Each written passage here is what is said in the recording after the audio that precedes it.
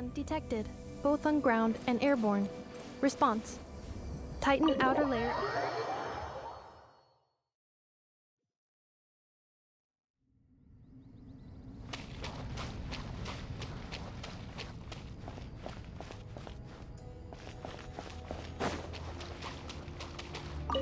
Ah, fresh air. A wondrous feeling. Naturally. I have a sudden urge to stretch my legs. Can anyone recommend a suitable leisure activity? I might have had some recommendations for you were this the past, but here and now, for someone who has just left prison, there could be no greater joy than simply being outside of it at last. I could not agree more.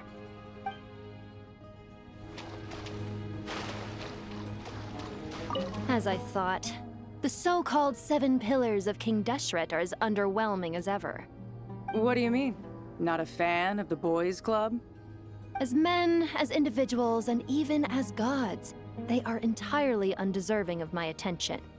Al-Akhmar once commanded me to select a king from among the people, so naturally my eyes will open only for one who is worthy. Ugh. Can we talk about something else? It all sounds pretty complicated, and I haven't read that many storybooks. You think this is a mere story? Well, many would also say that the journey you shared with your father is not but a tale. My life, your life, they are nothing but stories. Little girl, it appears that you really have grown. In the past, you would have flown into a blind rage at my words, but now you are unperturbed.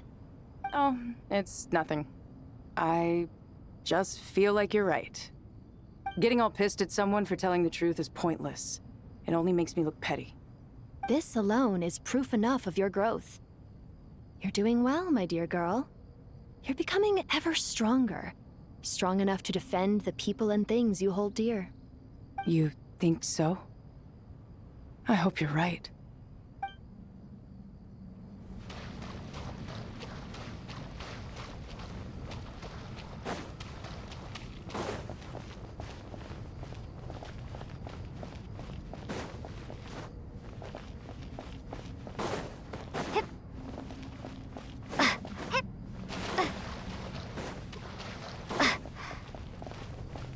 What's that prize student of yours up to?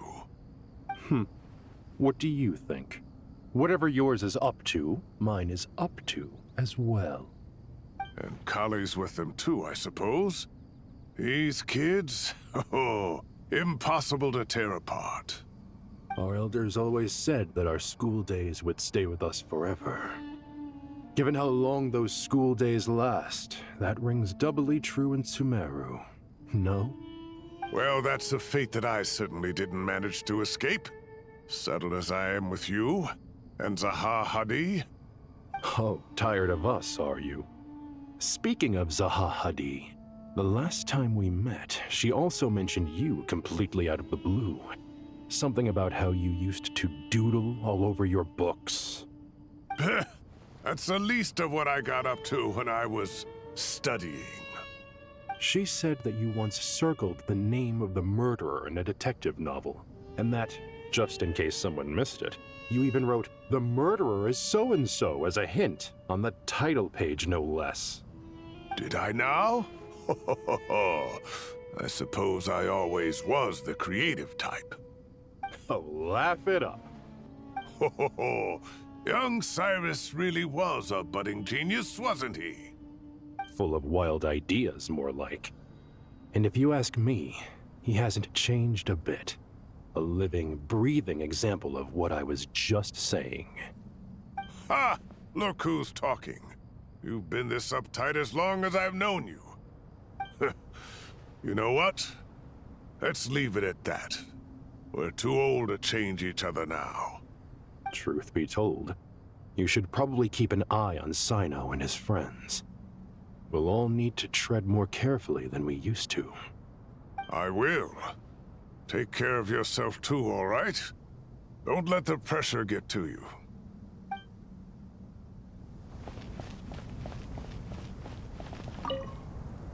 Do you hear that? Sounds like your teacher is scolding mine. Huh. Classic.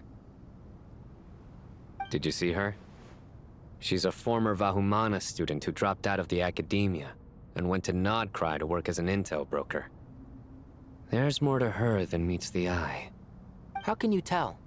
Do the Matra have information on her? Some, but nothing telling. I'm basing it on the fact that she seems to be an expert liar. She can fool many with her words. A sixth sense for liars after investigating so many of them, I take it? Yup. What about you? What do you make of her?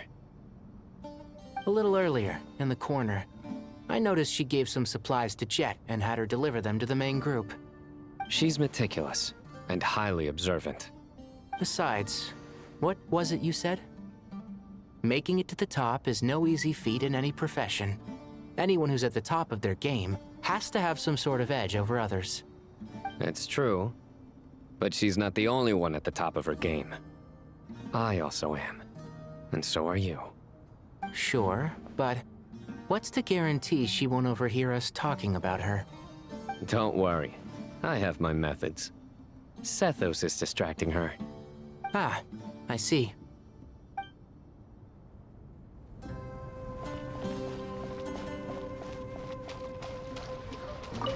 You must be Sethos, the successor to the Temple of Silence. Hello. Yup, that's me. Nefer, right? That's what I heard the others calling you.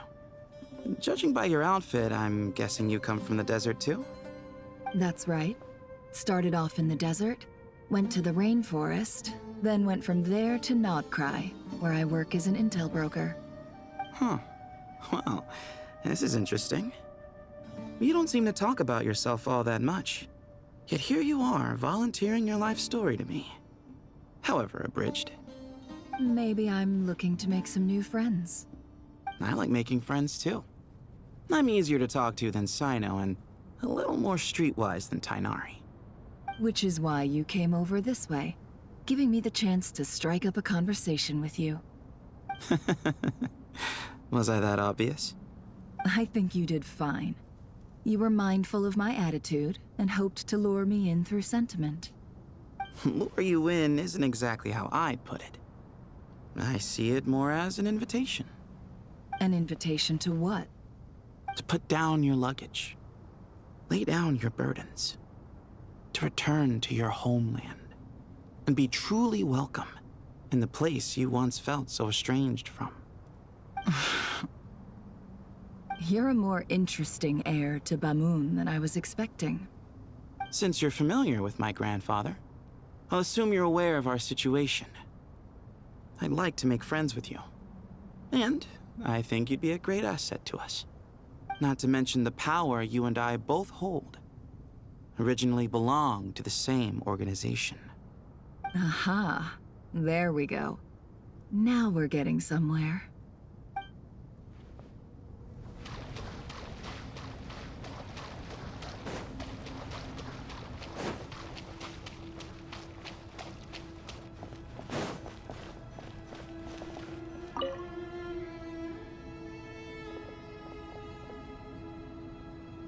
You must be the ones tasked by the Academia with renovating Aru?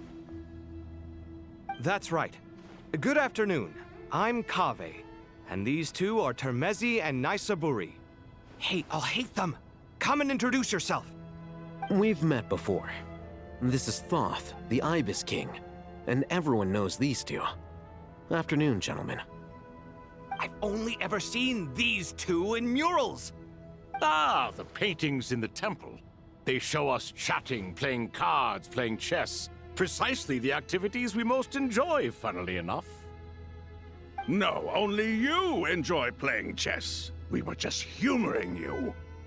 I wouldn't go that far. Back to the matter at hand. A preliminary assessment by the Academia indicates that this project requires expertise in various disciplines, including the deciphering of ancient texts, mechanical engineering, the restoration of ancient ruins, and elemental theory. The most capable minds in their respective fields are here before you. If there are no objections, we'd like to begin our work. The artisans who built Aru for Al-Ahmar gave their very lives to create this splendid work. Follow their example by giving your utmost devotion to this project. I didn't know that. We'll do our best, of course, but we certainly won't be sacrificing our lives. Such brazen words. Humans these days are a far cry from their ancestors. What little respect you show for King Deshret. No, that's not what he meant. Please, don't mind him. He shares your sentiments, just not your, penchant for hyperbole. Assuming that's what you were going for? I just think it's important to manage expectations. Forgive my lack of courtesy, but we simply can't sacrifice our lives to the gods on completion of the project like people in the legends of old. Here's a first draft of the project proposal for your perusal. Please let us know if you have any requests. Normally, I'd have made it look a lot more visually appealing, but we were really pressed for time on this occasion. I hope you'll forgive me if it's a little rough around the edges. Naturally. If my fellow ministers deem this meager display of respect sufficient, I suppose I can consider agreeing to their proposal. Why are you so preoccupied with the ostentatious displays of respect to Al-Ahmar? We should be trying to make things easy for them. You never know. We might have to rely on these young people to look after us in our old age. Exactly. This is Aru's mainframe. Be reminded to use it with great caution. We certainly will. Thank you for your assistance. You may attempt to lay out punishment should you so desire, though I'm afraid it would be futile. You and I both know that certain components of Aru can only be operated by humans. King Deshret always believed in humanity. Still, the reason that Aru's modules are designed that way is not so much because he trusted them, but more because he was wary of you. Is that true? No wonder human artisans helped to build Aru then. He actually required human assistance to create his greatest work. Naturally. Have you noticed that the Goat King keeps giving superficial responses? It's like he's just going through the motions and leaving the real debate to his colleagues. He understands the art of perfunctory speech. That's what earned him his position as the Minister of Ministers. It seems the rumors about King Deshret being a poor judge of character are baseless after all. Excuse me for being blunt, but it sounds suspiciously like you're putting yourself on a pedestal and mocking me. You're mistaken. And while there's nothing strictly wrong with making every conversation about yourself, it's not exactly a positive tendency either. You? Whatever. I knew it'd be like this working with you. All right, let me past. I need to look at this console. It's your job to activate it after all. Let's begin. Everyone, please proceed with the external checks and preparations as per the procedures outlined in the engineering plan.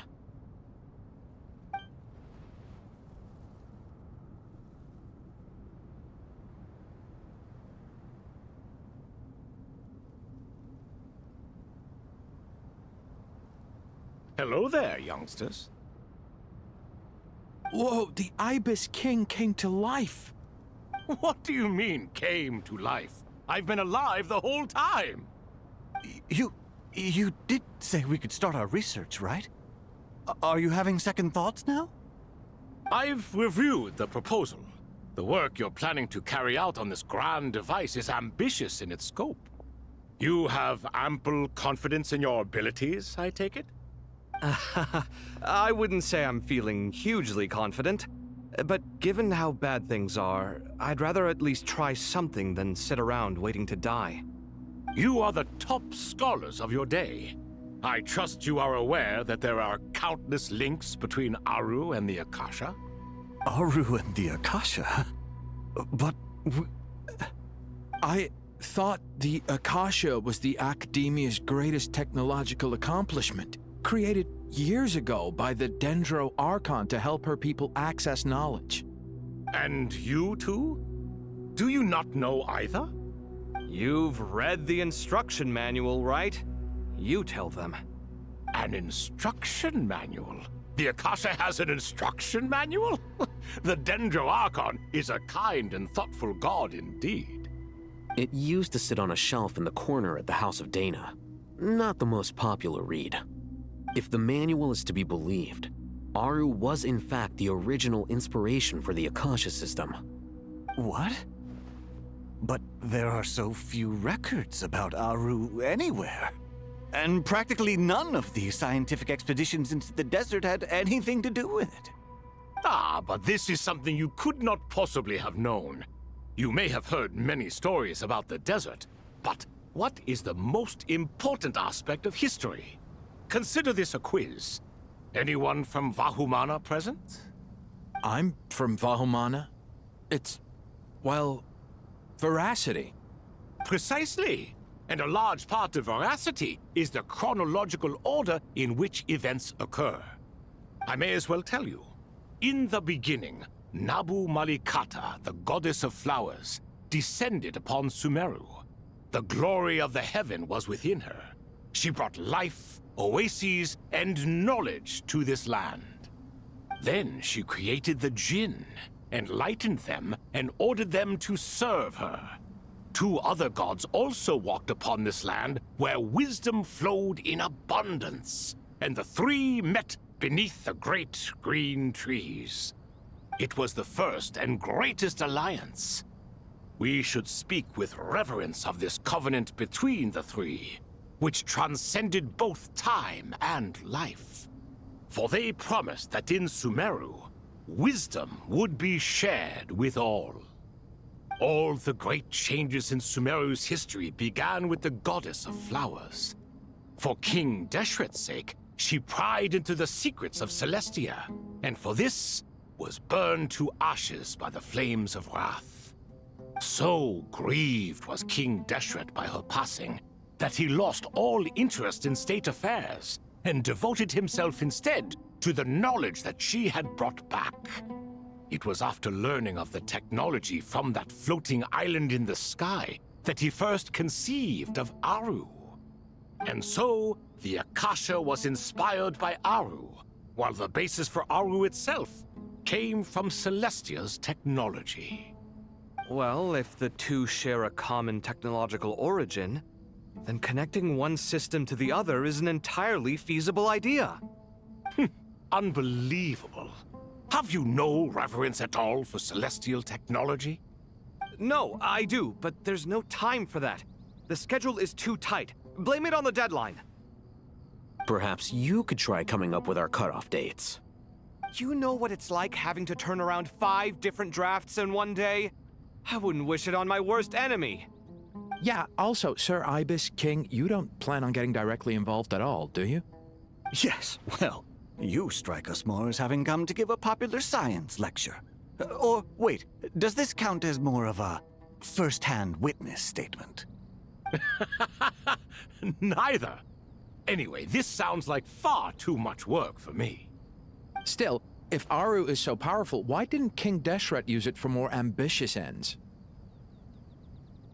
Because it was never fully completed. King Deshret had grand plans, but he perished before they could come to fruition. In the beginning, his wish was to create something that could rival the very world itself. The Lord of Flowers sacrificed everything for that ambition. What he desired, she bestowed, and thus was knowledge brought into the world. Her courage and sacrifice had to be honored with the most splendid of monuments, or King Deshret would surely have deemed it a grave injustice. And that monument, built from knowledge and technology, etched with a sacrificial and courageous love, even in its unfinished form, it deserves to be treasured. At that time, King Deshret said the following to the Lord of Dendro. Since we share an eternal covenant, I shall never be your enemy. Hence, the fruit of wisdom from the heavens is not to be devoured. Remember, it is not that I lack the power to become the enemy of wisdom. Yet you and she have taught me much and shown me kindness. For this, I cherish you both. In the end, Aru was only used to store a portion of the souls. It was but a primitive form of the masterwork the king had envisaged. His final hope for Aru was to return to the past, when she yet lived. So the point you're making is, King Deshret was both powerful and ambitious, and he only ceased his imperious ways out of affection for the goddess of flowers and the Danger Archon. You could see this as an act of mercy, but you could also see it as the sentiments that lay between these three gods placing constraints on him. This was, after all, the foundation of the alliance between them. This explains why Aru was both a prison and a monument, and why the answer to the three questions was time. You have to be careful who you get involved with, or you invite all manner of misfortune. This is as true for gods as it is for humans. Love is the same. It is both a prison and a monument. All right, let us pause the story here for now. Seeing as you've been so diligent, I'll offer a little help. Who's in charge again? Is it you two? Ah, yes, me and him. Now then, close your eyes. Wisdom hides in the space between the tangible and the intangible. It is to convey the incommunicable through the simplest of mediums. By the power of King Deshret, I shall grant you a glimpse into the unseen secrets that lie at the threshold of existence.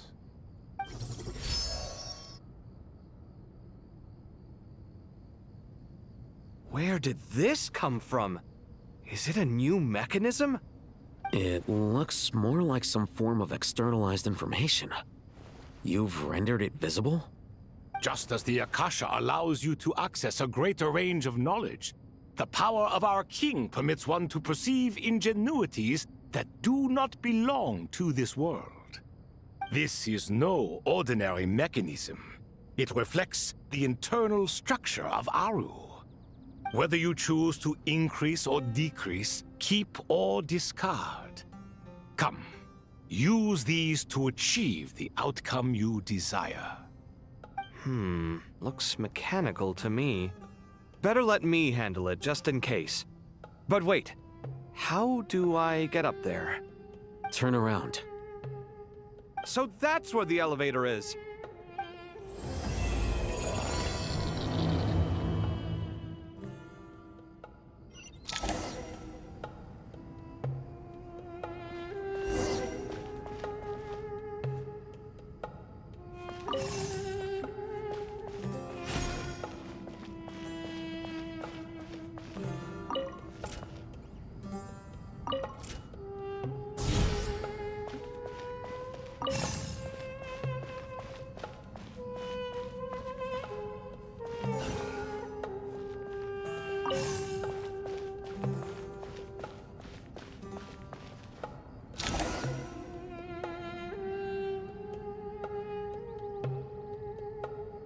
Obelisks were used to record important information in the ancient desert civilization. Hey, Alhaitham, there's some writing here I'll need you to decipher. I've sent it to your screen. Do you see it? Got it. It's a little blurry, but I should manage. Take a look and tell me what it says. Oh, and I'll send any other similar text directly to you from now on. Let's start with this one. It's a variant of an older script. Herein lie verses written for the Yellow Sands. Looks like cultural information from the age of King Deshret. If so, I suggest you delete it. Words thrown together merely for fun. I had no idea Aru kept a record of this. Well, as long as you're certain that this is strictly private information, that's fine. It is unimportant. All right, well, I guess I'll start now.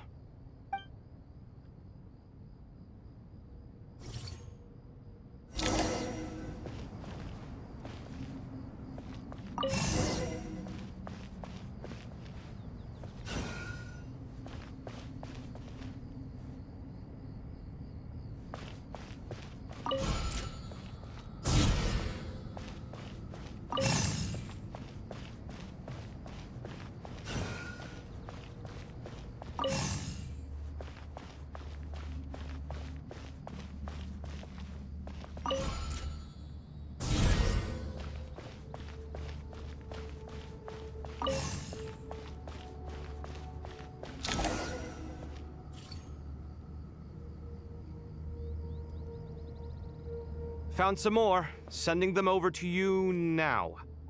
These are all reports about the Gurubad conflict. Can we delete them? I'd say so. Most of this information has already been archived anyway. What if there are details in there that Vahumana missed? What are we supposed to do if they come after us in the future? They'll just have to live with it. If we don't resolve these issues now, there won't even be an academia in the future, let alone a Vahumana Darshan. Yeah, you're right. Okay, done. There's some other similar monuments nearby. I'll check them out.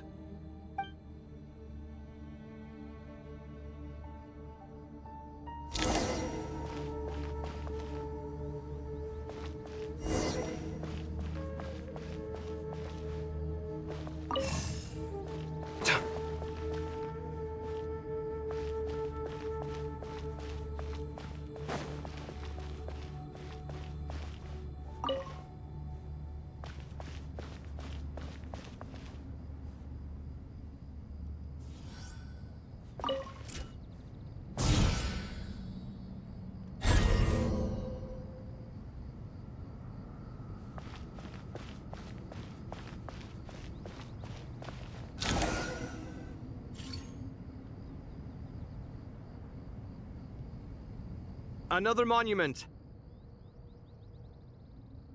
Hold on.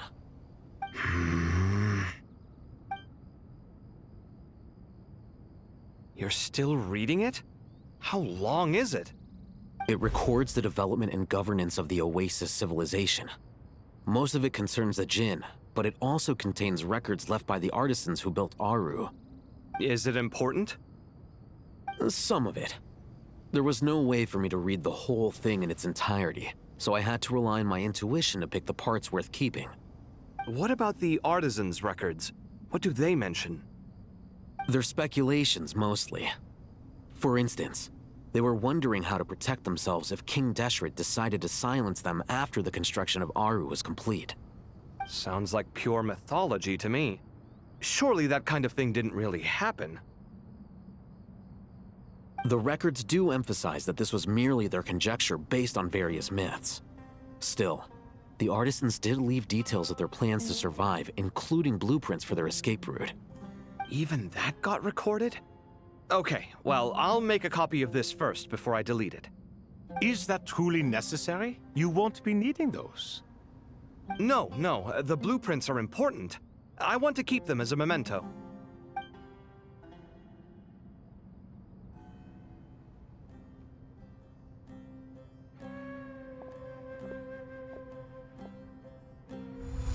I think that should just about do it. It meets the requirements of the contingency plans, so we should be good. I gotta say, it's the strangest feeling, this cross between reality and the intangible. It's like drifting between life and death, or in and out of a dream, using my own hands to manipulate illusions that are forever out of reach. Chasing dreams in the most literal sense. Definitely a novel experience. What happens if my spirit just floats away? That won't happen. Anyway, I wouldn't celebrate just yet if I were you. There's likely to be a phase 2 of this project. All right. I'd better keep my wits about me then.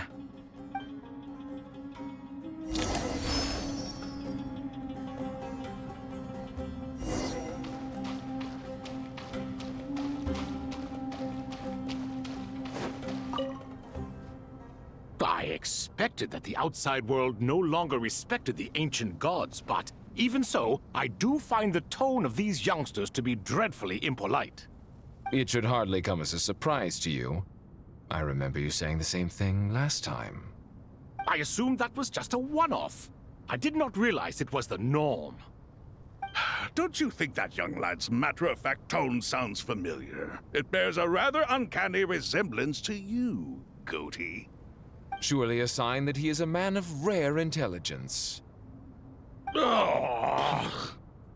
The rest of them, though, much better. The blonde-haired one, for instance. So sincere. That's the kind of kid I can respect. Oh, really? Well, what about your disciple, Nefer? She's about the furthest from sincerity that a person can get. And now you hit the crux of the issue. Thoth is spouting lies again. He cares nothing for sincerity. He likes Nefer simply because her personality is just like his. Thus, in giving his approval to Nefer, Thoth is simply validating himself. The rest is but smoke and mirrors. You have some nerve saying that. There really is no helping you two. Shut up, chess rookie. What nonsense is this? How dare you tell me to shut up? How can you engage in such banal chitter-chatter at a time like this? Aru has been opened. The glory and splendor of a bygone age is about to sweep over the earth like a flood. And you're here squabbling like petulant children. All three of you are insufferable. King Deshret was merciful, indeed, giving you a chance to be released from prison. I say, you should have been locked up for good. Ah, but Bennu, look on the bright side. Had they not been released, we would not have been awoken. Oh. You've been here this whole time. You should be scolding them along with me. I miss Hermanubis. It's not a real reunion without him here. And now you're avoiding the topic and talking to yourself. Why King Deshret designed your personality like this, I will never understand. Isn't this simply proof that our king supports my free will? Oh, look at those two rust buckets. Suddenly, you two do not seem so bad after all. Here, here. If being stuck together for thousands of years fosters no friendship, I cannot say what would. Naturally.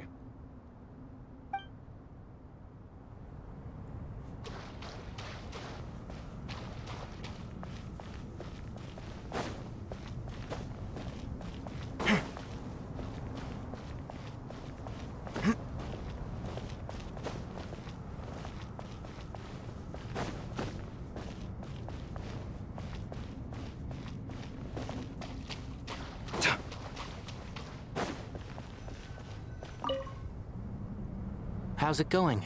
Are things progressing smoothly? Well enough, I suppose. You know how it is. The work itself is only half the problem. The other half is having to work with Al-Haytham. I'm sure the feeling is mutual. Honestly, though, I thought you two had already worked things out. As if. Turns out working closely together is the best way to expose any tensions lurking beneath the surface. Besides, I just think that some people never change. Agreed. Case in point, you didn't make sure I was out of earshot before you started complaining about me. Old habits die hard. Actually, this is for your own good. Maybe if you spend a little more time listening to what other people have to say, you might actually realize that you're the problem. Naivete is another old habit of yours.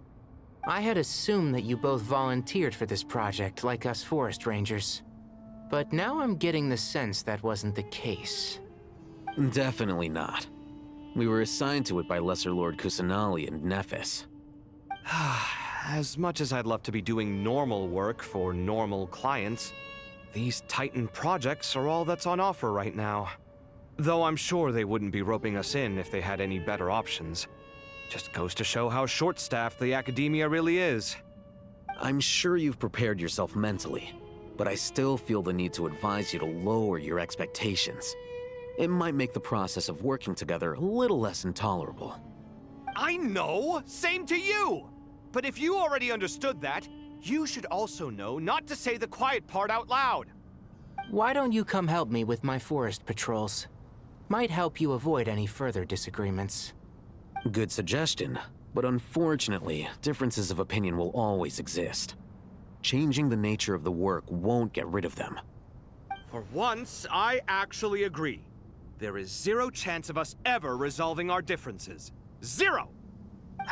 But even so, the work must be done. Care for some coffee? I'm glad to see you making progress. Don't act so smug! It'd be nice if you made some too! I feel like even I've made some progress today. In the past, I never would have dared to try and mediate a conflict between you two while you're both right there in front of me. Apologizing probably makes it sound like I'm in the wrong, but... I'm sorry. I was just kidding. Truth be told, I don't have any work to do at the moment, so I'm just here to kill some time. How's Kale? She's studying with Nicole. I'm not sure how she's getting along, but she seems to be in good spirits at least. I wouldn't worry. Angelic affairs are probably above your pay grade anyway. I know what you mean, but Sino and I are still a little concerned for her. He said he'd go keep Kale company after he's finished training the mercenaries. I'm planning to join them myself shortly. Kale will be okay. Have faith in her. Even we can see how much more confident and outgoing she's become in these past few years. Thanks to you and Sino being there for her and providing guidance every step of the way, she can finally stand on her own 2 feet. On her own 2 feet. Does it feel bittersweet? Watching the younger generation grow up and move on? No, not yet, at least. I was just thinking, I wish there was more I could do for everyone. She'll be fine. Yeah, she will. Just try to relax.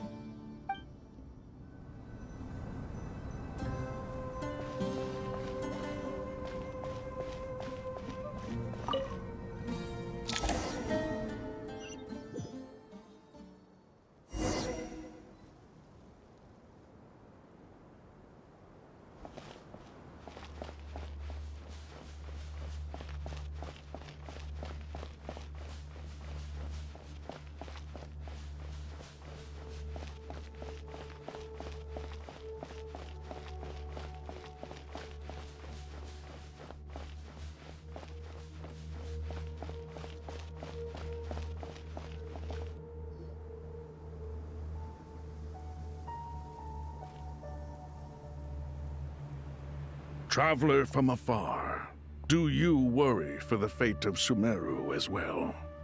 Whoa! It's Sobek the Crocodile King! Greetings, Crocodile King. Please be at ease. I'm just here to chat with you about Lesser Lord Kusanali. Sounds like you really care about her. Yes, although to be exact, it is a mixture of both concern and curiosity that I feel. Speaking of Nihida, Paimon was wondering how she's doing. Wait a moment.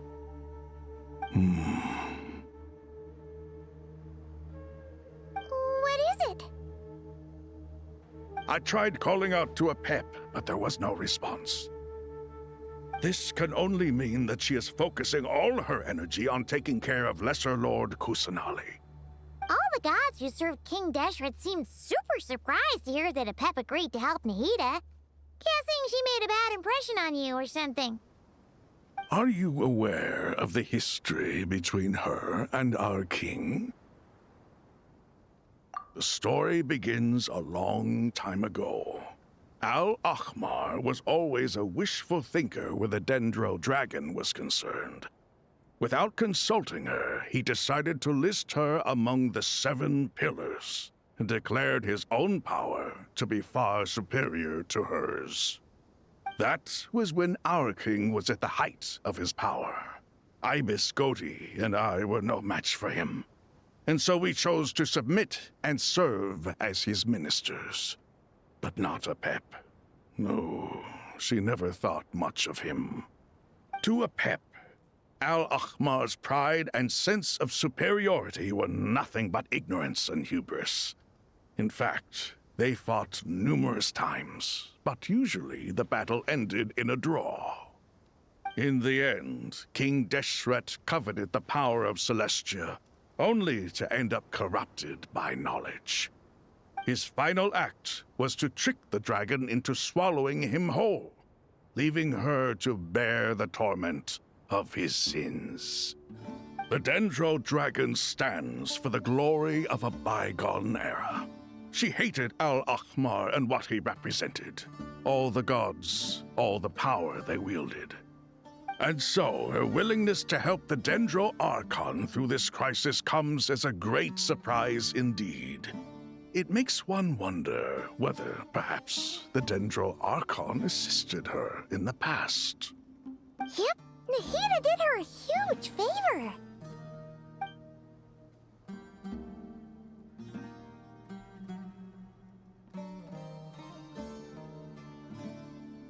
So Lesser Lord Kusanali put an end to the Dendro Dragon's many long years of torment.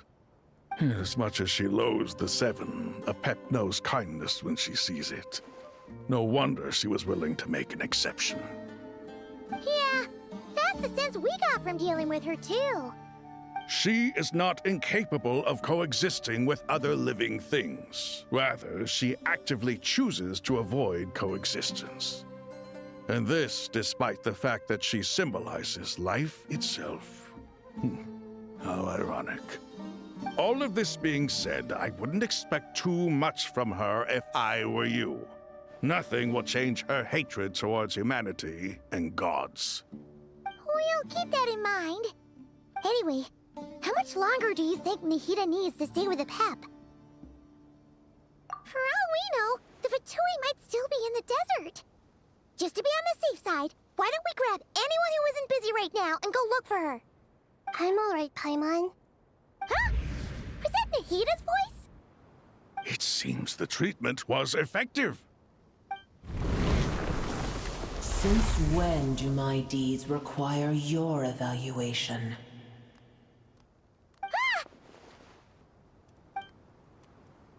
Here will do just fine. I had no intention of taking you any further. One ought not expect greater generosity than they have earned. You always hide your kindness away like an oasis within a sandstorm. Only those who make it through the swirling winds can know just how beautiful that oasis is, and how much hope it brings. You dare appraise my being? No, I'm expressing my gratitude. I want to thank you for sharing your precious life force with me.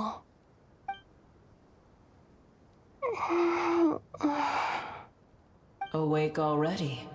You are more resilient than I thought. Pep. I feel much better. Thank you. Gods and their gratitude mean little to me. I would rather you give me your assurance that the situation with Irminsul and Sumeru's ley lines will be competently managed. If I suffer any ill effects from the ley lines, you, as the god of this land, will be held responsible. And you would not enjoy being held to account by me. I understand what you require, but I would assume this task even if you did not demand it. Sumeru is my responsibility. I must resume my duties as soon as possible. A farcical notion. God of Sumeru, I hope you realize how unextraordinary your strength is. And yet, maybe it is precisely what defines me. A god of wisdom is not meant to rule by force. Then hold steady. We go forth. Well, I'll be. Is that a pep? Do my eyes deceive me? Of all places, the Dendro Dragon has decided to visit the mausoleum of King Deshret? I see that after all this time, El Ahmar's menagerie of ministers remain as vile as ever. It's a pleasure, Dendro Dragon. Had you arrived but a little sooner, you might have attended a meeting of the Seven Pillars. What a nauseating thought. You are not the first insects I have had the displeasure of dealing with today. A swarm of them tugged on my tail on my way over. Goodness knows what hovels they crawled from. Why do all the creatures of this world remain so lowly after all this time? What did you do with them? I cast them away. What would you have me do? Keep them as trinkets? Boer, this is where we shall part ways. To be clear, I do not wish to see you or anyone else here ever again, unless absolutely necessary. Then I wish you peace as you return to your dwelling place. It matters not to me. Simply refrain from bothering me again.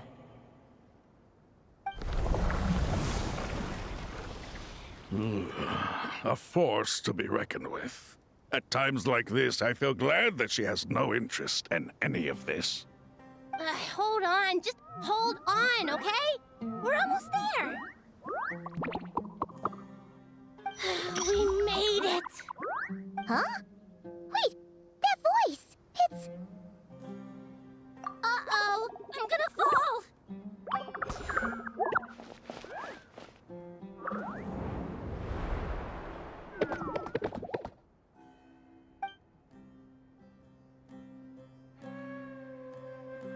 Well, that's a relief. A pair of safe hands indeed. The Dendro Archon's familiars. They are the last thing I expected to see here. Huh? Wait, what are the Aranara doing here? Don't you guys hate the desert? Obviously I was worried about the Dendro Archon. I've been supporting them with my Pari powers the whole way here. Oh, they seem pretty nervous. Is it because there are too many people around?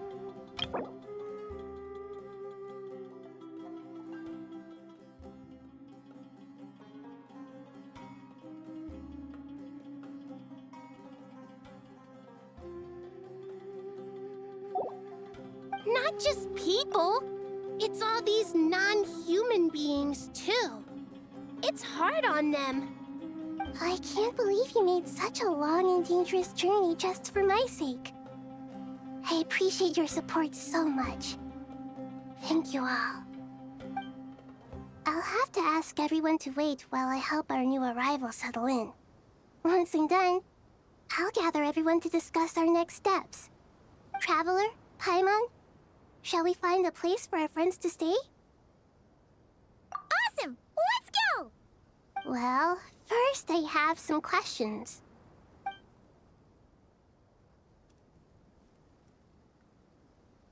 Okay, I think that covers everything. Thank you. We can get going now.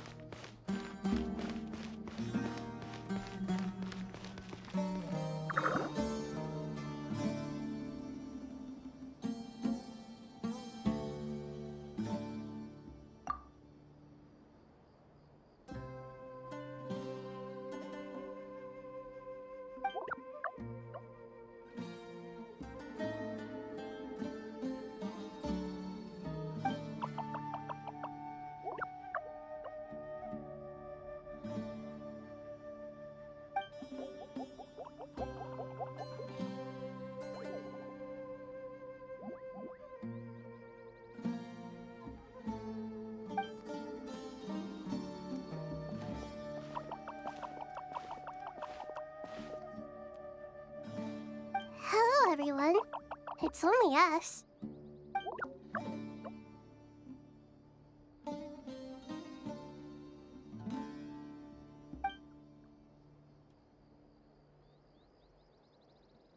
It must be very tough for you coming all the way out here, especially since you don't like the Voluka. Is everyone back in Vanarana doing well?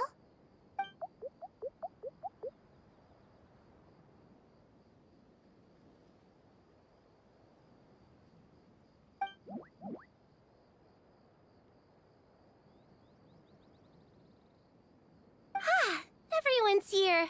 Good. Are you okay? You look like you were about to pass out back there. Then you're forgetting who I am. Don't underestimate me.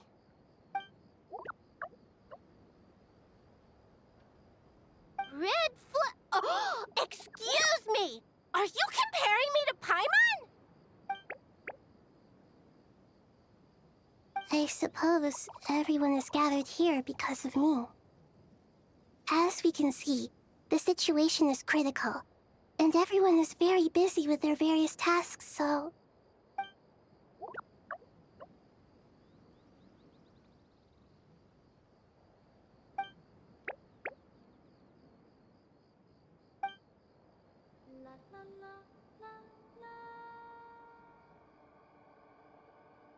I can't thank you enough. Right now, we're focused on restructuring Aru, processing excess information, and helping restore everyone's confidence. I'm sure you'll find it all very straightforward. I can help too! Just let me know where I'm needed.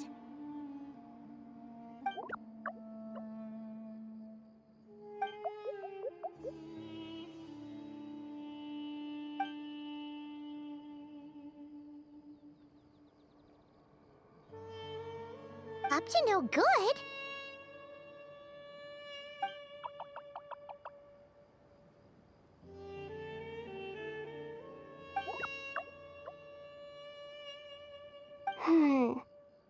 That definitely sounds suspicious. Traveler, Paimon, I have other work to attend to here that needs to take priority. Could I trouble you to investigate the situation Arabalika spoke of? No problem. Leave it to us! Thank you. I'm counting on you.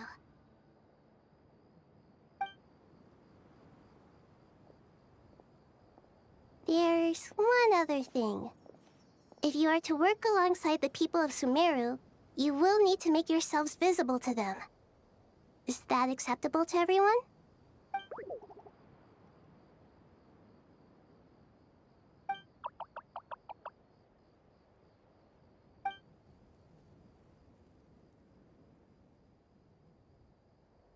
There's nothing to fear.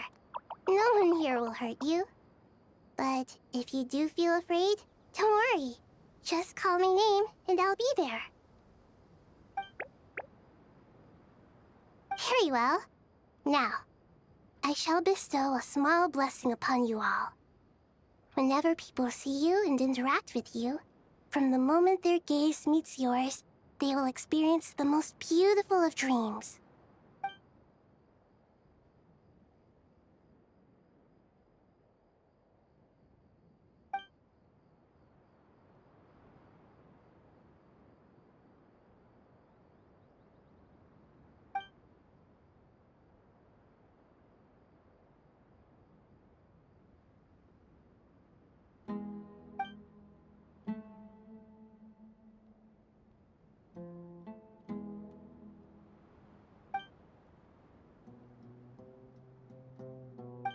Do not fear.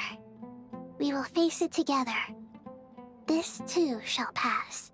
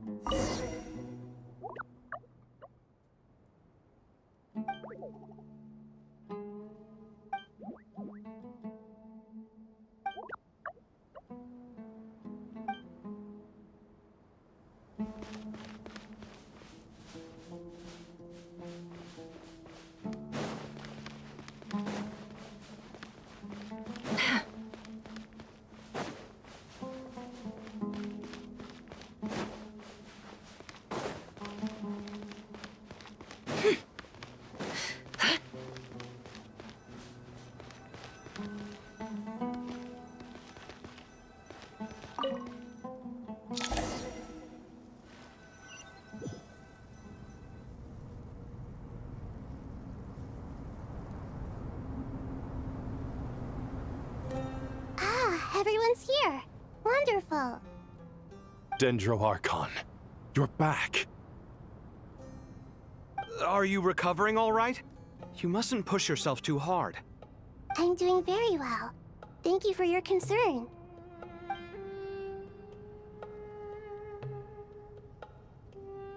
I see.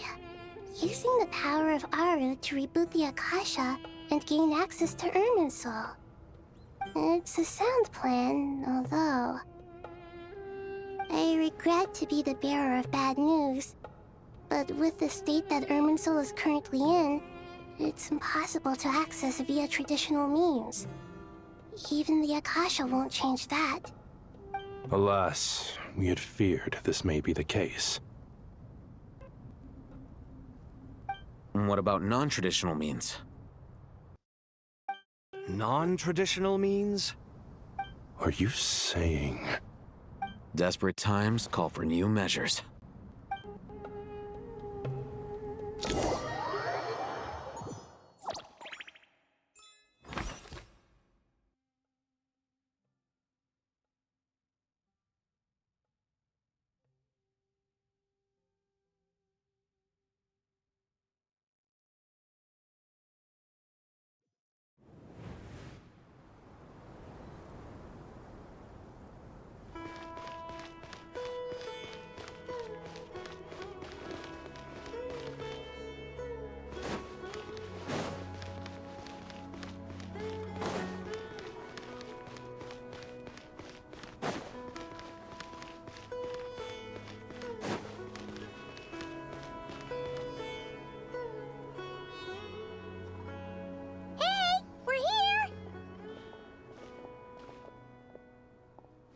Ah, it's you. Is there a situation?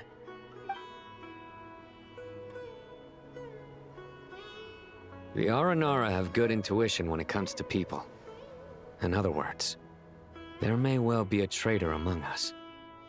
Given everything that's going on, I'd be more surprised if there wasn't. Miss Nefer, as a professional intelligence broker, I trust you have a solution? Not one that I'm willing to volunteer. What's in it for me? Let's say I'll treat this as a pilot project aimed at expanding your intelligence operations. Whatever business you're in, an avenue to demonstrate your abilities could never hurt. I like the sound of that. Glad we're on the same page. Given that you rarely set foot in Sumeru, practically no one at Caravan Rebot knows who you are. I take it you've read the files on everyone in the area? Yes. I also skimmed the list of evacuees, and am more or less up to date on where everyone stands. Any initial suspects? Limiting the scopes to males whose recent activity could be viewed as suspicious. I've identified 3 names. The Aranara saw 2 people talking, but currently we only have 1 suspect. The other person was probably just a messenger, and in all likelihood has already left Caravan Rebot. Everyone is heading for the desert per the evacuation order. Anyone willing to turn back at this stage is almost certainly with the Fatui. There's no way it was a spur-of-the-moment decision to act at a time like this. This spy must have been planted long ago. We need to smoke him out from wherever he's hiding. Sounds like you have the beginnings of a plan.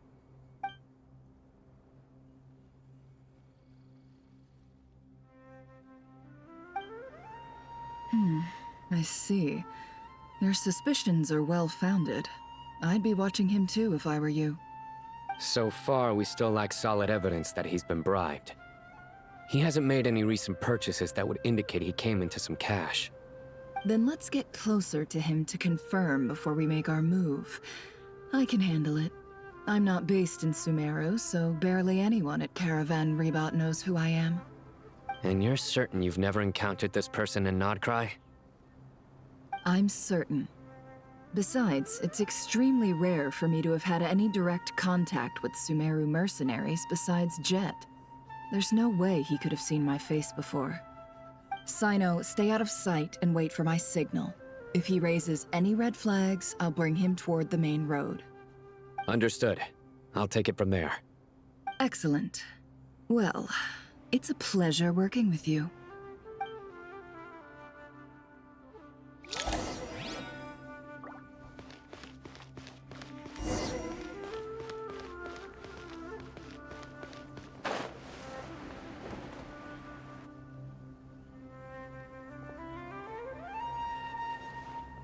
darker skin, scars, frequents the desert, and has ample combat experience.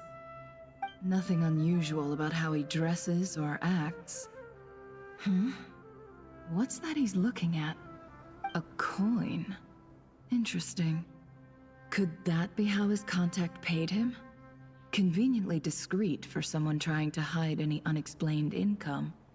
And yet it could be highly valuable. Sorry to bother you. Has everyone here already left? I don't suppose you happen to see a lady wearing a hat? Ma'am, what are you doing in Caravan Rebat all by yourself? The main group evacuated some time ago. Didn't you pass them on the road? My friend and I lost some of our cargo along the way. I didn't want to miss out on potential business, so I told her to go on ahead and meet the client while I retraced our steps. I didn't think it would be so late by the time I found it. And then there was a terrible sandstorm. I guess I must have taken a wrong turn, because I didn't see any large groups on my way here. Forgive me for asking, but just to be on the safe side, could you describe this friend of yours? Sure.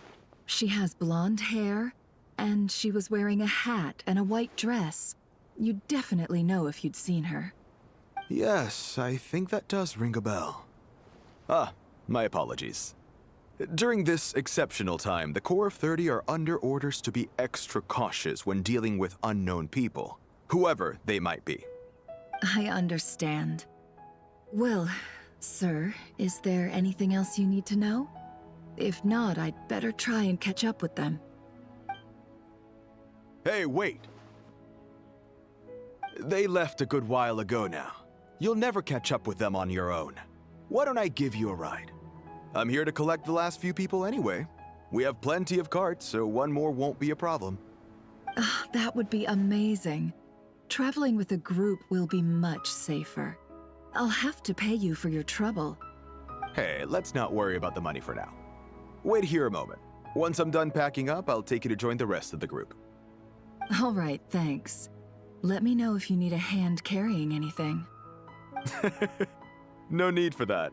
I'm strong enough for both of us. Okay. Well, I wish there was some way I could repay you. Guess it's my lucky day, running into someone who knows what they're doing here. You might have just saved my life, you know? You're not wrong there. I mean, what kind of cargo is so important that it's worth risking your life to get back? I hope for your sake that it's priceless. Actually, I suppose I can tell you, since you've been such a big help. But be sure to keep it to yourself, or we could both be in big trouble. Oh, really? Sounds mysterious. We're in the antiques business. You understand?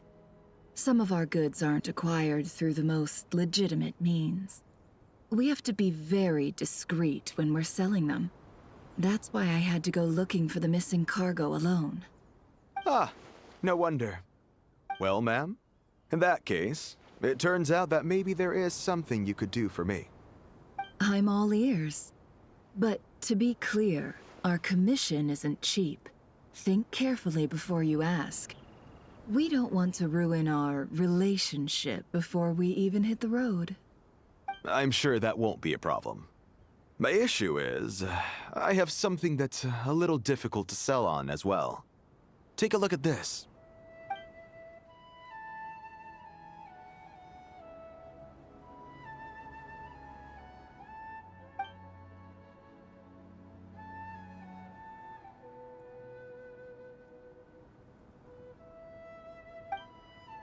Pure gold. That's quite something.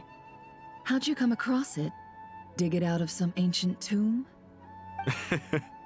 If you look hard enough, there are many treasures to be found in the mausoleum of King Deshret. It has no distinct Snezhnayan markings. That'll be why he's going with that story.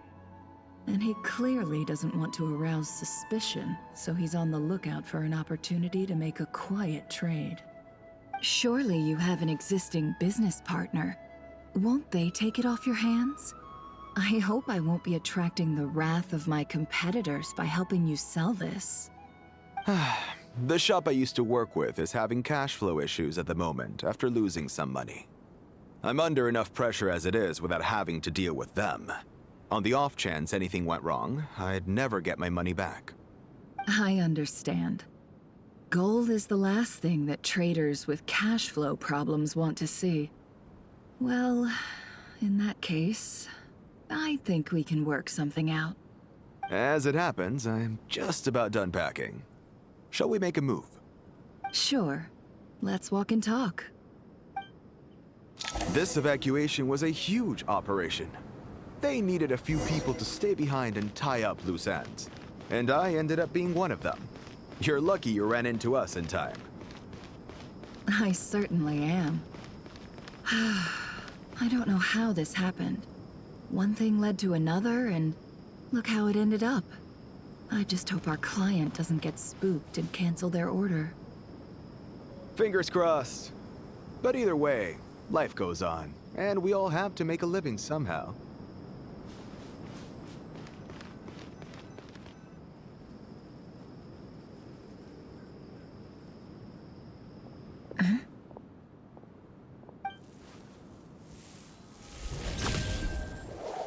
Hands where I can see them. General Mahamatra! No, wait! What are you doing?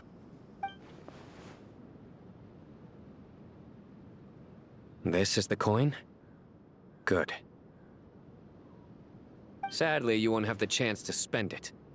Nicely done. Looks like Sumeru's Matra are a well-oiled machine nowadays. Unmarked gold coins are quite difficult to trace. Thanks to you, we have secured the evidence. Here's what's gonna happen.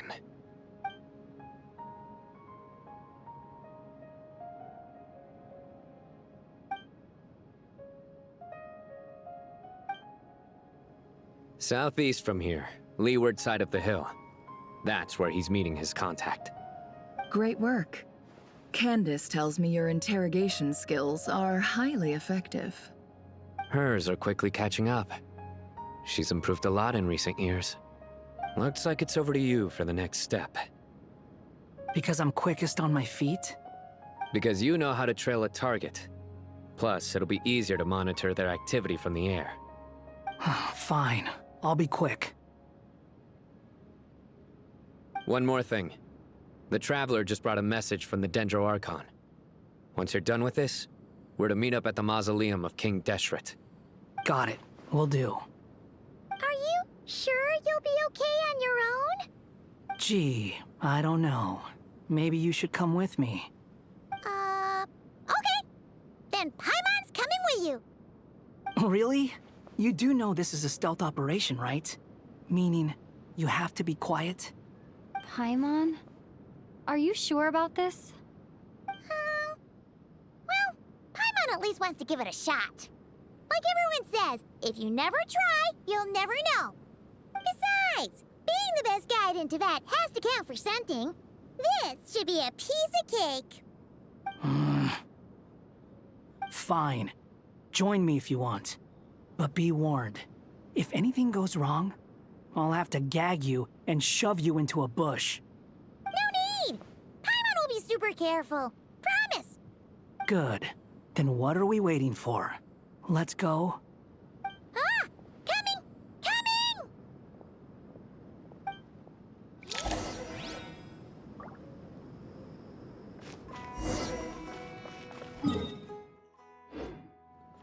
Quit following me.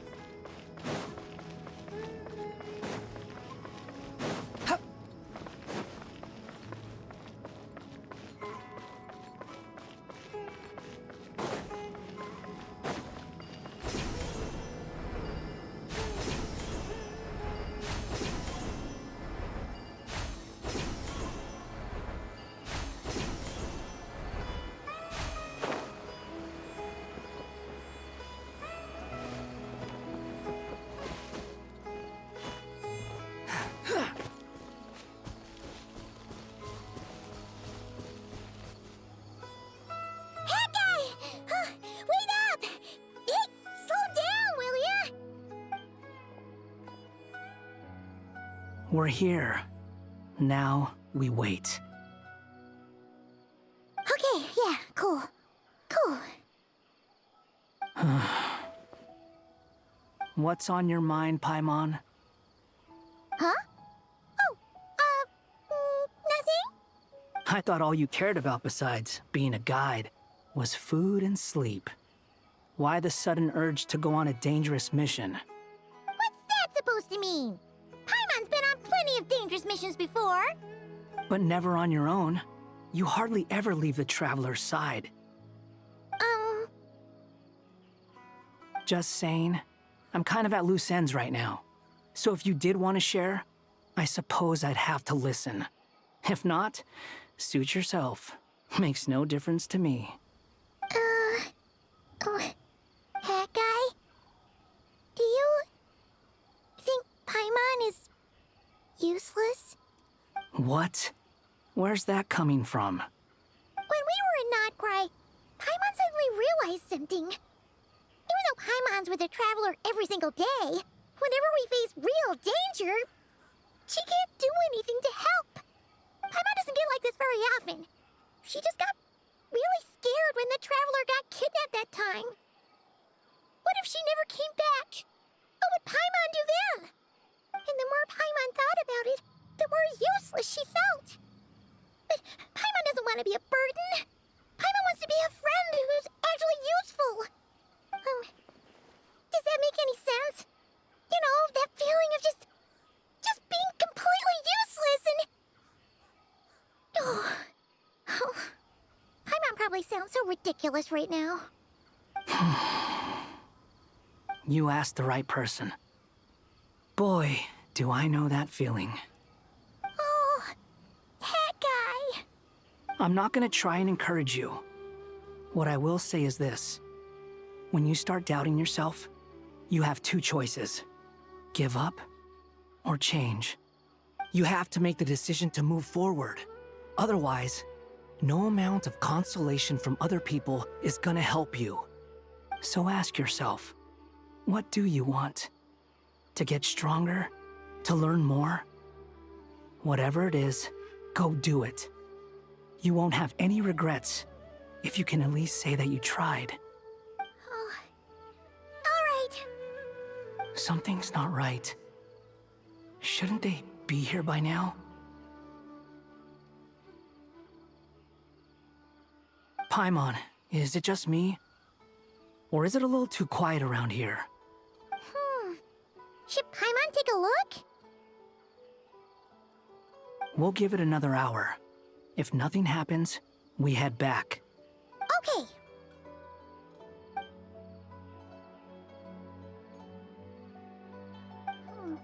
How strange. We've been here for ages. Where the heck are they? Have we been stood up? What is it? Did you think of something? Something feels off about this whole situation, but I can't quite explain why. We know for sure that the guy Sinocot had something set up, yet somehow his contact is a no-show. So, either the handler got caught, or, more likely, they decided to cut our guy loose. But how would they know to do that? Wouldn't they at least send someone here to check things out? That's the problem. They couldn't possibly know what's happening here. Unless... This feels all too familiar. Come on, let's head back.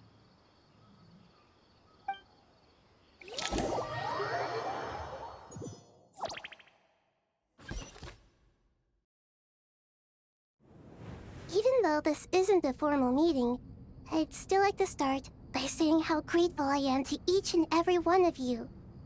Thank you all for coming here and standing by our side. Chesipank and Bennu are currently assisting the scholars with the maintenance of Aru. Please forgive their absence. As for Hermanubis, may he rest in peace. We remember him with great fondness. There have been times when I imagined what it might be like to meet you all. Now that it's really happening, I feel quite emotional. Time has taken many things away, but that which remains is all the more resilient. I must say, there is one thing that rather surprises me. You appear to be in good spirits, Lesser Lord Kusanali. But even so, I can sense that the life force given to you by the Dendral Dragon has far from fully resolved the problem of your vitality. Oh no! So even a Pep's power didn't work? Don't worry, Paimon. It worked very well indeed. The issue is how closely I am tied to Irminsul. Until the problem with it is resolved, there is no way I can fully recover.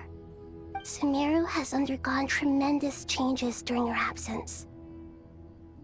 When gods pass away, inevitably, people's faith in them grows weaker.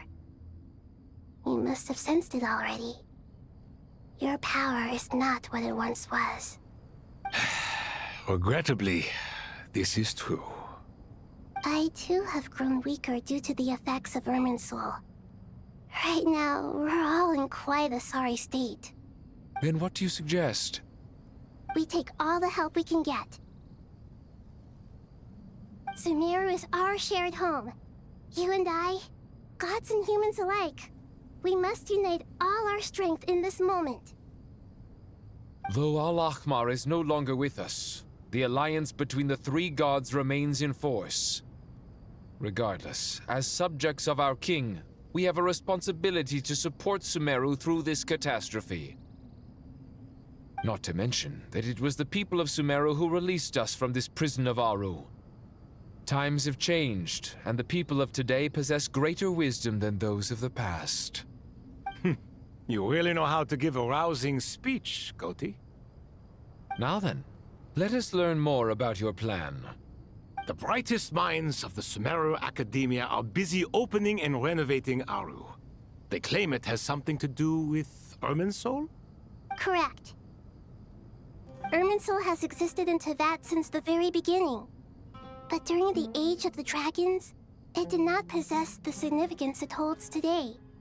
After the heavenly principles arrived, the power of the Light Realm was divided into elemental energy, and Irminsul was refashioned as a device that records and preserves all information.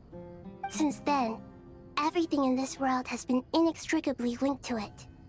As the Dendral Archon, I have a duty to protect Irminsul. To Sumeru, it is both a national treasure and undeniably a major threat. Teyvat has seen many upheavals in the last few years. The most recent of these was a major crisis in Nod-Krai, which forced Sumeru to be even more vigilant than usual. I made sure to monitor all the pathways through which an outsider could potentially transmit themselves into Irminsul. But despite my efforts, a major problem still arose within. I still believe that someone has actively invaded Irminsul.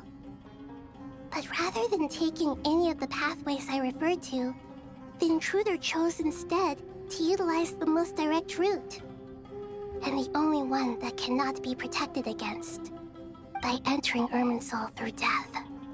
I see what you mean. You cannot simply stop all deceased souls from returning to the ley lines because of a potential invasion that could occur at any time. That's right. As important as it is to guard against external threats, I couldn't allow myself to stop the souls of the departed from finding peace. Please, understand how difficult this predicament was for the Dendral Archon. Defense has never been an easy task. After Irminsul was invaded, my authority was quickly restricted. Soon after that, the tree began denying access to any connections. I'm sure you feel responsible, but you are not to blame. No one can predict every possible disaster. There will always be trials and tribulations for the world to endure. But the people of Sumeru should not have to endure this. We must find a way to break through the lockdown and connect to Irminsul. And this is why you need Aru. Yes. The only thing in Sumeru capable of rivaling Irminsul in terms of overall function and performance is Al-Ahmar's legacy, Aru. All I managed to do before falling into a coma was make some minor adjustments to Irminsul. Using Aru is a last resort, and a move that comes with enormous risks. The scholar's initial plan was to borrow Aru's power to reboot the Akasha, then use the Akasha to connect to Irminsul and investigate. Unfortunately, Irminsul has suffered far greater damage than they first thought, rendering that plan futile. To rise to the challenge, we had to resort to more extreme and far costlier means. This has led to a number of new contingency plans. To reclaim Irminsul, our brightest scholars have made further modifications to Aru with multiple goals in mind. I thank you all for giving them your blessing in this endeavor. Human wisdom has clearly improved over the millennia. You have not only our support, but that of the Jinn, the Aranara, and the Pari. Together, we will do everything in our power to save Irminsul. By the way, when you spoke earlier of an intruder, it almost sounded as if you knew who you were dealing with and what they were capable of. Well, since you ask.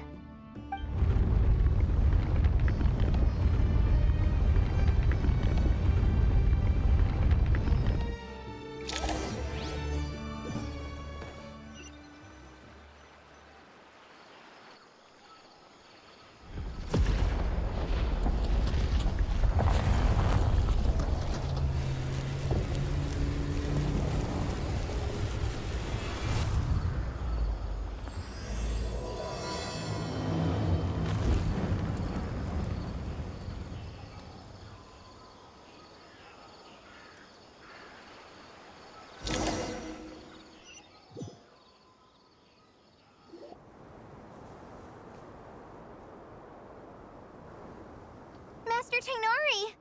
What is that? Is this Irminsul? How did this happen? What's going on inside? Luckily, we managed to evacuate everyone. What in the world was that? That was terrifying!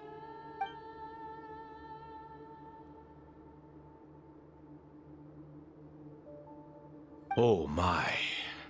I understand now, Dendro Archon. You make yourself quite clear indeed. Not once over the millennia has Irminsul been so terribly afflicted as this. Please continue, Dendro Archon. Irminsul's root system is what comprises the ley lines. In the past, it has always been hidden away, going unseen by the general populace. But now, an evil intruder is making it reveal itself. It has become a tree of unbridled greed. A clear sign that a deranged experiment has advanced to a new stage. Blasphemy. From where I stand, an experiment in the name of blasphemy sounds rather improper.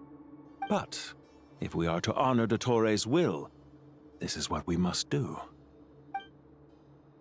The birth of this tree proves to me beyond doubt that this incident is connected to him. But to explain the situation in full, there is someone I need to tell you about.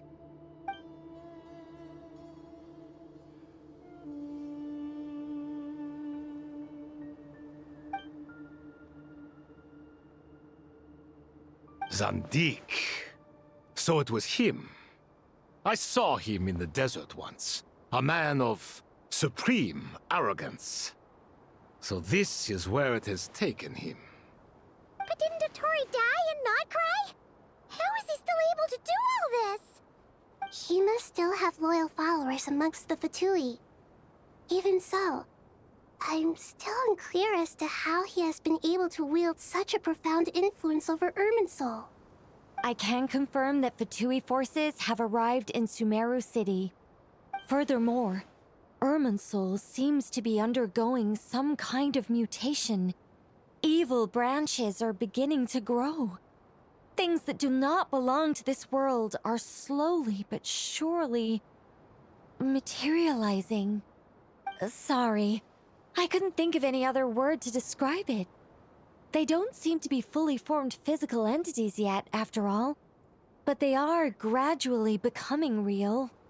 A baleful tree climbing up into the heavens. Speaking of Dottore, I have some information on that front as well.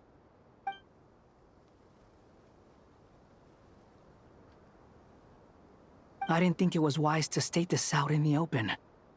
But my theory is, the mole wasn't cut off after he was caught. They wrote him off from the beginning. You mean, the Fatui never intended to follow through with him? Then why plant a mole at all?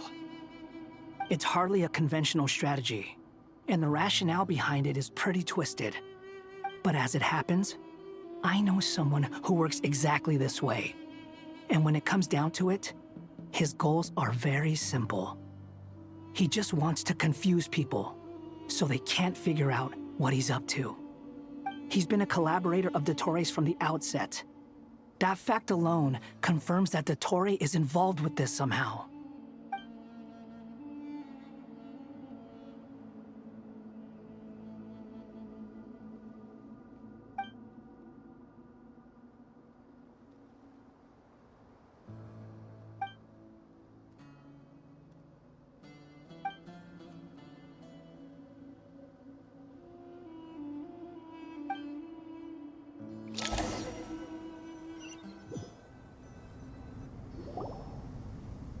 There is still much to be done.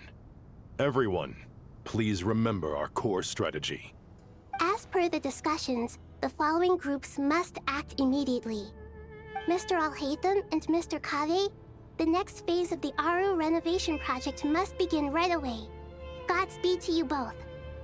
We'll give it everything we've got. The plan looks feasible, but the implementation will require certain resources. General Mahamatra Sino and his team will help to procure the materials required for modifying the terminal. No problem. I've already spoken with Sethos and Hat Guy, and they've agreed to assist me. This kind of thing is best left to the fleet-footed, right? Hat Guy? If it's efficiency you're after, we're the right people for the job. Following up on the elemental energy amplifier we discussed, Miss Dory, I assume you're the one most familiar with the status of this project. Aside from the Dendro Archon, of course. Yep, that's right. Leave it to Lord Sangama Bay. Got it. Well, I'd like Madame Farazan, Kale, and Nicole to support Dory on the technical side. You can count on us. Will do. Rest assured, I'll take good care of Kale. Dia, Candace, and Nefer, you'll be in charge of negotiating between the various parties. I trust you remember our goal. You bet. We can handle it. Good. I believe that covers everything. Tighnari will provide ad hoc support as needed, if that's okay. Poor Tighnari. Must be tough being Nephis' student. Getting bossed around all day, every day. Hey, don't try and drive a wedge between us, you old rascal. All it says to me is that Master Nephis has faith in everyone's abilities. While I'm nominally here as backup, I doubt there will be many situations where my help is needed. Exactly.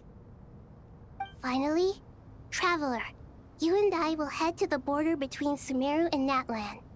Once that task is complete, I'll be asking some of you to accompany me to the Eternal Oasis.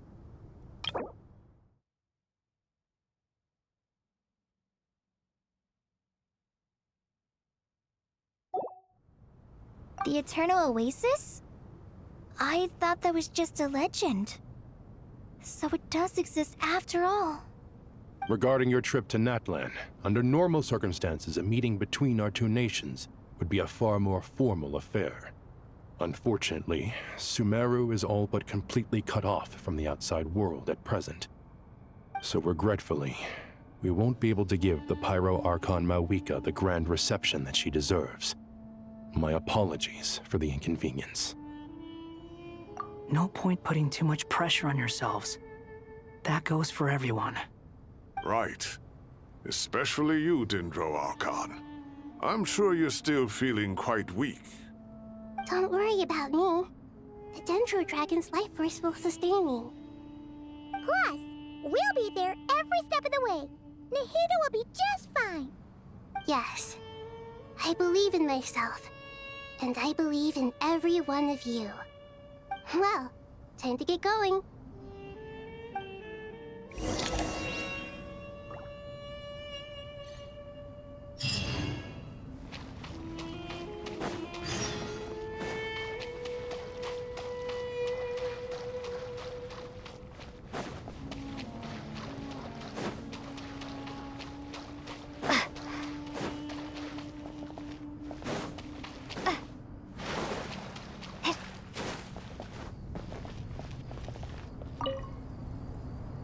To what extent we can implement the final plan depends on how successfully the Akasha can be modified and configured. And to make sure the configuration works, Aru will also need some further optimization. Yeah, no surprises there. Once we roll this out, any Sumeru citizens who already have Akasha terminals can simply continue to use their existing devices. This still leaves us with a significant equipment shortage, though. Many groups of people were never issued Akasha terminals, including mercenaries, the desert folk, and many others. We'll need a supply of rare materials for the renovation of Aru and the production of new terminals.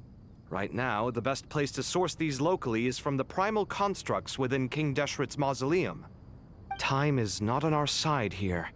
It's gonna be a race against the clock. The Aru merge and renovation project will have to be carried out by you two. Everything's riding on this, so failure is not an option. Best of luck to you both. As discussed, General Mahamatra Sino and Mr. Hat Guy will source the required materials. Mr. Sethos is quite familiar with the layout of King Deshret's mausoleum. With him accompanying them, things should go quite smoothly. I have every confidence. In the meantime, we may as well take a breather. Makes sense. There's not much we can do until the materials arrive. Get information and stay close. What is this, boot camp? Knock it off. It's just Sino being Sino. You know what he's like. Everyone clear on our mission objective.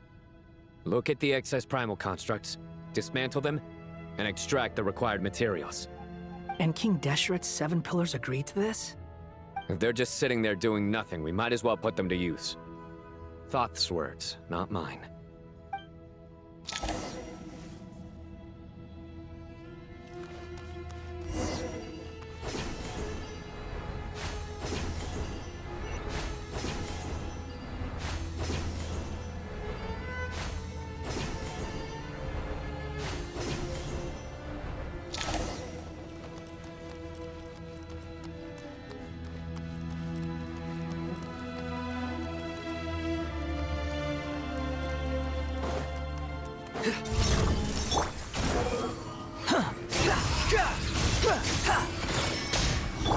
Surrender! Your sins weigh upon your soul!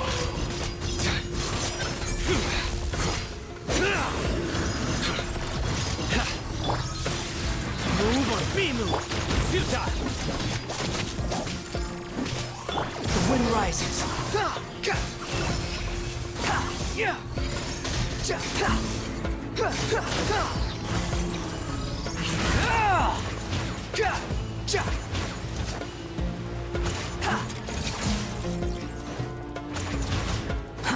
Too slow.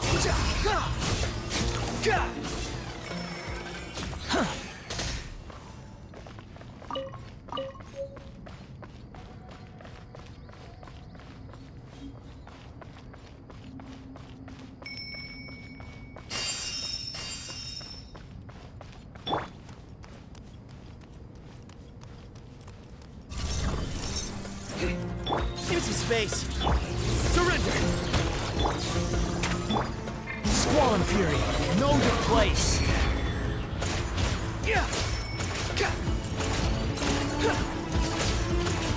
Behold!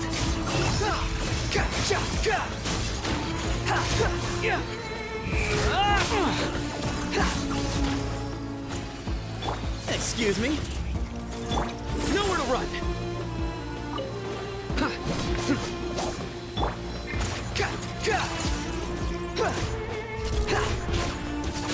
Surrender!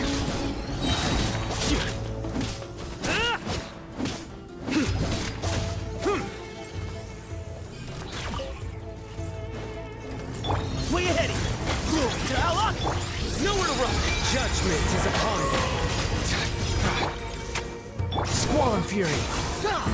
Upon the gale. You dare to gaze upon me?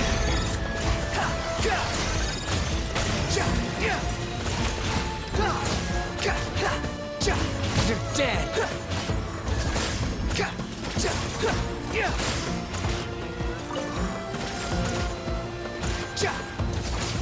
Excuse me?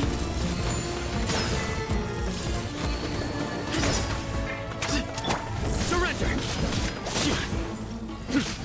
The wind rises. These devices should still be usable even though they're broken down. Let's take them back for the others to review.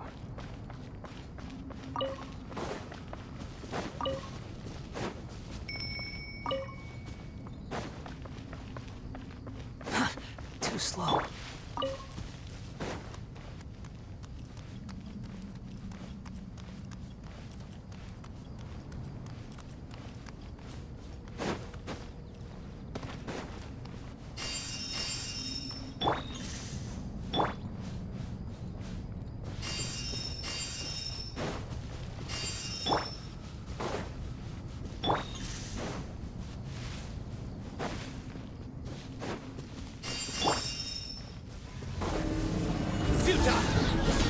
Way ahead!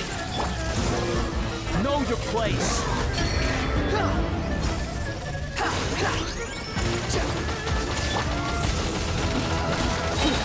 Your sins weigh upon your soul. Your penance is due.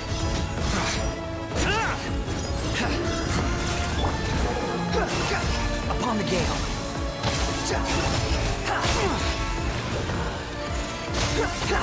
Upon the gale.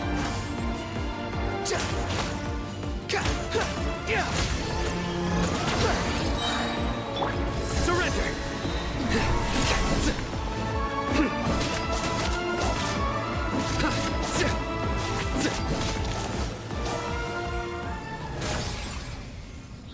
How many do we need again? Enough to make an Akasha terminal for everyone who doesn't own one. I remember you telling me how revolutionary these Akasha terminals were. You've used one before, right? The Academia declared the Akasha to be the most powerful and comprehensive wisdom dissemination system in history. That should give you an idea of how powerful it is. Certainly sounds impressive.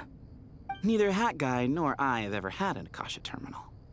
Well, if it all goes to plan, that's about to change.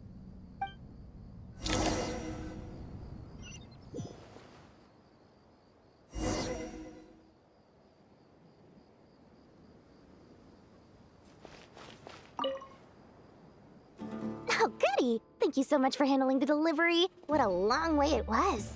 You've really outdone yourselves. I'm well aware what a bumpy, dangerous journey it must have been. Now, I would have loved to oversee the process myself, but of course, those of us who know the plan can't leave the mausoleum.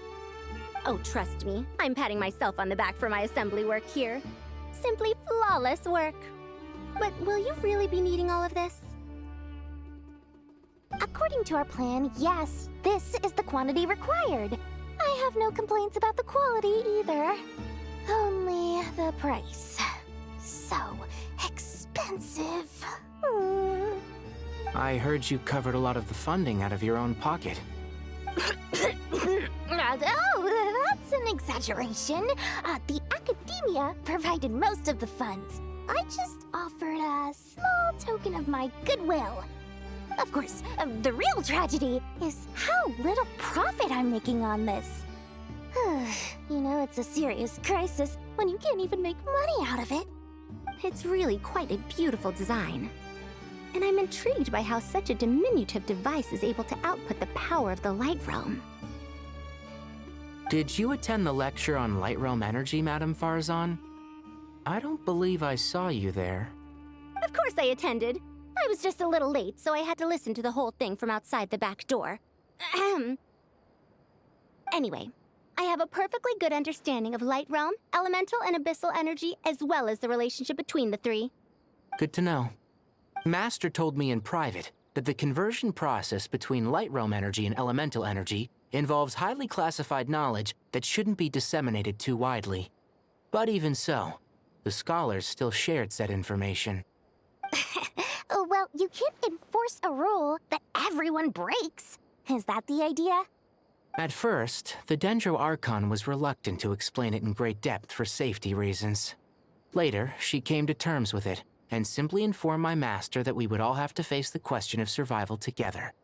To protect someone from such dangers means keeping them in the dark. But for someone to know and embody the wisdom within, they must understand its very essence. It's an information hazard. We're exposed to danger just by knowing the facts. And just like bait, it lures us in by offering us the solution to our problems. But if you're not careful, you'll end up pursuing it down a dark path. A tricky problem. But today, this big problem has been broken down into many smaller, more trivial ones. What do you mean? Ah, I get it. For instance, you and I share secret knowledge, while she and I take on the risks of life, death, and fate. Something like that? Hey, what? That is not what I call a trivial problem. Well, as they often say in Vahumana, an event that is monumental to the individual is negligible in the grand scheme of history. Generally, the fate of the individual is an insignificant affair. Being from Amorta, where the subject of our research tends to be a lot more personal, I have to disagree. It's hard to dismiss the individual as insignificant. In other words, the big problem of survival has been broken down into many small, interconnected factors, and each one of us represents one of those factors? When the same secret is shared with a group of people, the same fate binds them together. Most people would find this unimaginable, but to us scholars, this is the path that has always beckoned to us. Sharing knowledge is a good way to fight against fate. I will always believe in that. All right, I think that's everything. Thanks a lot. But don't go anywhere just yet. I'll still be needing you to calibrate the equipment.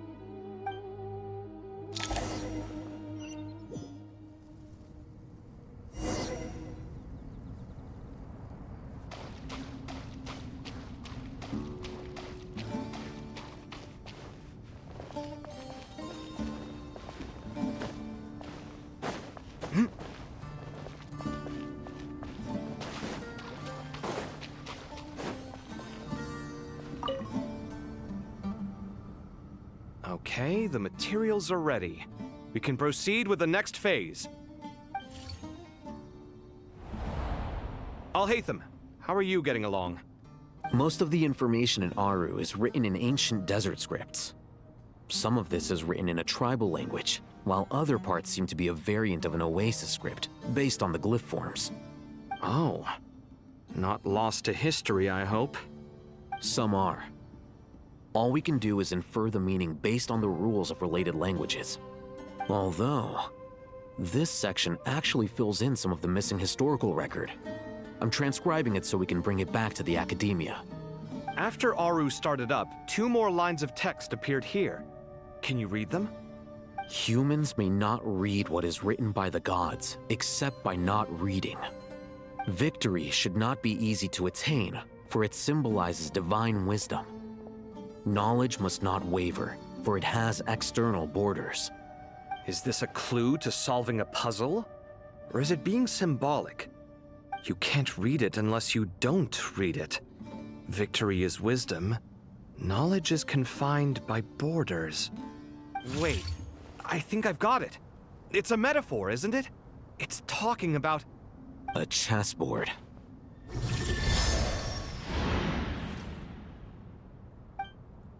You were right. The youth of today are skilled at solving riddles. Have the secrets buried in the desert not been unearthed over the years all the same? Since Aru is a place reachable through wisdom, this day was bound to come sooner or later. Oh, I've always been against overly cryptic sentences. Don't you get tired of reading and writing all that? Ah, it's you 3. Just in time. We've been delving deep into Aru, and now this board has appeared. I've heard this was how you'd while away your free hours. You must be quite the experts by now in that case. It is true. King Deshret's chess games are some of the most well-loved of all his wonderful creations. If you have ever been to Safhe Shatranj, you may well be familiar with the chess pieces you see here. Is this chessboard supposed to be another visualization of the interior of Aru, then? Naturally. Visitors, everything is ready. Only by completing the challenge on the board in accordance with the rules will you be permitted to overwrite Aru. 1 second. It's not dangerous, is it? Dangerous? Why, yes, of course. I should be the one to go, then. Wait for me here. Sounds like the self-confidence of our present company has rubbed off on you. Don't be ridiculous. I'm your upperclassman, and that means I have to look out for you. I appreciate the sentiment, but a game of chess typically requires 2 players. Besides, I'm sure they won't let things get out of hand. Keeping things relatively safe is in your best interest too, isn't it? Fair enough. I mean, you guys are controlling the difficulty, so please don't go too hard on us, all right? Ah, but Bennu said he wanted to put some respect into these whippersnappers. All right, all right. Thank you. Obviously, we'll still try to be careful. This doesn't seem like ordinary chess. Is the goal to defeat the opponent? No, you must enter the board and pass the trials we have placed there. Ready? Let's do it.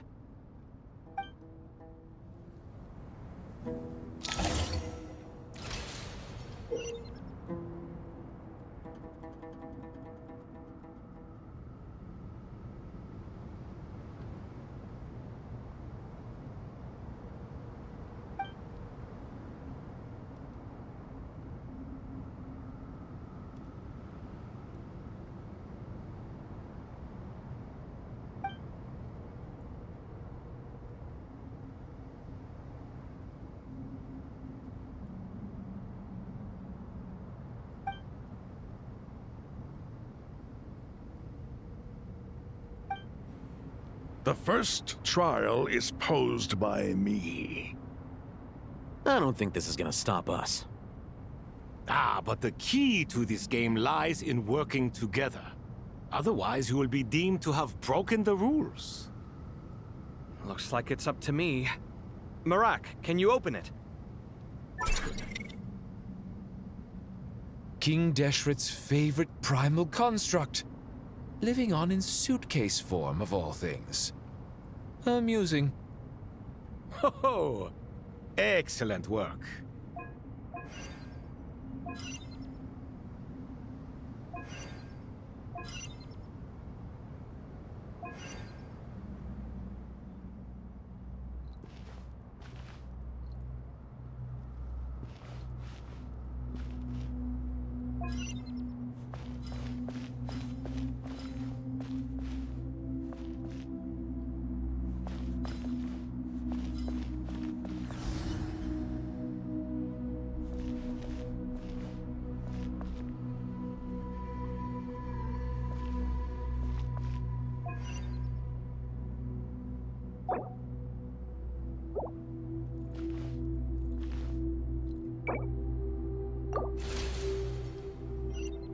The first trial is posed by me. I don't think this is gonna stop us. Ah, but the key to this game lies in working together. Otherwise, you will be deemed to have broken the rules. Looks like it's up to me. Marak, can you open it? King Deshret's favorite primal construct. Living on in suitcase. Now is the time for my trial. Now, don't be nervous. I'll make it nice and easy for you. Really? Thanks in advance. We appreciate it.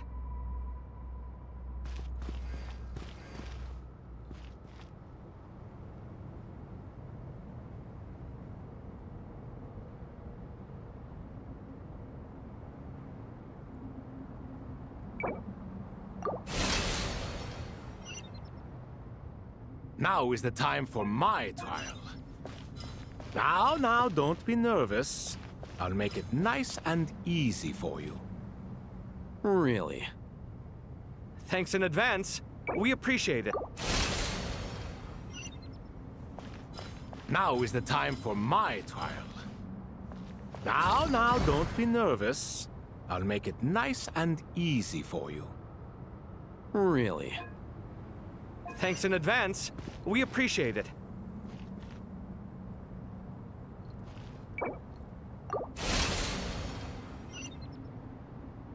Now is the time for my trial. Now, don't be nervous. I'll make it nice and easy for you. Really? Thanks in advance. We appreciate it.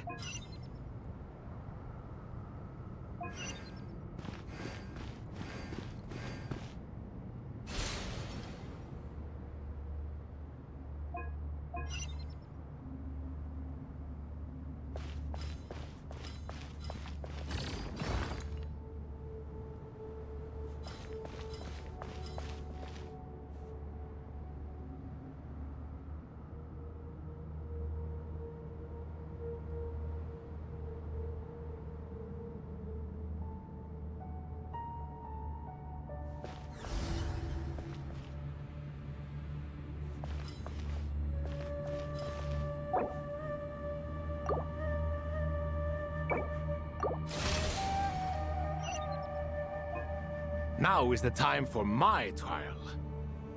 Now, don't be nervous. I'll make it nice and easy for you. Really? Thanks in advance. We appreciate it.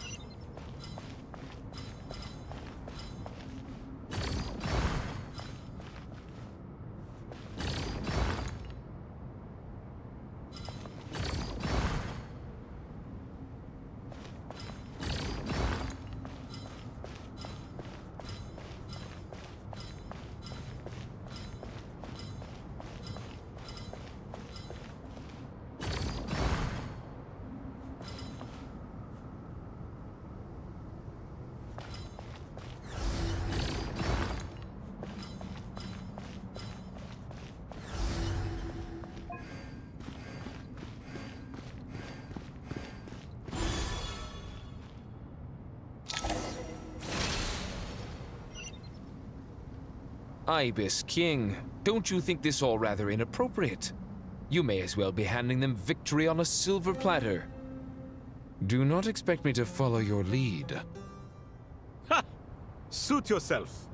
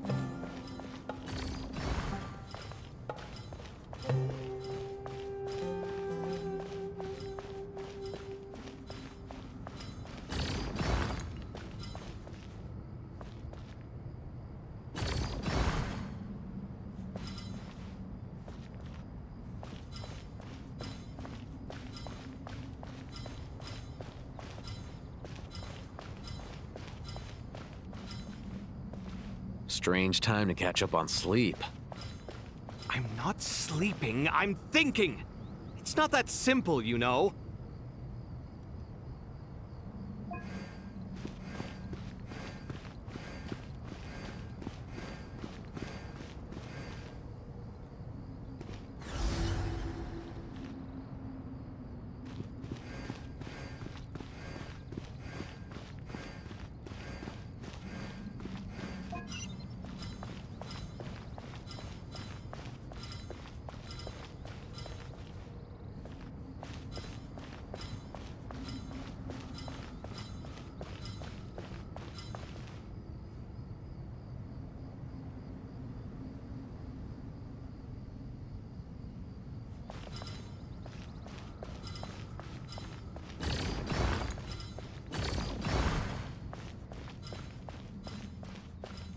Strange time to catch up on sleep.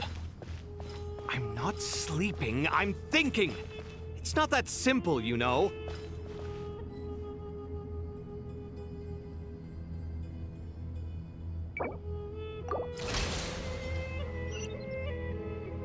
Ibis King, don't you think this all rather inappropriate?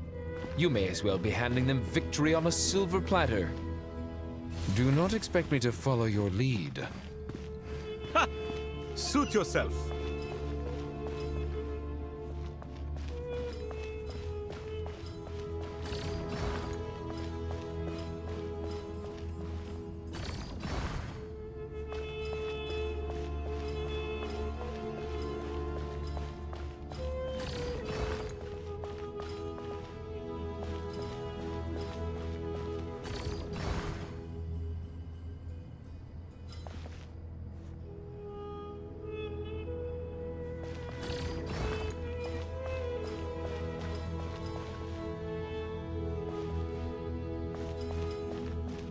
Strange time to catch up on sleep. I'm not sleeping, I'm thinking! It's not that simple, you know.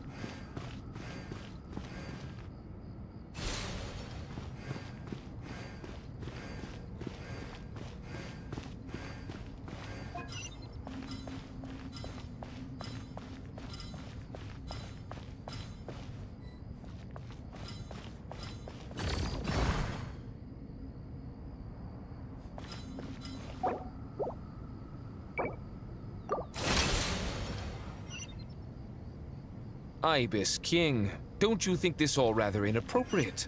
You may as well be handing them victory on a silver platter.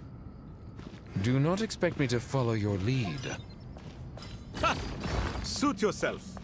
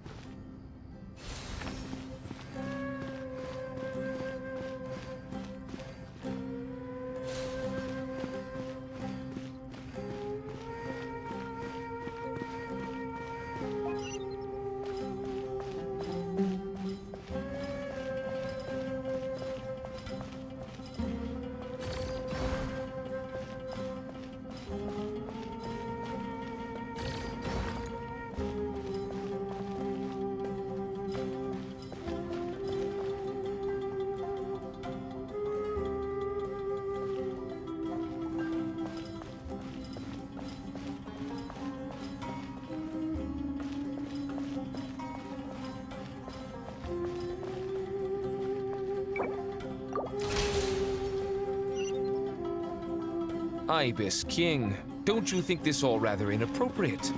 You may as well be handing them victory on a silver platter. Do not expect me to follow your lead. Ha! Suit yourself.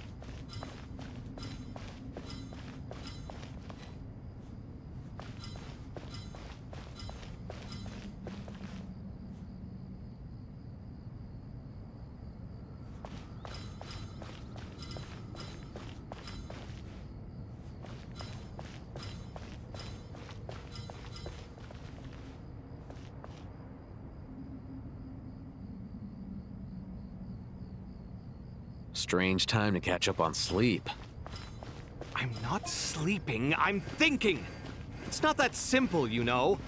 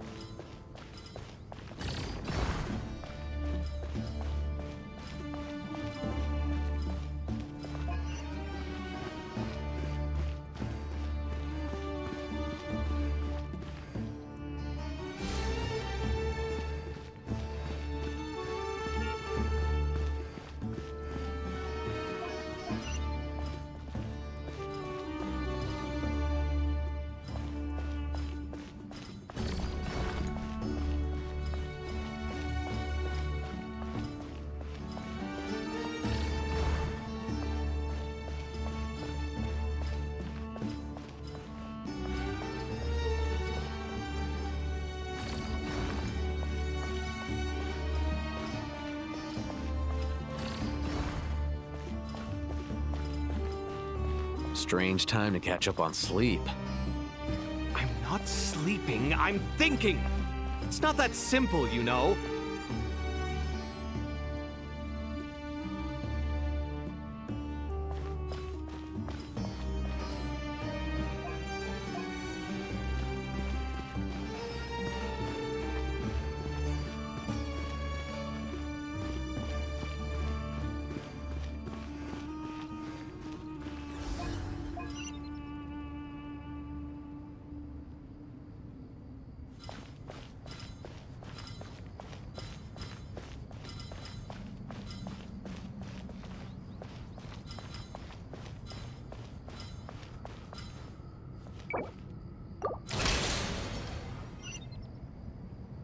Ibis King, don't you think this all rather inappropriate?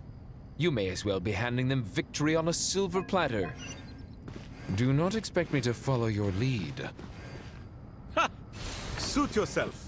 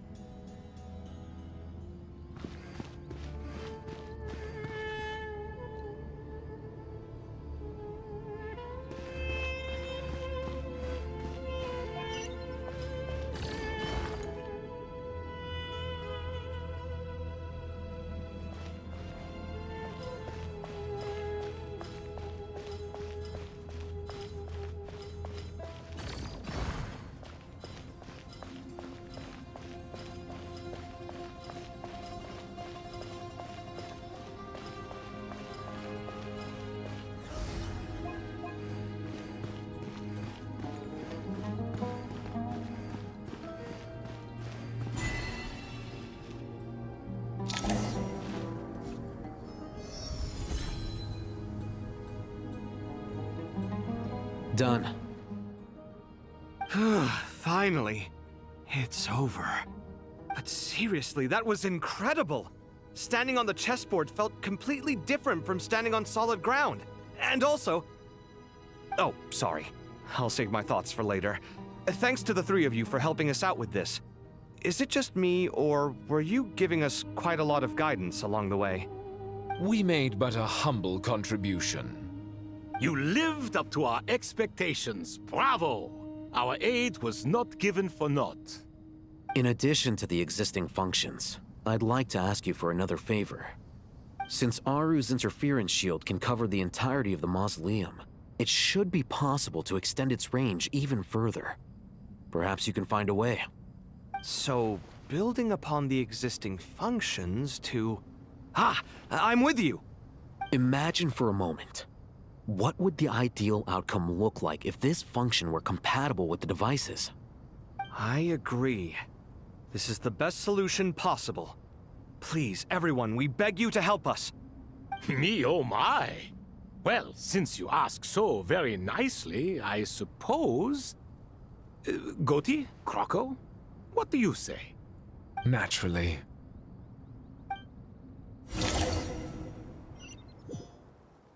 Time to go! Let's go find Nahida!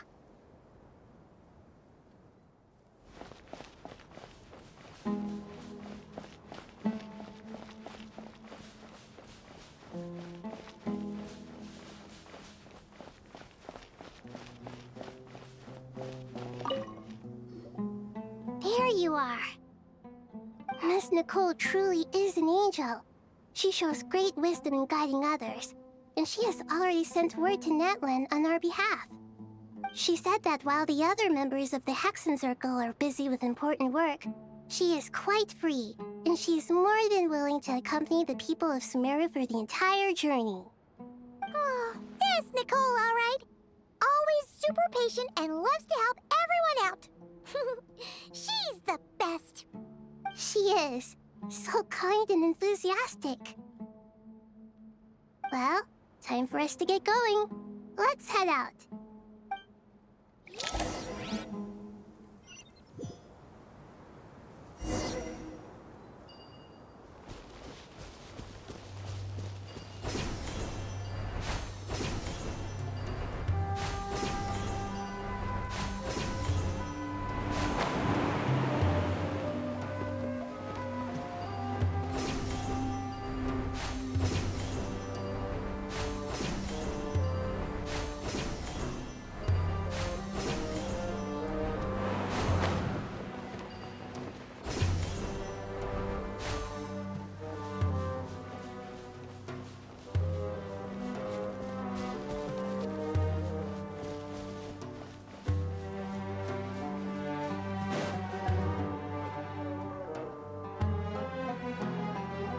This should be one of the closest places to Natlan in all of Sumeru.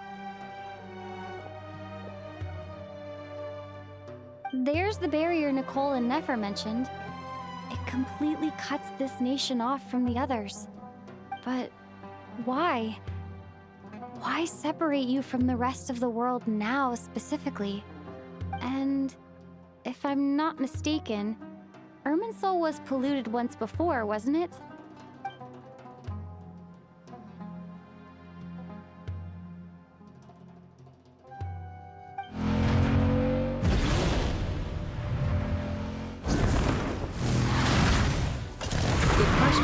I'm wondering the same thing myself. That voice. Moika, you got here pretty quickly. Hello, traveler. It's been a while. Hello there.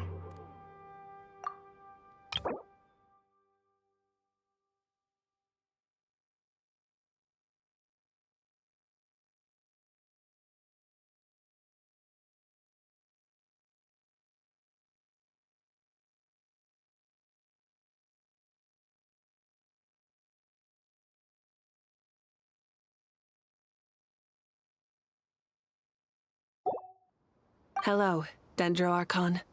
Moika, I apologize for asking you to meet at the border on such short notice. I also apologize for not being able to greet you in person.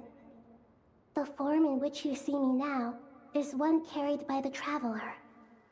The real me is inside the mausoleum of King Deshret, and I am reaching out to you with my mind from here. Irminsul has been infiltrated by the Doctor. We must be on our guard, as he can spy on information in the world from within the tree. Fortunately, there is no record of the Traveler in Irminsul, and you are still within Natlan's borders. My records will be preserved in the Night Kingdom, rather than the ley lines.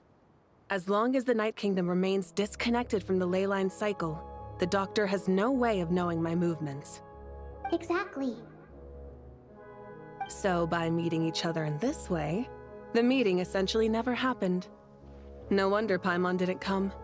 You were concerned that her activity would be recorded by Irminsul. The Natlanese have heard about the situation in Sumeru.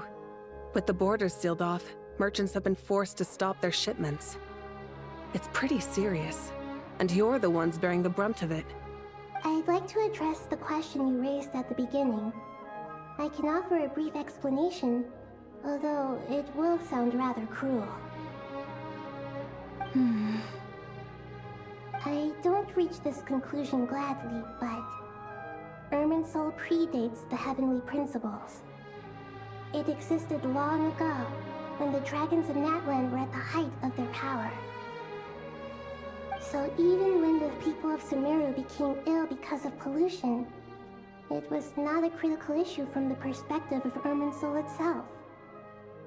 As long as it continues to function normally, the barrier will not be activated. But this time, the Doctor's invasion has directly affected the tree. That is what caused the barrier to deploy. The heavenly principles established a rule that when Irminsul is plunged into grave danger, a portion of power will be reserved to isolate Sumeru. That way, even if Sumeru is destroyed, the outside world at least has some time to catch its breath. We'd certainly need it. The heavenly principles created almost everything that exists in Teyvat today. To them, preserving the existence of the world and its inhabitants takes priority over protecting Sumeru.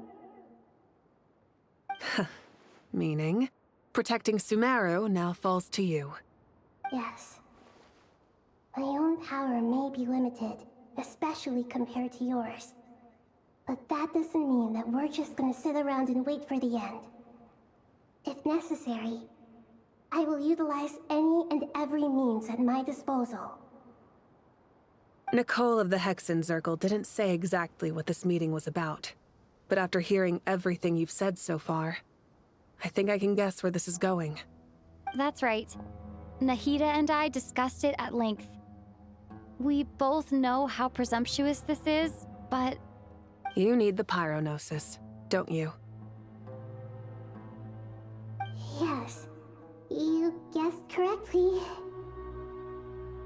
Originally, I only intended to borrow it, but the situation is far graver than I foresaw. So instead, what I ask of you is to please give the pyronosis to Sumeru. Why do you sound so nervous? There's no need to be shy. Surely a gnosis is pretty important to a god. I guess, but it's not as if losing it would suddenly render us powerless. But I'm sure you don't need me to tell you that.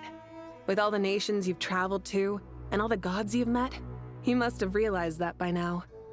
As far as I'm concerned, a gnosis is basically an elemental energy enhancer. But I don't usually use it. You know me. I like to think I'm pretty strong without it. Yeah. Not about to dispute that. So you see, you don't need to sweat it. Here, take the pyronosis. Uh-huh? Just like that? Uh-huh, just like that. To tell the truth, I've always toyed with the idea of giving it to someone who needs it more than I do. I know you accompanied Nahida here to try and increase the chance of success. It's a good thing you did. because your involvement is one of the main reasons you've managed to persuade me. Are you sure about this? Handing over your gnosis just because of me? I won't try to quantify it, but trust me. Handing over the gnosis to Tumaini is far from the craziest idea I could think of. Besides, even if you hadn't come here personally, I think I still would have agreed to Nahida's request. Irminsul doesn't just affect Sumeru. It impacts all of Teyvat. I know all too well how difficult it can be to protect the things you care about. So logically, morally, or however you want to cut it, helping you is the right thing to do. You don't need to tell me the specifics of your plan. Where the Gnosis is involved, the tighter the secrecy, the higher your chances of success. Moika, my heartfelt thanks go to you and the people of Naplan. Don't mention it. But now for the hard part.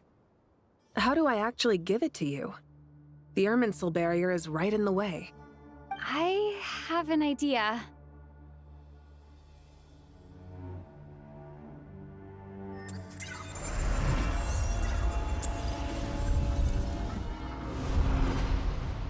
Just as I thought.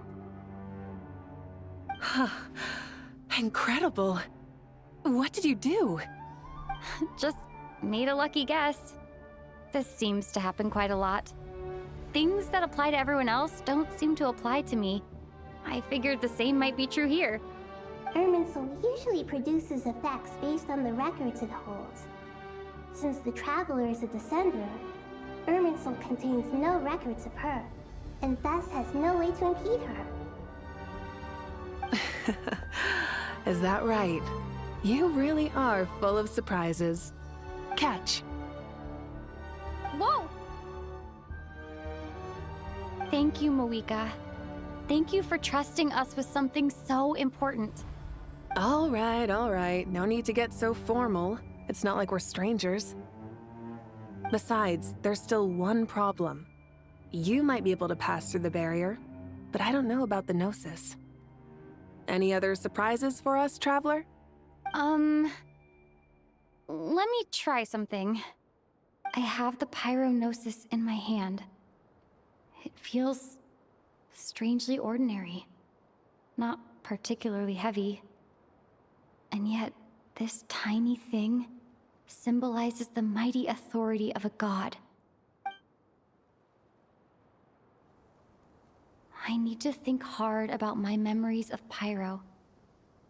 My memories of journeying through Natlan. All those important experiences I've had. The Gnosis disappeared. Traveler, are you alright? I'm fine. The Pyrognosis disappeared into my body, just like phlogiston. Maybe it resonates with you because you've mastered the power of phlogiston. You might not be recorded in the ley lines, but you're still our Tumaini. Whew.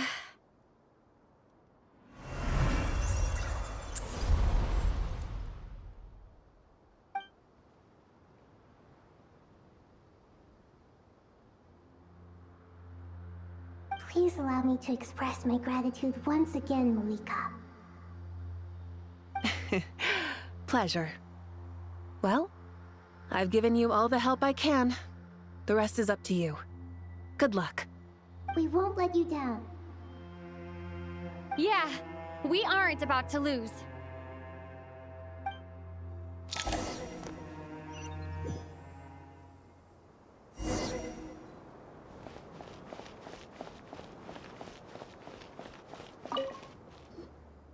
Traveler, Paimon, how are you feeling? Paimon's a teensy bit nervous, but only a teeny tiny bit. Seems like she's gotten way braver over the last few years, huh? Of course. After all the adventures you've had with the Traveler, I'm sure you've gained a lot of experience and grown as a person. I'm doing all right. What about you, Nahida? How are you holding up? With the negative effects of Irminsul, I'm a bit like a piece of fruit that's been burrowed into by hungry insects and left to rot. I'd be lying if I said it was nothing. But please don't worry. We all know what we're getting into, and we've prepared as well as we can. I believe in everyone. I believe in you. And I believe in myself. Stoking the fire inside oneself is certainly one way to live, but knowing when to rely on one's companions is also a form of great wisdom.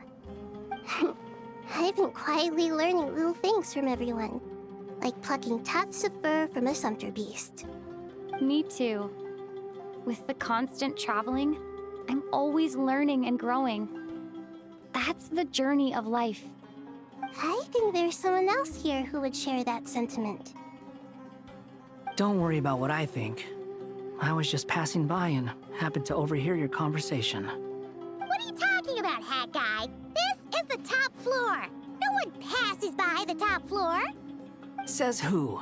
You can fly just like I can. I would have thought it makes sense to you of all people.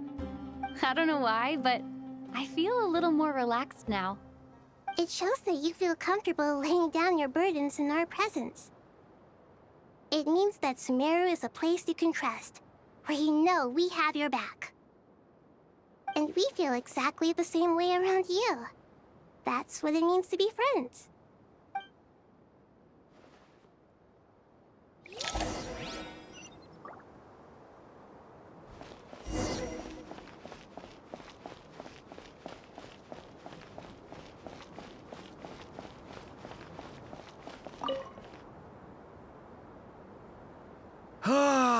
It's finally done.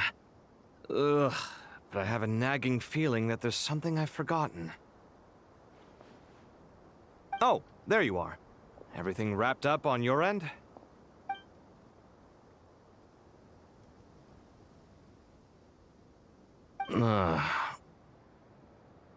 Okay, fair enough. That was a pointless question. We were working in tandem, after all.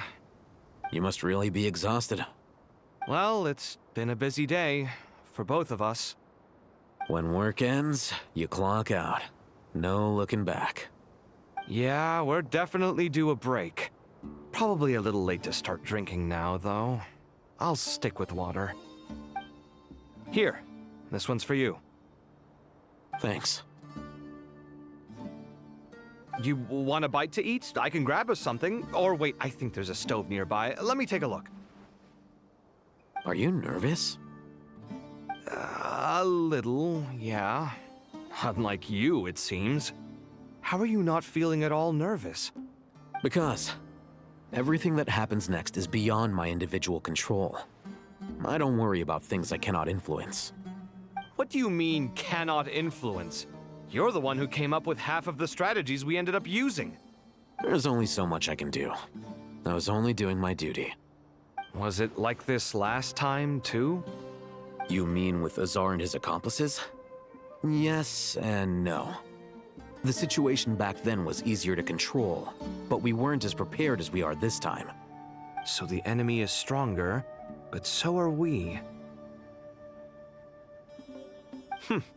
I still vividly remember the way you interrogated me in the library after the fact. Where were you when Sumeru needed you most? If your memory is so vivid, you might also recall that it was you who came looking for an argument. You're often the one who initiates these things, you know. I came for a conversation! I didn't know it was gonna turn into an argument! Anyway, at least I showed up this time. So, what do you think? What do I think? I think we're certainly better off for it. It's good having me around to help out, huh? Absolutely. As a citizen of Sumeru, you displayed a remarkable sense of responsibility in the face of disaster. Certainly feels that way. I just shudder to think how the world would have ended up if we hadn't gotten control of the situation. So, do you think this is what impending disaster looks like? The sky is so clear, and there isn't a whiff of decay or destruction in the air.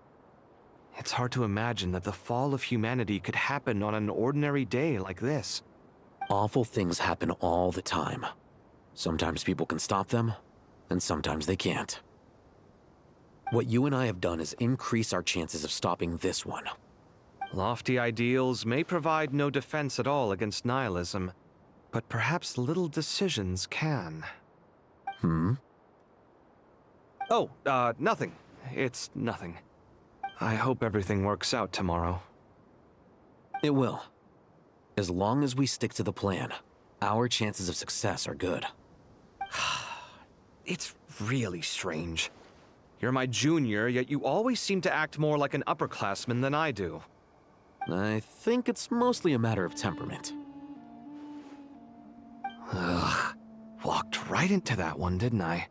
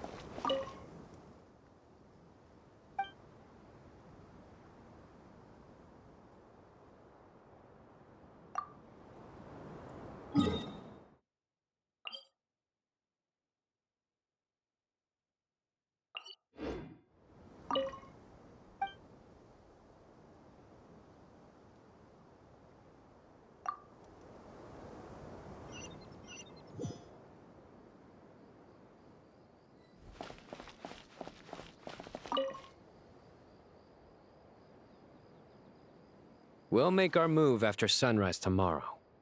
Good. Is everything ready? As much as possible. That'll be enough. Don't let the pressure get to you. We'll take things one step at a time. That's how we've always done it. Master Tainari!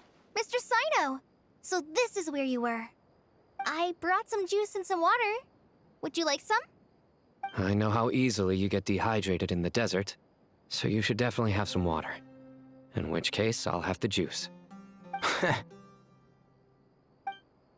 I gotta ask, though. Who's on juice-making duty at a time like this? Madame Farazan said she was feeling a little nervous, so I told her about the automatic juicer my friend invented. She took it right off me and started making carton after carton of juice. A juicer? Did Sucrose send that to you? Yeah, I hadn't had the chance to try it out before this incident occurred, but I couldn't bear to leave it behind in Gandharvaville. The juice is very sweet. I think so too. Kale, how are you feeling? Physically, I'm okay, but it just still feels strange to me. Why would a great power like this come to someone like me? I know the feeling well. That same question ran through my mind every day as a kid. At least now, you have someone who can relate to you. All the more reason that you should apply for Spontamod. Tainari fiercely opposes the idea, though. Those two things are completely unrelated. What are we all chatting about, Would anyone like any juice? Oh, you have some already. I had some earlier, ma'am. Maybe give the extra to someone else? Very well, very well. I shall be off then. There's this enormous power, and then there's little old you. You feel like there's no connection between the two. And that sense of dissonance is difficult to get used to. Yeah, But after all this time, I can't believe this stuff still gets to me sometimes. Makes me feel a little childish.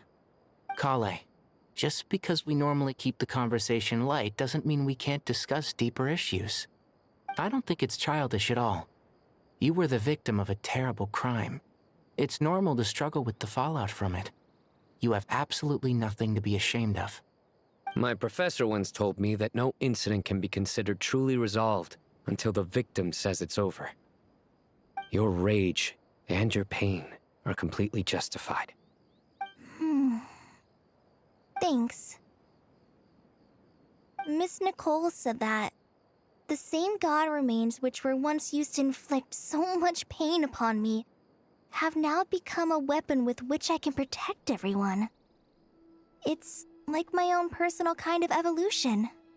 Every innocent person who's been hurt needs time to realize that it wasn't their fault. I was the same. But it's all about to be over. Tomorrow, it ends for good. I don't know if you've noticed, but you rarely stumble over your words anymore, and your outlook has become much more positive. It's a big change from how you used to be. And since this isn't over, you can settle the matter on your own terms. It's time you seized back control. I believe in you. Yeah, Sumeru is my home, and it's so important to me. I have to protect it. No, I will protect it. And once you're done, how about you come back and apply for Spantamod? Stop it with the sales pitch, would you? Hey, excuse me. There are still 3 unclaimed cups of juice here. Why don't you take one each? Ugh, my arms are getting sore from carrying them around everywhere. Madame Farazan, why are you...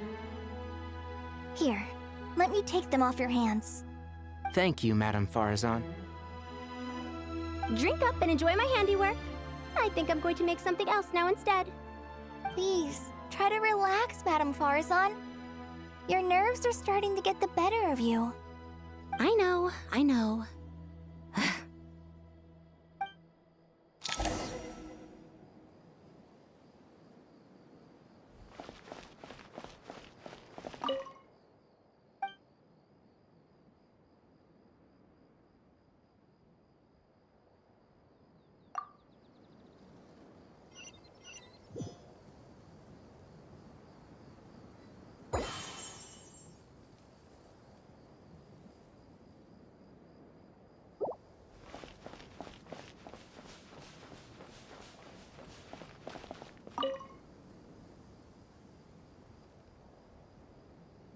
Something on your mind, Miss Nefer? Nothing in particular. It's just... right now, the future feels strange and unfamiliar. But the future has not yet arrived. How can you say how it feels? Some people know that there's an impending disaster. Others remain blissfully unaware. Each group is imagining an entirely different future while walking towards the same one. But when they get there, they'll still find they feel differently about it. People are shaped by their circumstances. Different circumstances create people with different perspectives. I've always found the perspective of the Vahumana Darshan to be a particularly incisive one. Even at the height of the crisis in Nod-Krai, people held diverging opinions. But things are different this time. Indeed. Regardless of faith, gender, wealth, skin color, or eye color, everyone in Sumeru knows what will happen tomorrow. The world has never been an especially fair place. Yet now, against all odds, a moment of unprecedented unity and equality is about to take place. It's fascinating. If only my father could have lived to see this era. Era. To me, that term represents a much greater span of time. It can be an unsettling word. I would even say I'm afraid of it. Do angels even feel fear? Yes, at least I do. I fear the gap that grows wider with each passing day and the never-ending flow of time. Time renders all memories insignificant and reduces all splendor to nothing. But those memories are the one thing I do not want to lose. You're very human in that regard. If angels draw too close to humanity, our wings burn away in the bright flame of awareness, and we fall to the earth. After spending so long among humans, I have lost much of my former glory. Maybe that's a good thing. You're more human than some humans are. I've been talking to Kale a lot in recent days. We seem to be in completely opposite situations. I suppose that makes us good case studies for comparison. Case studies for who? Myself, I suppose. After comparing the two of us, I suddenly discovered that I desired more than before. It was a gentle, pleasant sensation. Just as most people pursue glory and miracles, I too am pursuing miracles of my own. Guiding humans to make the miracles in their hearts a reality. That is my miracle. It doesn't sound so bad, does it?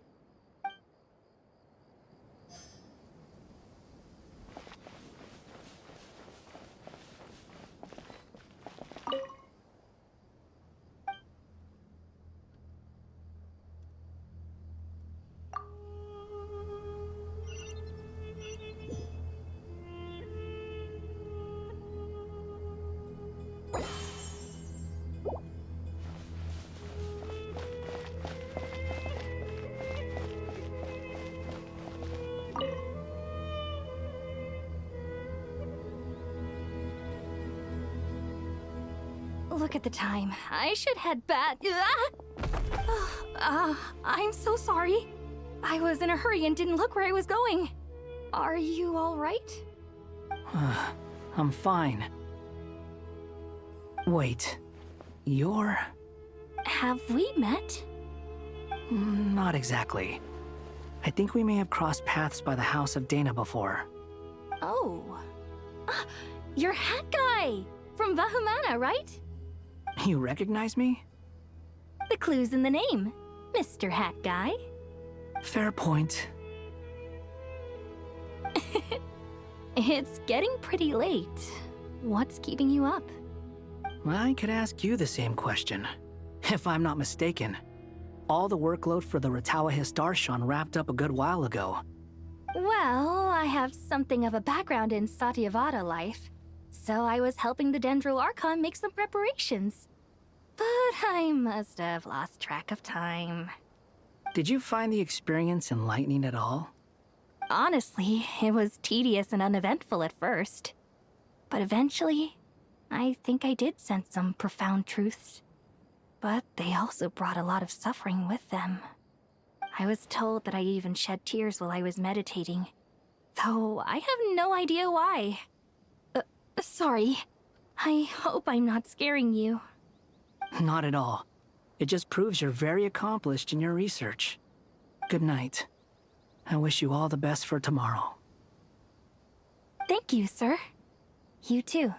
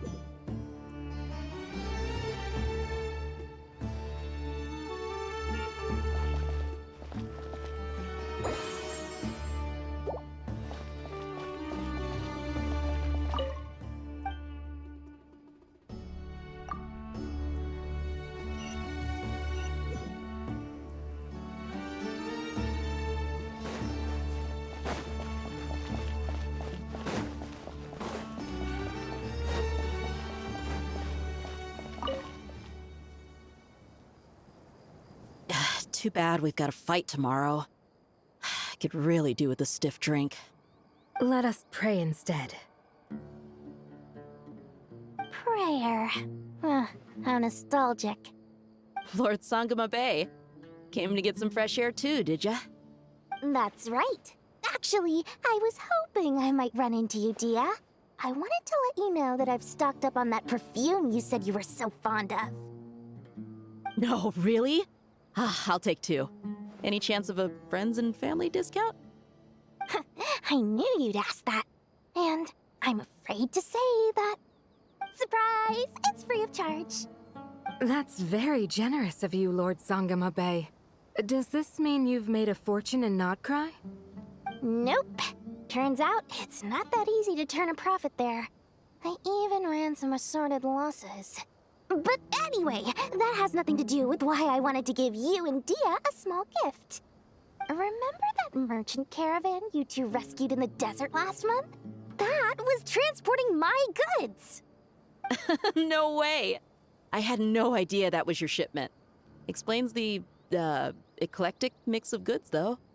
Lord Sangama Bay's investment in the desert and generous stockpiling of goods has helped many people over the years. The shelters you funded especially have made life a little easier for the children and the elderly. Wait, how did you know about that? Oh, I see. Nefer told you, didn't she?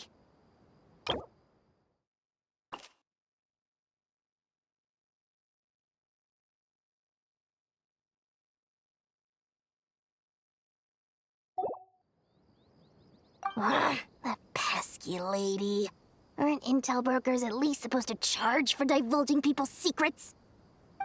She and Candace go way back. It's normal for close friends to share things you wouldn't tell to everyone else. Sure, but why did they have to be things about me? That's how Nefer shows that she cares. She wishes for all of us to know what a generous person you truly are. It must be hard trying to make a living far away from home. Just because we can tell what kind of person you are doesn't mean everyone else can.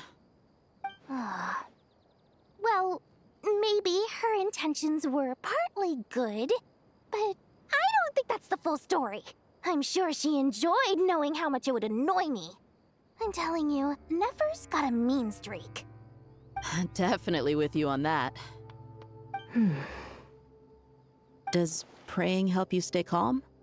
Defending one's home is a just cause. My heart is filled with a mix of anger and hope. Anger. You know, being able to get angry is a good thing. It shows that you're in touch with the real world, and that you have the passion to pursue something you believe in. Oh, my lady? What are you doing out here? Just taking a walk to clear my head, and look where I ended up. Were you praying just now? Yes, Miss Dunyarzad. Would you like to join us?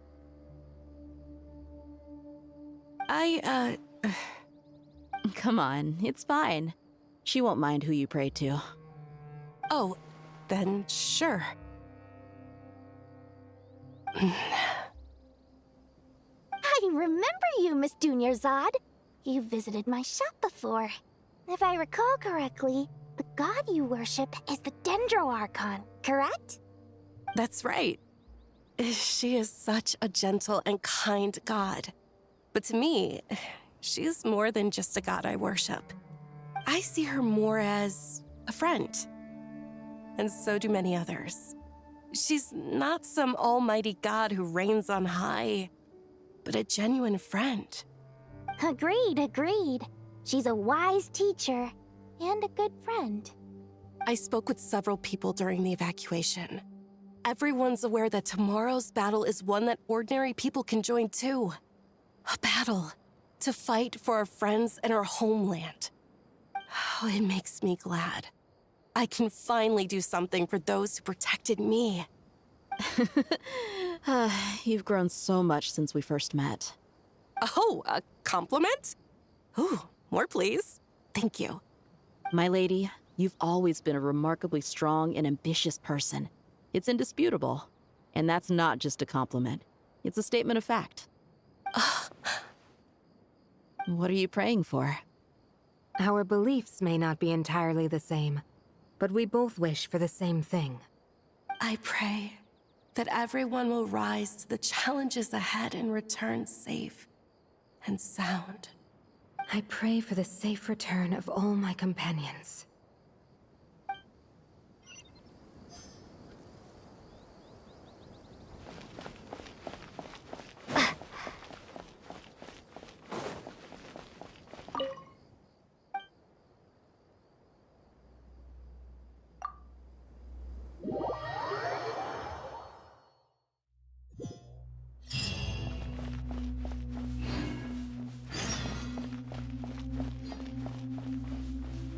Time to go!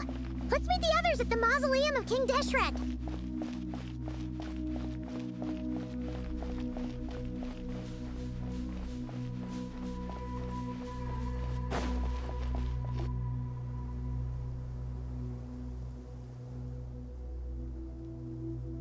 I have not felt this way in a long time. Standing up high, gazing out at the rolling dunes. One cannot know what freedom truly means without first losing it. The golden slumber truly lives up to its name as a dreamland. Though desert sands exist there too, no mirage, no matter how glorious, can compare to true beauty. Dendro Archon, what is on your mind? I was wondering whose counsel I should seek on the questions in my heart. What kind of questions? So many. More than can be put into words. As I once said to a friend, we look, we see, and we comprehend. But the question still troubles us. What are the many disasters that this world faces, but the sum of all irresolvable questions? The biggest question you should be asking is how to seize victory. Yes. Although, I would express it differently. I must not fail. And so the question I am most curious about now is whether the path to victory will be an arduous one. What we declare to be a young sapling, we may, in fact, find to be a towering tree, if we would only cast aside our ignorance and look beyond the veil of time to see her true form. Nahida! We're here!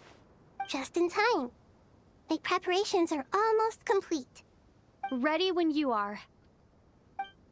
We're here too. Miss Nicole! Miss Nicole! You run so fast! I thought I'd get a lot of exercise as a forest ranger, but I can barely keep up with you.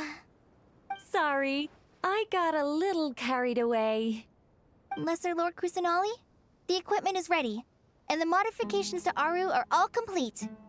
As discussed during our meeting, Accessing Irminsul via the Akasha is no longer feasible at this stage. There are other options, it's just...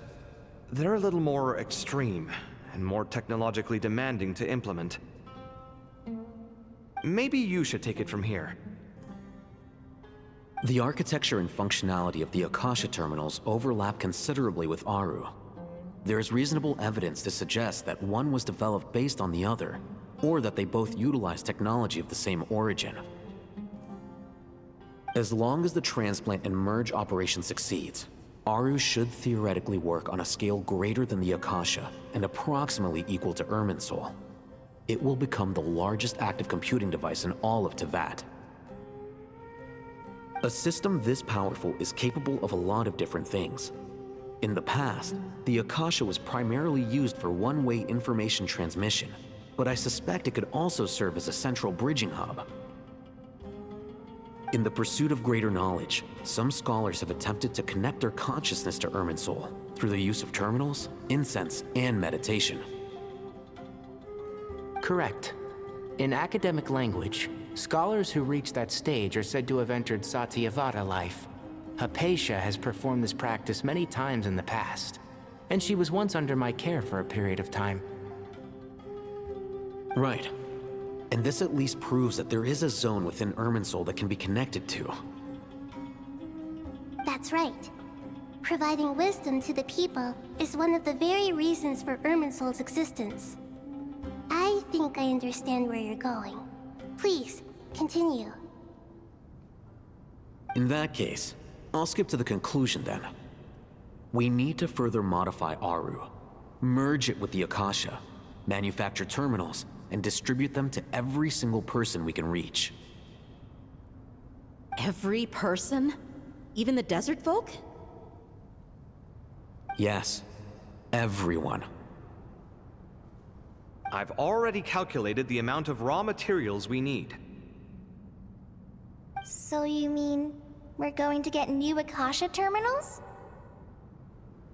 Yes, but this time the people of Sumeru won't be using them to acquire knowledge, just to connect to Irminsul. That's the key.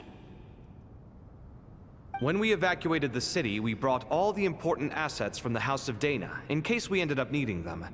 Fortunately, this included the Akasha system's main terminal. We've checked all the relevant records, and one thing is certain. Nothing like this has ever been done on this scale before, so...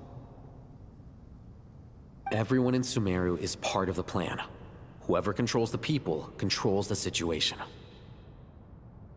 Since this function of Irminsul was introduced, it has only ever been made available to scholars, who don't constitute a particularly large group of people. But by expanding the scale to include all the people of Sumeru, all the individual connections will stack up to create a significant load on the system. Under normal circumstances, Irminsul would be able to cope with the additional load. But with it already being under strain from other activities, its remaining capacity is limited.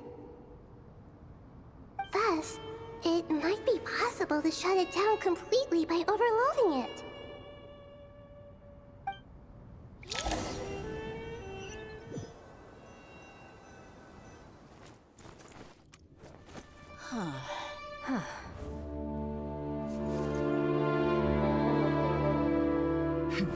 Counting down. 3, 2, 1. Are you ready? Ready!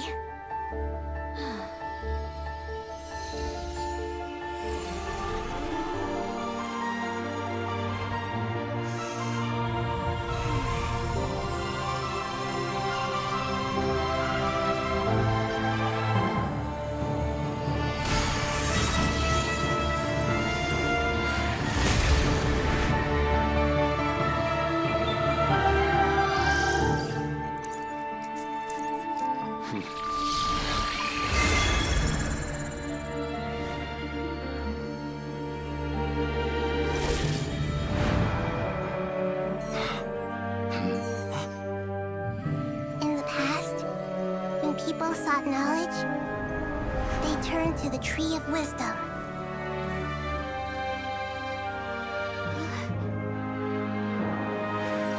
Today, we use it to save Sumeru and the whole world. These boughs that nurtured learning must not become tools for destroying the world.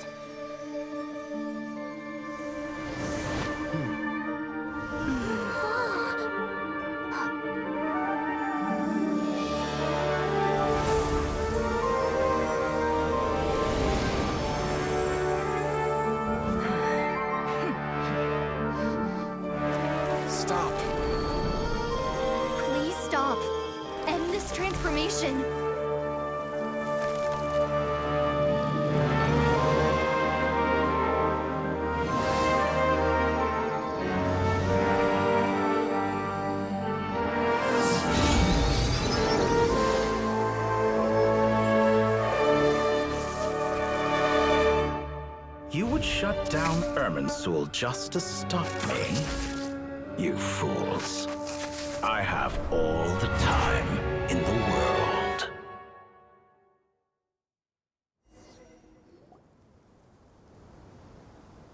Success! The evil Irminsul tree is step growing! Great!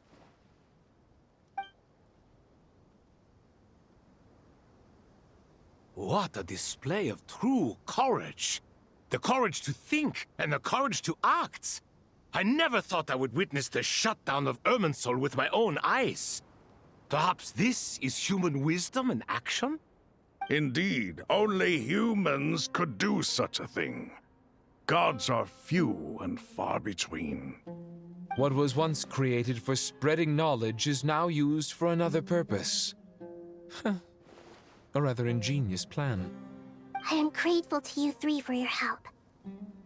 Only thanks to you were we able to extend Aru's interference capabilities to cover all terminals. Now, nobody who wears a terminal will have their activity accurately tracked by Irminsul. No matter how many eyes Dottore possesses, he will not be able to see us clearly. Now for the next step. I will need the help of your supreme powers once again. How might we be of service, Lord of Dendro? I need to reach the Eternal Oasis immediately. Right now? In that case, Ibis King, would you agree that this is a fine opportunity to dust off our old tricks? Never. I assume you have that chess set with you? You mean the one you gave to me as a gift? Asking for it back, are you? How could I? You misjudge me. I just wanted to show you another way you can use it. Connect to Safei Shatranj.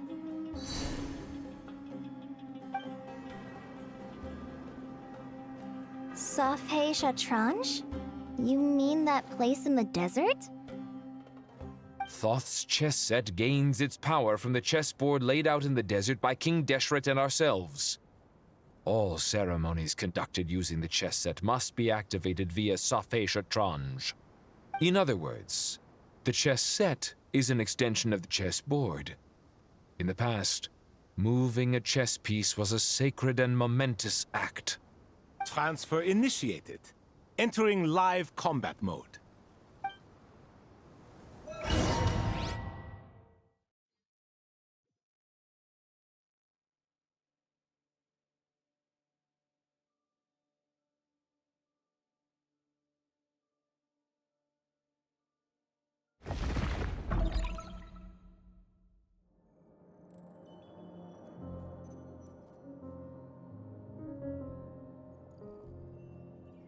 We haven't heard a single word from our spy in the desert. I'm afraid he might have been captured. Never mind. But we spent years turning him. And a lot of Mora. Nothing comes for free in this world, but the loss is not without its purpose. For a small price, we have wasted a precious amount of the limited time they have. Quite a bargain, if you ask me.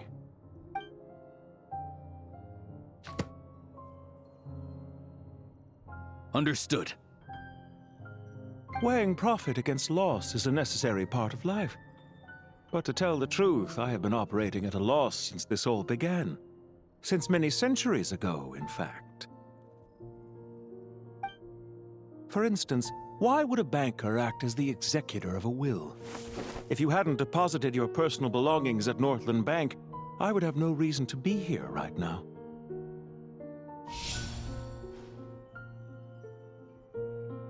Dottore, I've placed your final data backup into the ley lines as per our contract.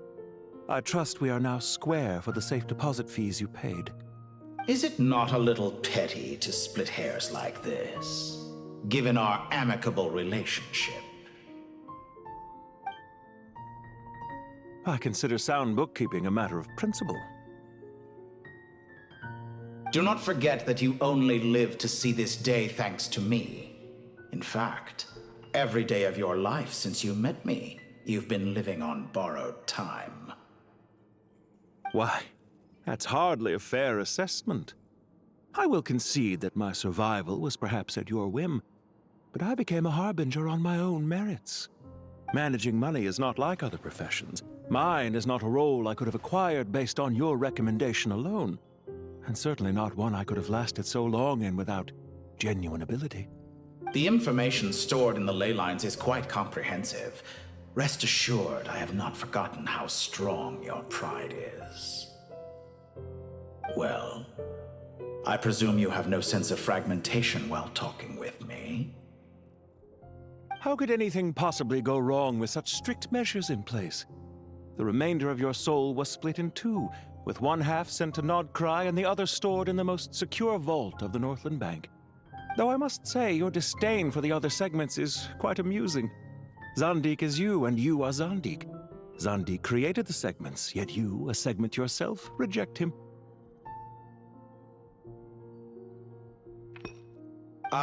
That is, Zandik, created segments of various ages in his later years.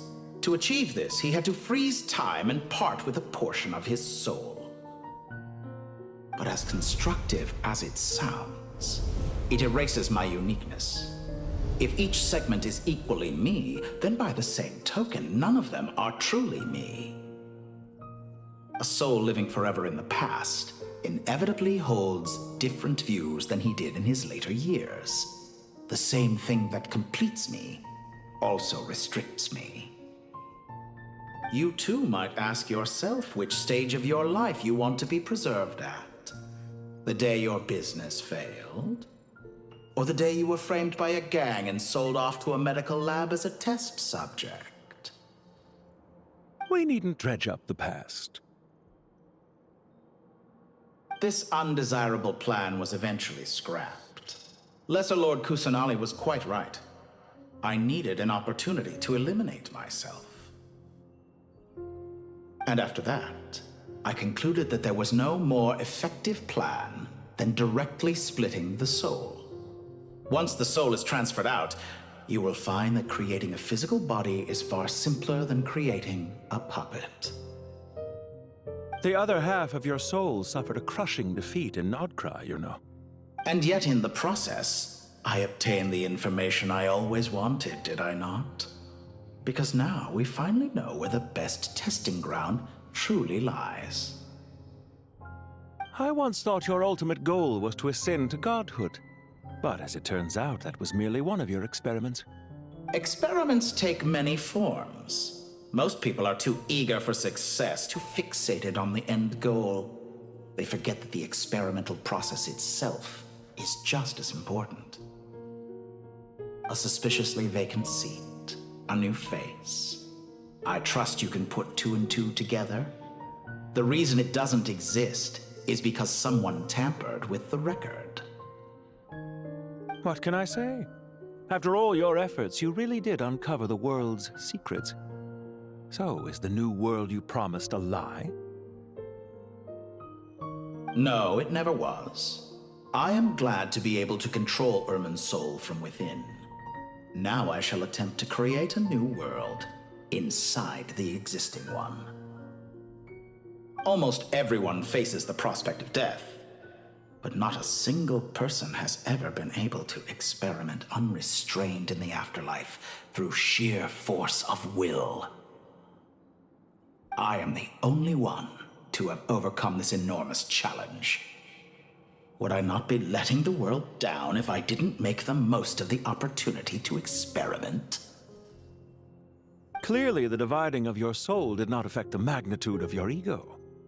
Out of all the versions of you that have ever existed, this you is the most insane and the most radical.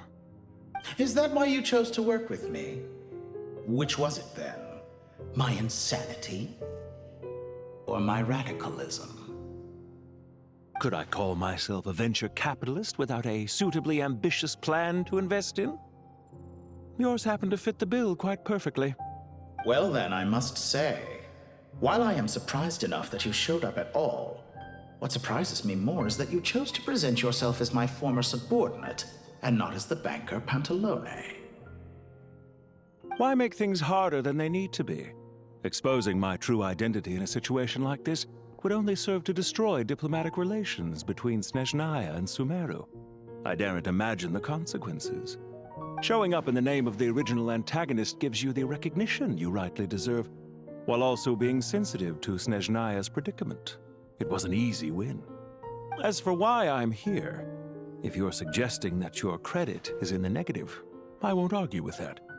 Many people say that about you. I'd argue that a significant factor in your willingness to cooperate is the fact that you have but a few years of life left after my death.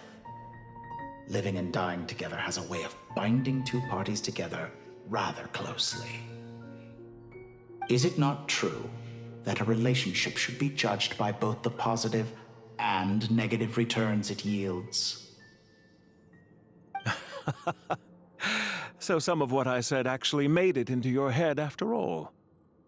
It's true that I hope you don't die too soon, but don't you find that a strange thing for me to say? After all, you've already had quite a long life, especially for a human being. Let's not pretend that you're any more innocent than I am. Are we not the same in this regard? We both despise the existing laws of this world, and neither of us enjoy being under anyone else's control. Is it really so greedy to want the world to operate by a new set of rules?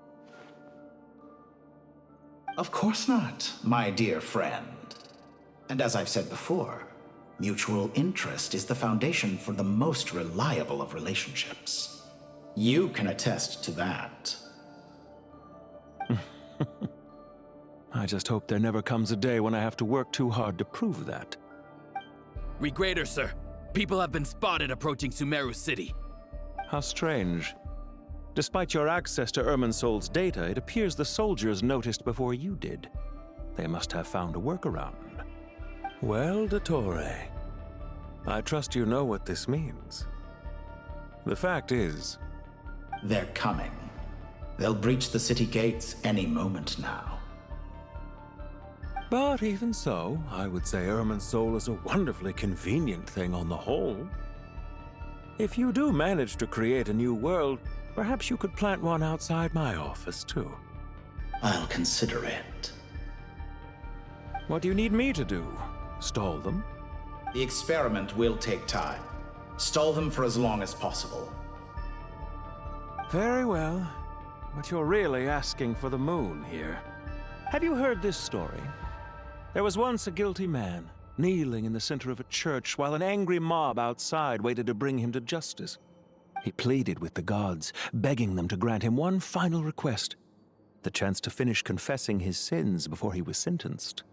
Many suns and moons passed, seasons changed, and still his confession continued, as if he intended to speak until the end of time.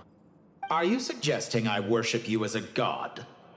Or were you hoping that I might confess my sins to you? Certainly not the latter.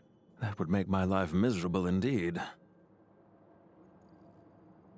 For someone who despises them so, you never seem to have any objections to me creating or becoming one. At first, I thought you'd be furious. Concerned I would terminate our partnership, were you? Not at all. You had reasons why our partnership must continue. Don't you find people's attitudes toward gods amusing? A god descends from the heavens and people worship it unreservedly, blindly following whatever rules are given to them. And yet, when they see an ordinary person gain godlike levels of power by virtue of their own hard work, they treat him with nothing but suspicion, even if he is a compatriot. Is that supposed to be a compliment? No. I was just thinking. I pity the man who would call you a compatriot. There's no need to be so self-critical. I know it's a little late in the day to be asking this, but how have you been keeping?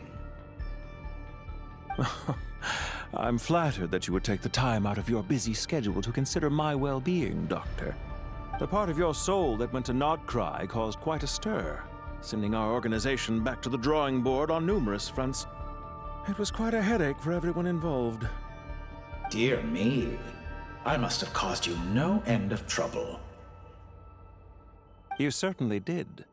I had the rare honor of being summoned before the Tsaritsa with Pulcinella to answer for myself.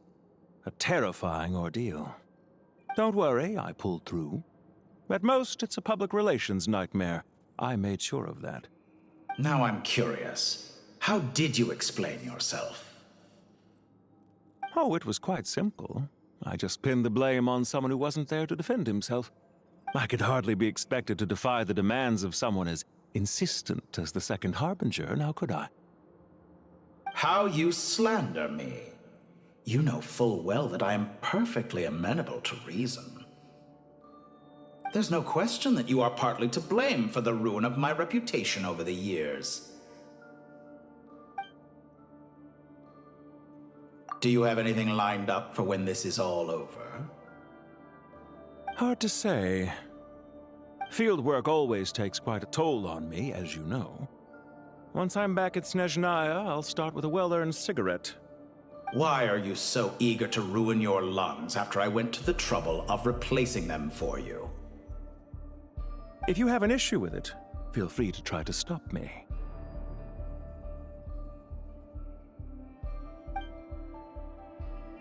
What's on your mind? The limits of humanity. It's a pity. Despite running countless calculations, I find there is simply no way to reduce any further the amount of one's soul required to sustain an individual. It's rare to hear you admit to being unable to achieve something. I beg to differ. For instance, as I've told you before, the original me was prone to motion sickness and couldn't make long train rides. Ah, yes, of course. One of the reasons you often sent yourself out on errands. What are you thinking about now? A new experiment. In the event that my soul was depleted, say we extracted my data from someone else's memories, yours for instance, and then combined it with your intact soul as the base material, what would we create? Such a scenario would be impossible. Oh? As long as your current soul survives, there will be no need to create a new individual. Don't forget, you were the one who approved of the present situation wherein only one Dottore remains. And if you ceased to exist, who would be capable of performing this experiment?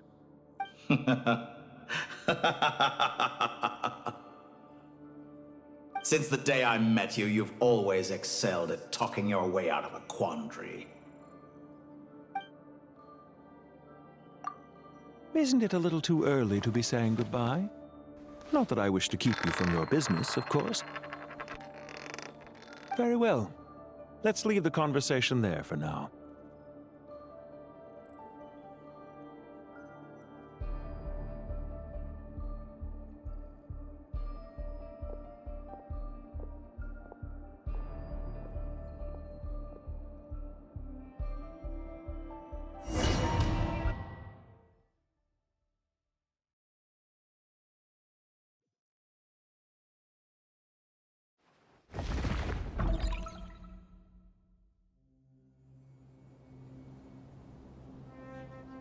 The power of King Deshret's 7 pillars is truly remarkable. With just a chessboard, you can move an entire unit across the material plane. Yeah, sets us up for a much easier fight. Really makes my day. The last time we stormed the city, it involved a lot more running around. I wonder how many people can say they stormed a city twice in their lifetime. I was just thinking that. I've definitely had more than my fair share of unusual experiences in my life. This is my first time here, actually. We never usually leave Gandharvaville.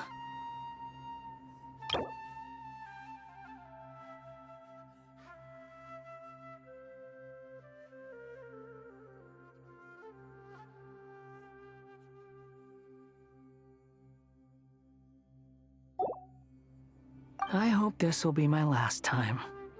Does everyone have to chime in? Can't we just fight? What an amusing comment, my dear lady. Yet humans often alleviate tension via small talk, do they not? Whoa! Why is Candace's shield talking? Because the image on her shield is one of me. And I, of course, can appear wherever I wish to. Huh. Well, la-dee-da. Isn't that fancy? Could I get in on this? You wish for your gauntlet to speak? Why, certainly. Ahem. I think you'll find that it is I whose image is carved hereupon. Thanks. Definitely feel stronger now. You're welcome, my lady. I am glad to lend you my power. Sino, what's the situation? There are troops stationed at every entrance. As we expected. A frontal assault will suffice. Everyone, stick to the plan. We'll take the main entrance. You head for the House of Dana's side door. Move out.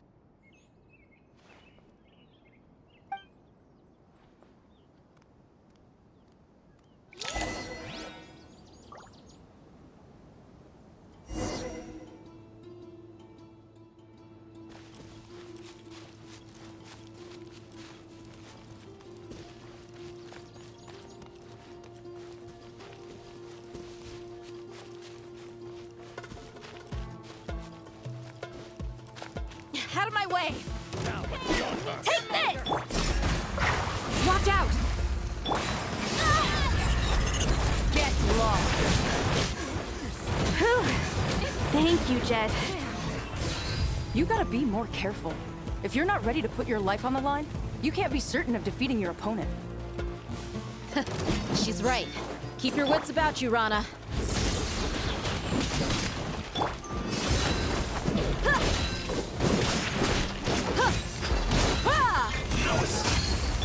Do your work!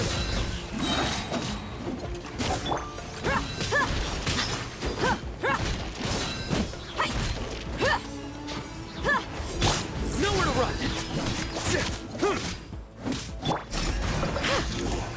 Can't run from death. Take them out and secure the harbor. Reinforcements will arrive by water. Consider it done. Show no mercy.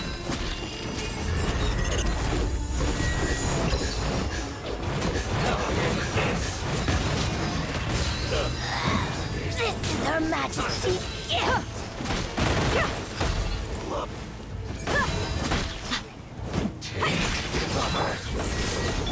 Please! Grant us your blessing! Buckle up! Winter shall eventually come.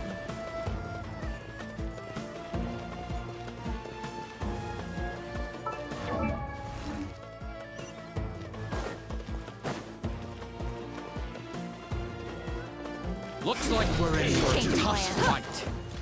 Let's get it on! Too easy!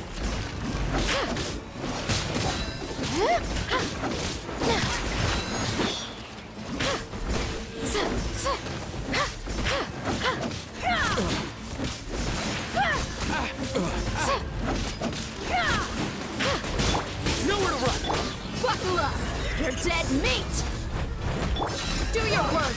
We shall prevail!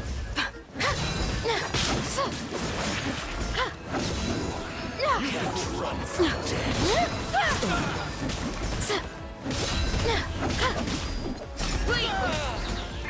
Resistance is futile. Save yourself. Futile! Through me, justice is... Yield! Hear my prayer! Do it! I lost! Do your work!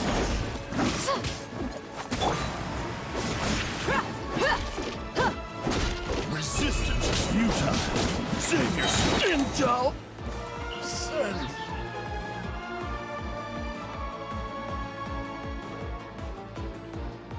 Waterway secured.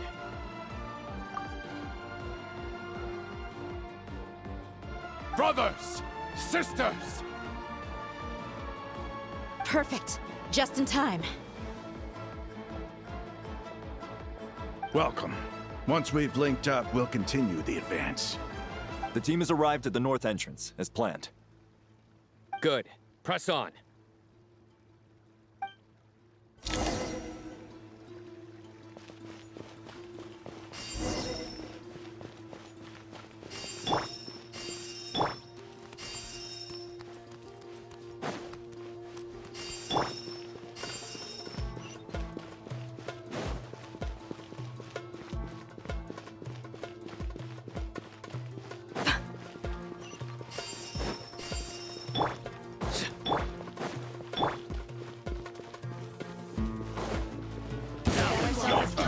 Surrender! Let's get it on! Gloves off! Yield! We shall prevail!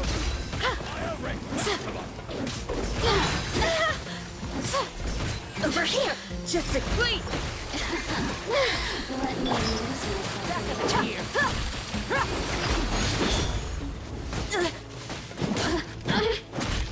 Do your work! Your sins weigh upon your soul! Please! Buckle up! Over here! Now you've got me worked up. Do your work! Hear my prayer!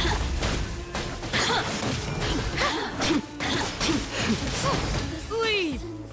Now! Backup is here! I'm not a waste of time! Nowhere to run! You asked for it! I'm the big one!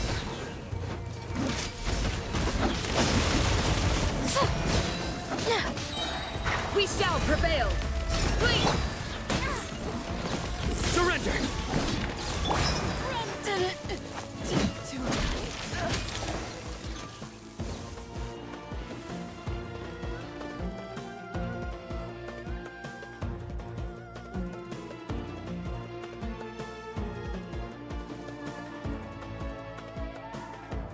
Look out! It's an ambush! Finally. We need to hurry. Take the middle road now. Mahamacho Sino, area clear. Don't relax just yet. More Fatui approaching from the right.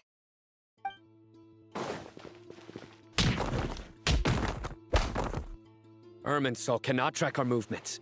If necessary, we could split up. Don't worry. We'll wipe them all out. As you can see, our people came raring to go.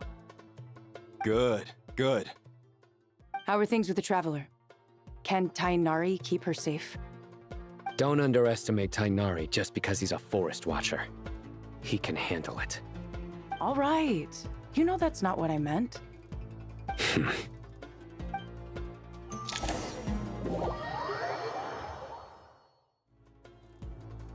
Sino and the reinforcements have drawn the Fatui's fire away. It's our turn.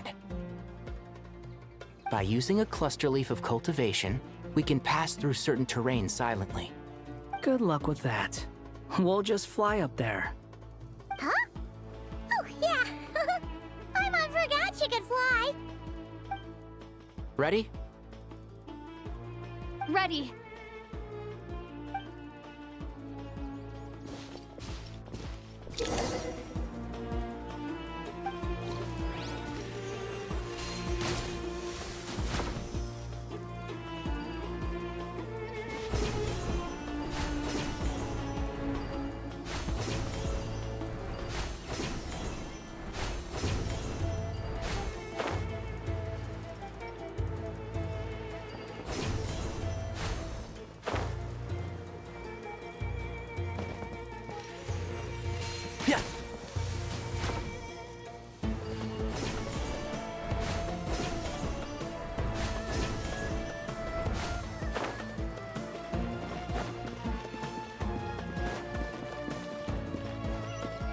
Keep up. Keep up.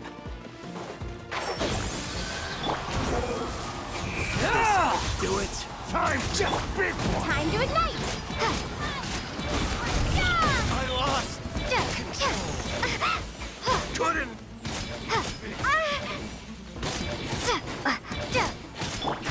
Can't see? So, it's quiet. Jammed.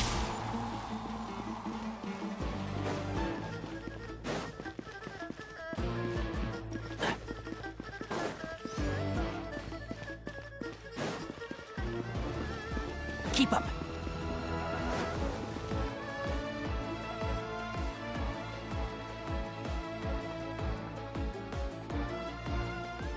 Fatui soldiers up ahead.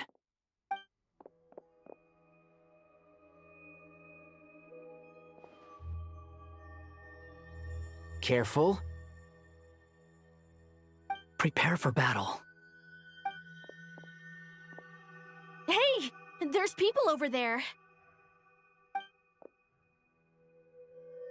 You have some nerve showing your faces here in the center of Sumeru City.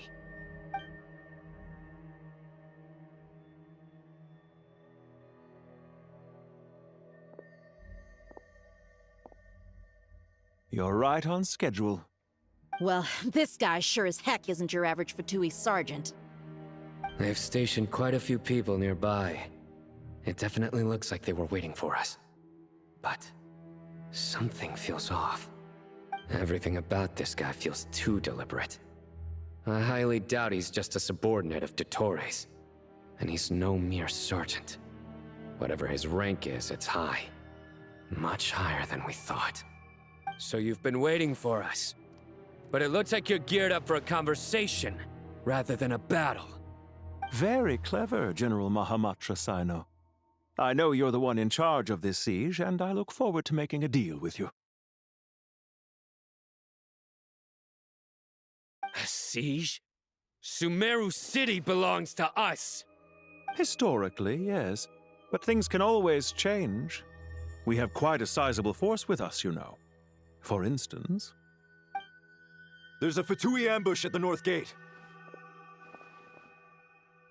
Can you handle him? We can for now. Yes, I'm quite sure both sides can hold their ground for the time being. The battle has not yet reached its climax. But what happens next? Do you enjoy watching bloodshed? Surely some of those here are people you count as friends. Once a war begins, some people must die. I doubt you wish that fate upon anyone you know. Wait a second. It's a trick. He's not even there.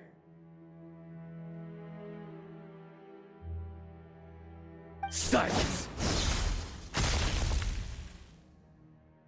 He disappeared. What was that? A ghost? Curses! He was never there to begin with. That was just a shadow projected there to lure us in. Enough talk! Attack! I apologize for being unable to accompany you at this crucial moment, but I am compelled to leave for reasons beyond my control.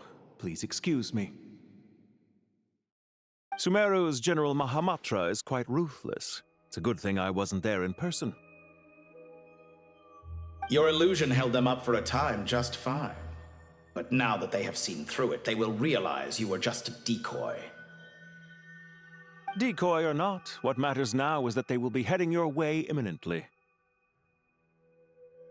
Not imminently. They are already here.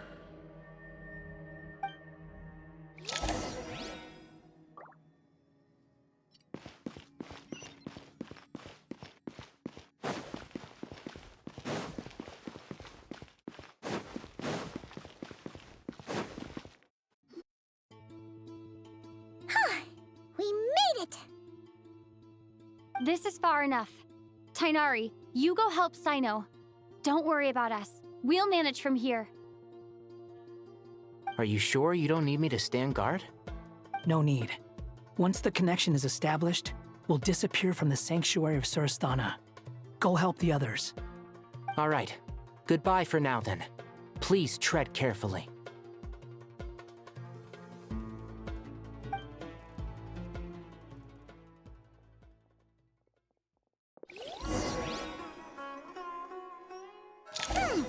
Now where's the interface Nahida mentioned? Come on, where's it hiding? Found it. It's over here.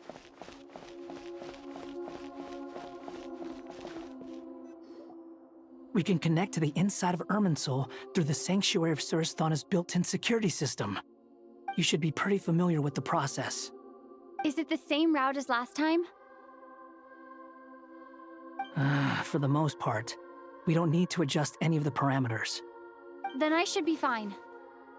And Paimon? Once you're both ready, we'll set off. Wait! The stakes are way higher this time, right? Maybe Paimon should stay outside and help the others. Then, you can focus on the fight without having to worry about Paimon. Huh? Why are you staring at me like that? It's nothing. I just suddenly realized how much you've grown. Hey, you've grown quite a lot yourself. Don't you two start getting into it again. Well, anyway, Paimon thinks she's pretty knowledgeable. Who's the best guide in Teyvat again? And don't forget, Paimon's a college student now. If we say Alhatham's not a weirdo, it's hard to explain how he came up with the idea of you applying to the academia.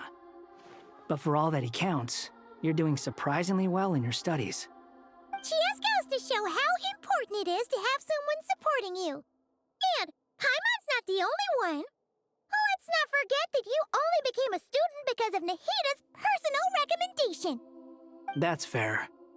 I have learned a lot in Sumeru. Oh yeah, did you ever come up with that ugly nickname you promised me?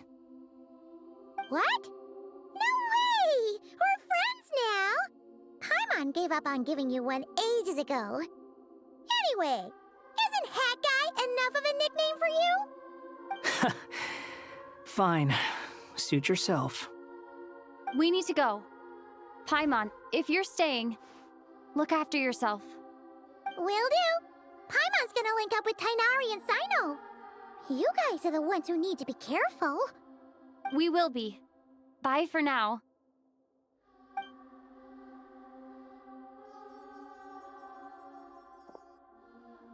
Initiating connection.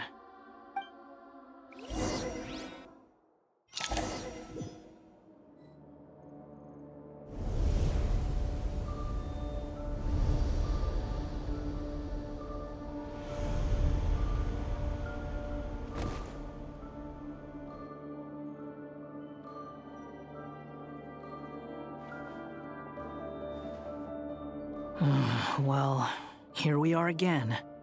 Come to think of it, I still don't even know where we're going. Thanks to our terminals, it should be impossible for Irminsul to read. I can... Don't tell me. Only you need to know. That way, whatever happens to me next, it won't affect your progress. Listen to me. Your safety is just as important as mine. Don't even think about sacrificing yourself for the greater good. We came here together, and we're leaving together. All right, if you insist. I won't argue with you.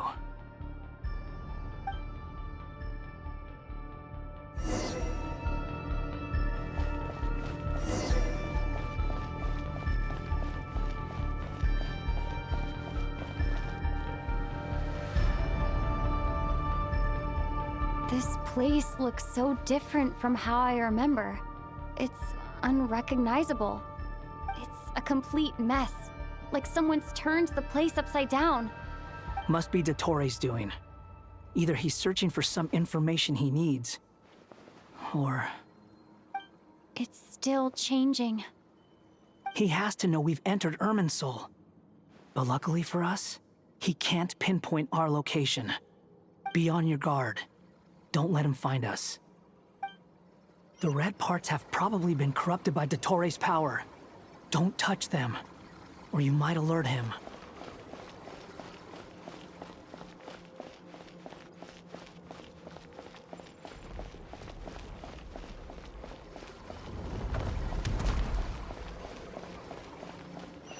He's looking for us.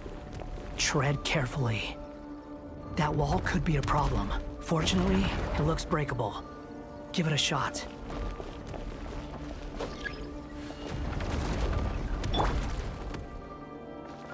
The wind rises.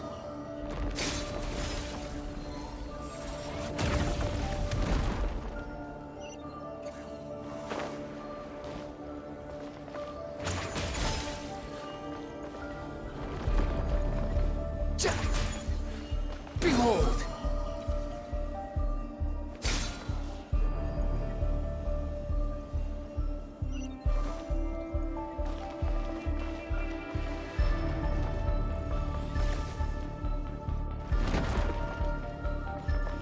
The wind rises.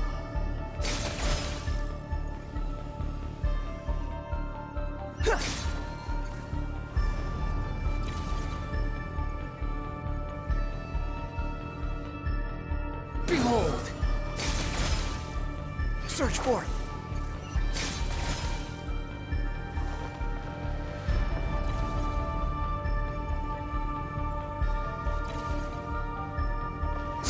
fury.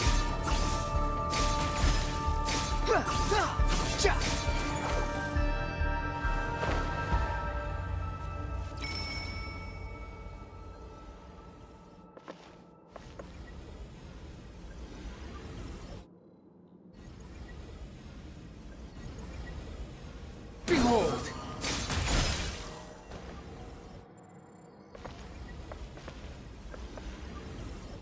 Swan fury!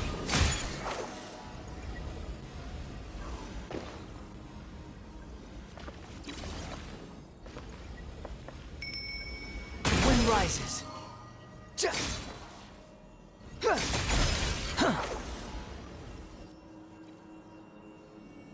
The same old trick again? Are you kidding me?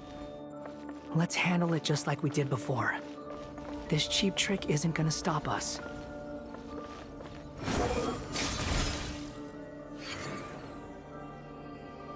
Oh no! It's... A trap! Is that why he was using the same trick over and over again? To get us to lower our guard?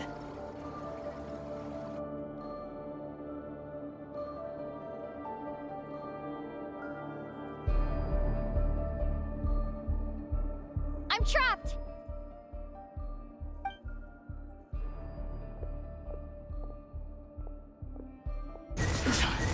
Why won't this thing budge? Hello? Hello? Can you hear me? Nicole? Is that you? Yes, it's me. I'm monitoring your progress from inside the Eternal Oasis, and I have to say, this terminal is simply marvelous. It makes tracking you so much easier. I couldn't see anything at first, but now that you two are inside, I can use your location with support from the terminals to get a partial view of the situation inside Irminsul. It's not the clearest image, but it's better than not being able to help at all. So, here I am. I can't intervene directly, but I can help to guide you out of the jam you're currently in. So please, just follow my lead. Dottore in his current form is a blight upon both Irminsul and the ley lines. Pay attention to your surroundings. There must be sources of his contamination. Is that one of them? Precisely. Take it out. Good work. But we're not done yet. Stay close, and let's see if we can find any others like it nearby.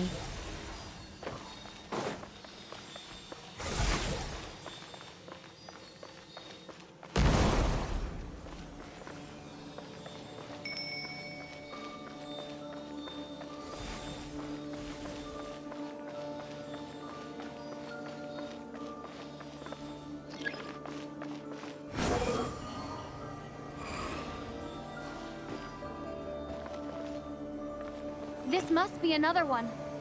Agreed. Now... Wait! Watch out! It's Dottore. I think he's found us. Squall and Fury!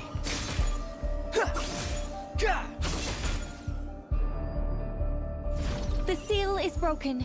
Quick! Get out of there!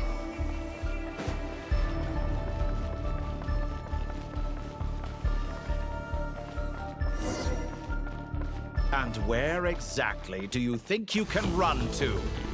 Wait, what is that? Pursuers. That's gotta be it. Run! Don't let that thing touch you. Dodge that attack!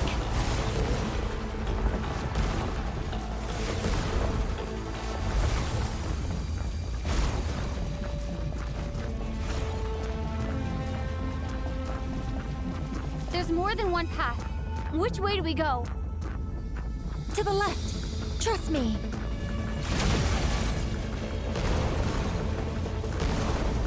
Fleeing like vermin. What a pathetic sight. Hey! Watch yourselves. Stay focused. There's a cliff ahead. Jump! More of those corruption sources. Destroy them as you did before, and open the exit as quickly as possible. They're relentless. Is he trying to wear us down? You'll just have to destroy these too.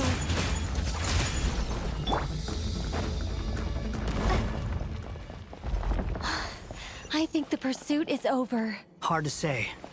Stay alert.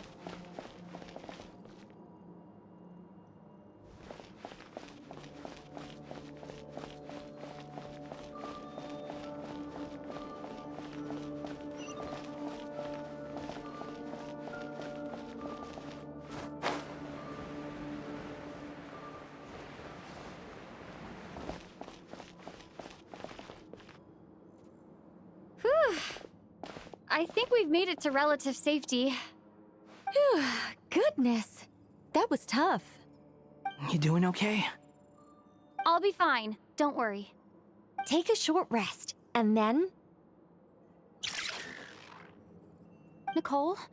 Nicole! The connection's been cut. But that means... Look at you supporting one another. How very touching.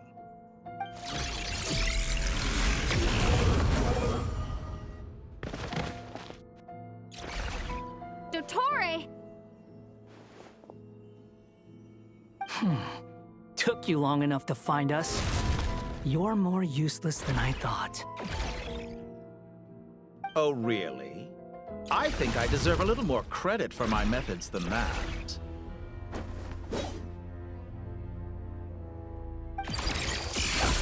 Rather than hunting you down, I chose to let you roam free. I indulged your presumption that I was unable to track your movements, played along with your clever little plan. Fleeing is for animals, but I rather enjoy watching you flee. Some things lose the will to run altogether as soon as you put them in a cage. If that's true, then why did you come looking for us? Because I wanted to observe you up close, of course. Don't misunderstand me, I'm not here for a fight. Is it so unusual that I wish to greet my old acquaintances in person? After all, it's been a while. Scaramouche.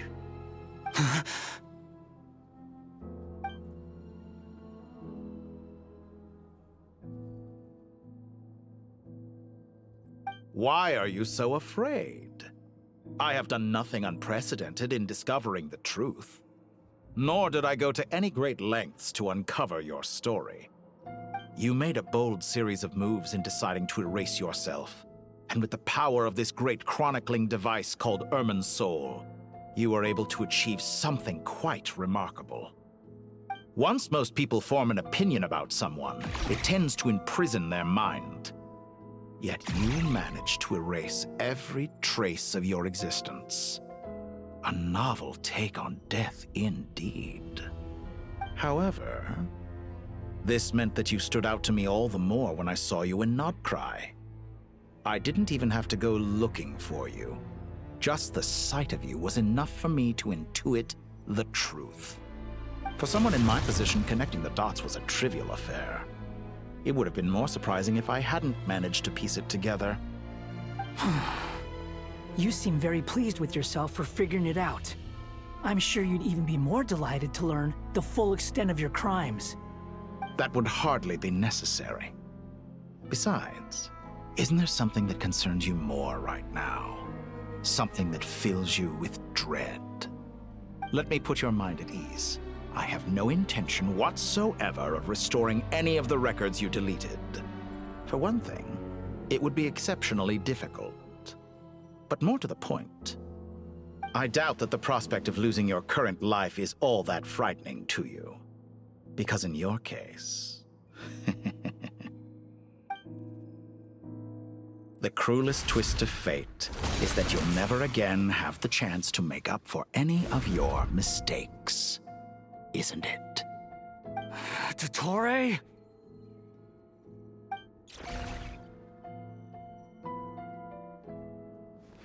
All here shall bend to my will. Yeah! Yeah! Yeah! Squall and fury. Upon the gale.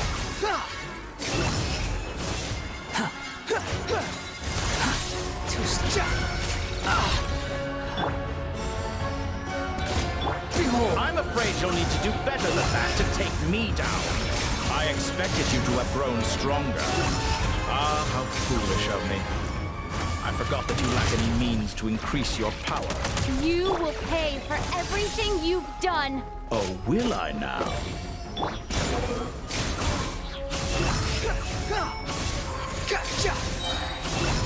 You dare to gaze upon me?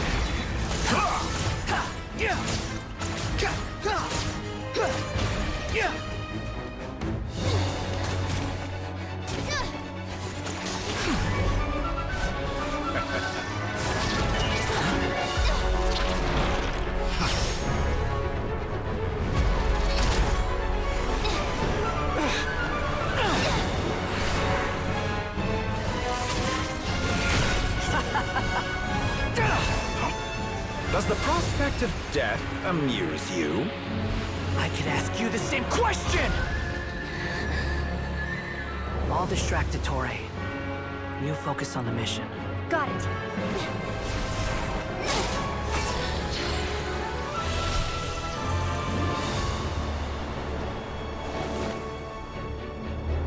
For the hopes and dreams of the masses. Open the secret door on this enchanting night. May wisdom's light eradicate ignorance and darkness, and hereby fulfill our ancient vow. Commence data extraction.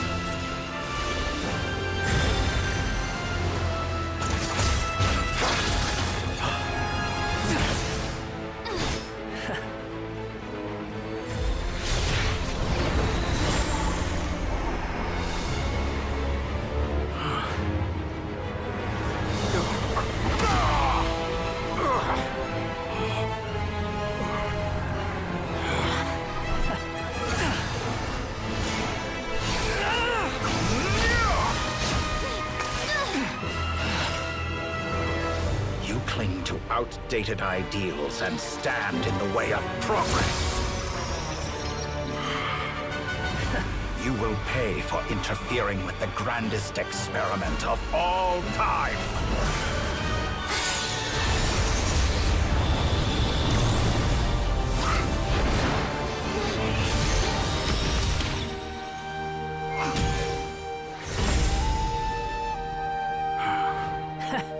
Good timing. Tori, as clever as you are, you fail to understand wisdom. Wisdom takes many forms, but the path you have chosen eschews them all. Huh.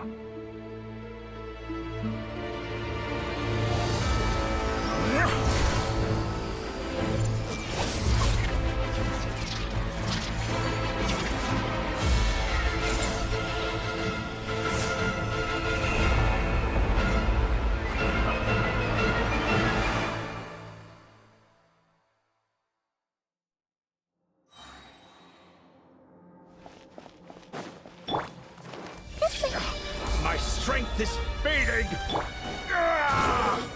Since you are within Soul, it stands to reason that any power you wield comes from You're extracting the information from Soul just to strip me of my power. I will find his weakness.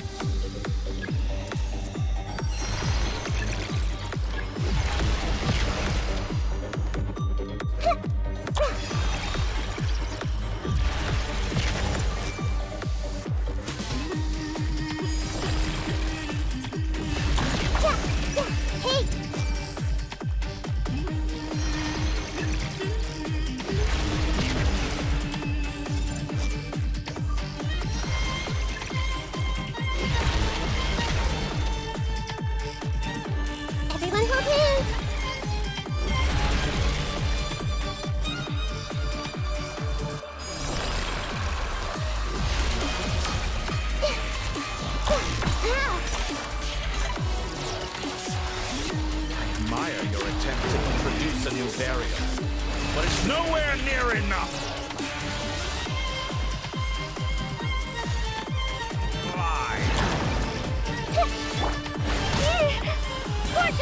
Squall and fury.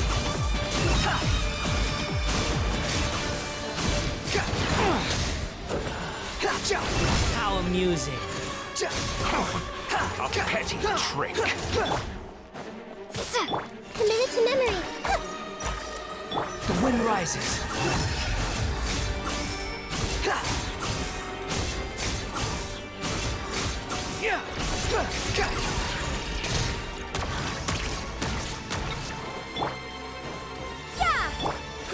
Grow. Nothing worth mentioning. Burn all before you! Blade of the primal flame! Too slow.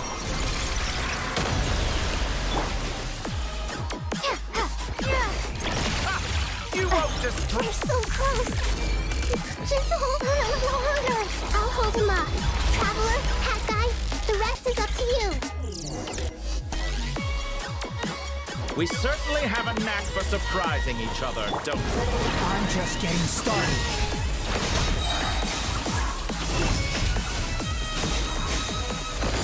It's time. Say your prayers. Stay on the offensive, but watch your back.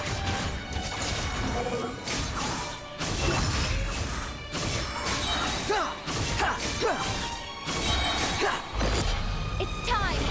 Say your prayers.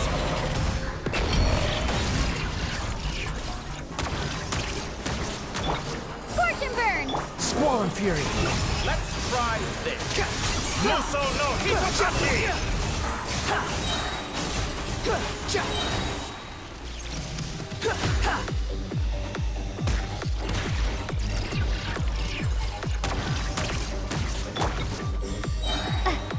Behold. It's time. Say your prayers. The primal flame! That's far enough.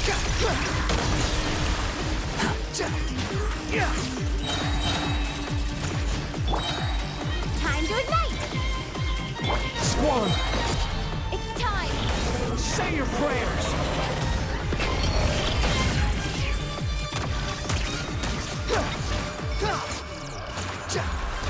Let's try this. Muso no Hitotaki! Scorch and burn.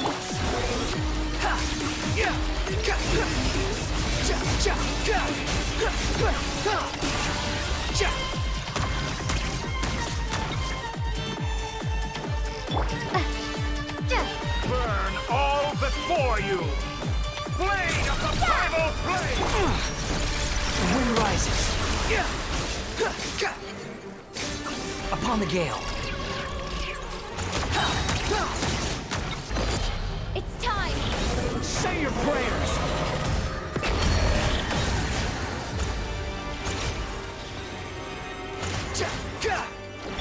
Time to ignite. Try this. Muso no Hitotaki! Nothing worth mentioning.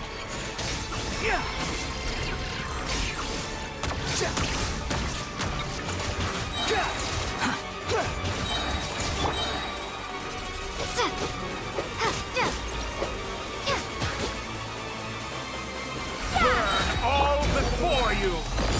It's time. Say your prayers. Finally, time for you to die. Excited? Time for me to die? How could I have reached this place if death was something I feared? The last gasp struggle of a dying man is a pretty pathetic sight. It's time. Say your prayers.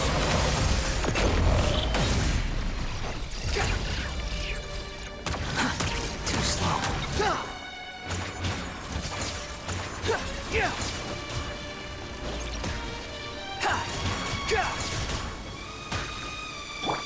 Scorch and burn. All Squall and before fury. you! Blade of the primal flame! That's far enough. It's time. That's enough!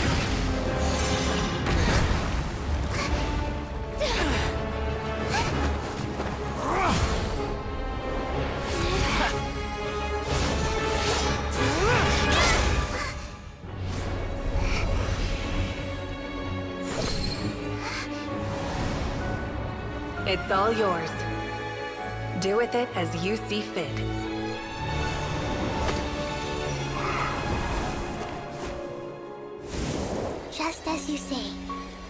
world is home to some archaic things.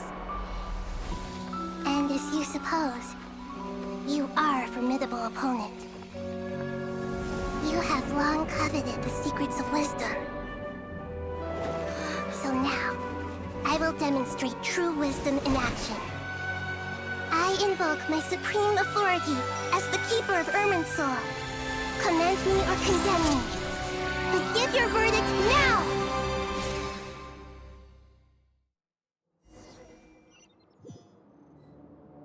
Blessed One of Wisdom, Mahakusaladhama, are you certain that you wish to exercise your authority to destroy Irminsul? It represents both your roots and your finest accomplishments. You truly intend to abandon the very thing you have always fought for? This is my decision. Irminsul has been corrupted beyond redemption. Irminsul is the original tree of Teyvat. It is the means by which the heavenly principles maintains fate itself. The 7 Archons should honor and revere it, for their authority was bestowed upon them by the heavenly principles. It is precisely because I honor and revere it that I fight for the humanity it exists to protect. Wisdom is knowing how to weigh the options and make the right decision. If you truly care about the fortunes of this world, then it is me you should seek to preserve. Planting a seed begins the chain of cause and effect. Since you have become a great tree yourself, why should the loss of another tree be anything to fear? Till we meet again, Lord of Dendro.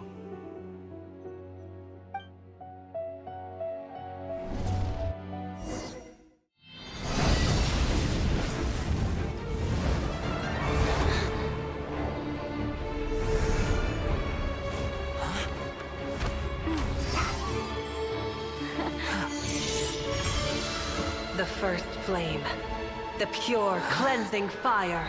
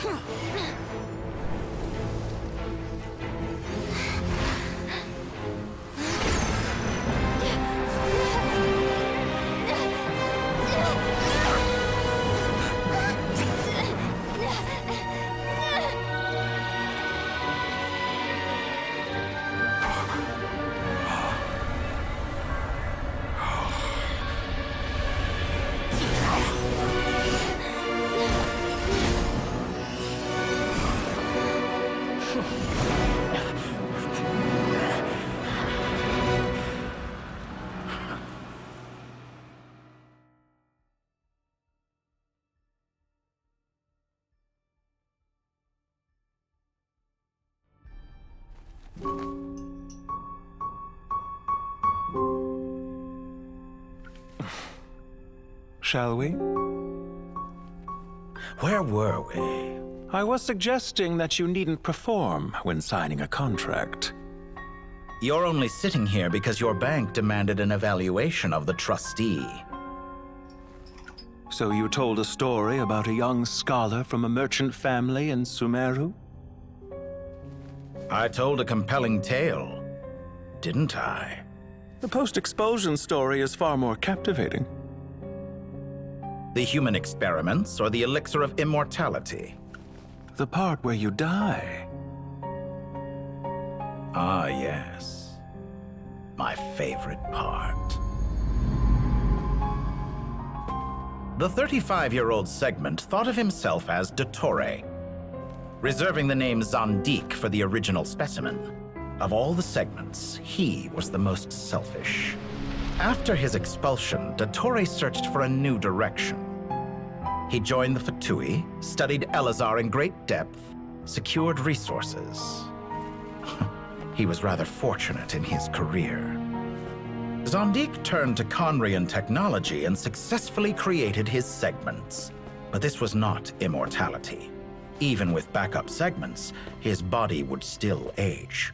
Still, thanks to Snezhnaya, Zandik found the ideal base for his experiments. Then a perfect partnership materialized at a crucial moment. The year that both parties realized they needed more time. Fortunately, Zandik succeeded. In a miraculous turn of events, he gained the extra time he needed. I seem to recall it differently. All right, it's true. No matter how much elixir he took, Zandik remained human and continued to age. Then, on the morning he turned 85... Help me up! Call for help!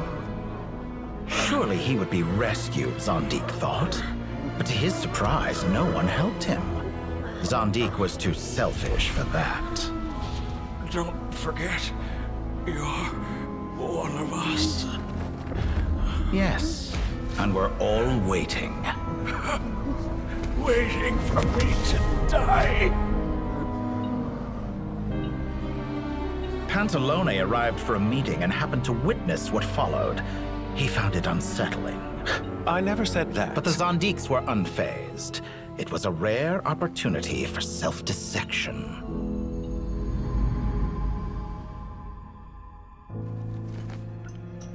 What does all that have to do with you depositing your data at Northland Bank? It has made me cherish my time in this world all the more. Fair enough. So you do have a sense of self-preservation.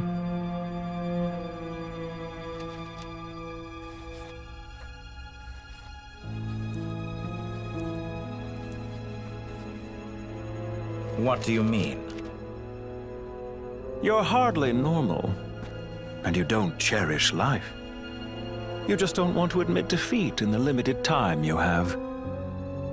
Even so, don't I deserve an interesting ending? I'm counting on it.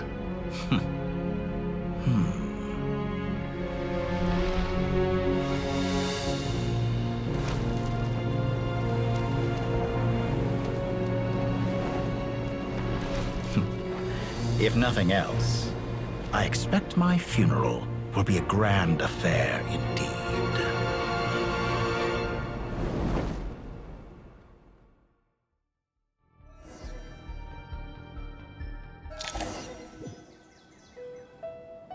What a magnificent fire. In Snezhnaya, we light fires to ward off the cold. Fire, it seems, is antithetical to ideas such as cold, frozen, and unchanging. Perhaps it has always been that way. From the beginning, fire has been used to drive away wild beasts and warm the body and mind. You could say it's a form of treatment. One that cures the human heart of mortal fear. Mortal fear? Something you haven't been acquainted with in a long time, by the sounds of it. Whereas you, I'm sure, must know the feeling quite well indeed. I remember when we first discussed the elixir of immortality, you claimed that extending your lifespan was about buying more time. But was that really the truth? You fear the prospect of dying a wretched end in this world, don't you? Of course I do. I'm only human, after all. And while you may have forgotten it, you cannot deny that you too were once human, Dottore. I do not believe that there is no such fear in your heart. Perhaps you are right. But I abandoned it long ago and devoted myself to my experiments. I have felt no fear since. From the very beginning, I never thought you could win this game. But still you came. Contract in hand, to honor our agreement. Because I am a reputable partner. And as we have discussed, experiments are about more than results alone. The process is equally important. I have come here and completed my creation, and I do not regret my decision. I'm afraid your journey ends here. After I die, there will be no one to make the elixir of immortality, and your remaining stock will only last a few more years. How then will you prove that you didn't perish in this incident alongside everyone else? When I feel optimistic about market environments, I never forcibly adjust them. They have their own direction. And I myself am one such environment. I have been quite particular about many things in my life. But where the manner of my death is concerned, I choose not to be. You make yourself sound so magnanimous. Oh, but I am. And I hope you will be too. It may have been a long time since anyone told you this, Dottore, but I recognize that you are a truly rare talent. Ha! I can see it. The experiment in blasphemy that I've been performing all this time. It has been a long process, and I do not care about the results as much as people might imagine. If the very goal of your experiment was to explore infinite possibilities, then there was never any reason for it to end. Indeed. Yet now, the experiment has officially drawn to a close. What should I call you? Zandik? Or do you prefer Dottore? Suit yourself. Goodbye, Feofan. This time, that's what it truly is. And don't I know it? Goodbye, Zandik.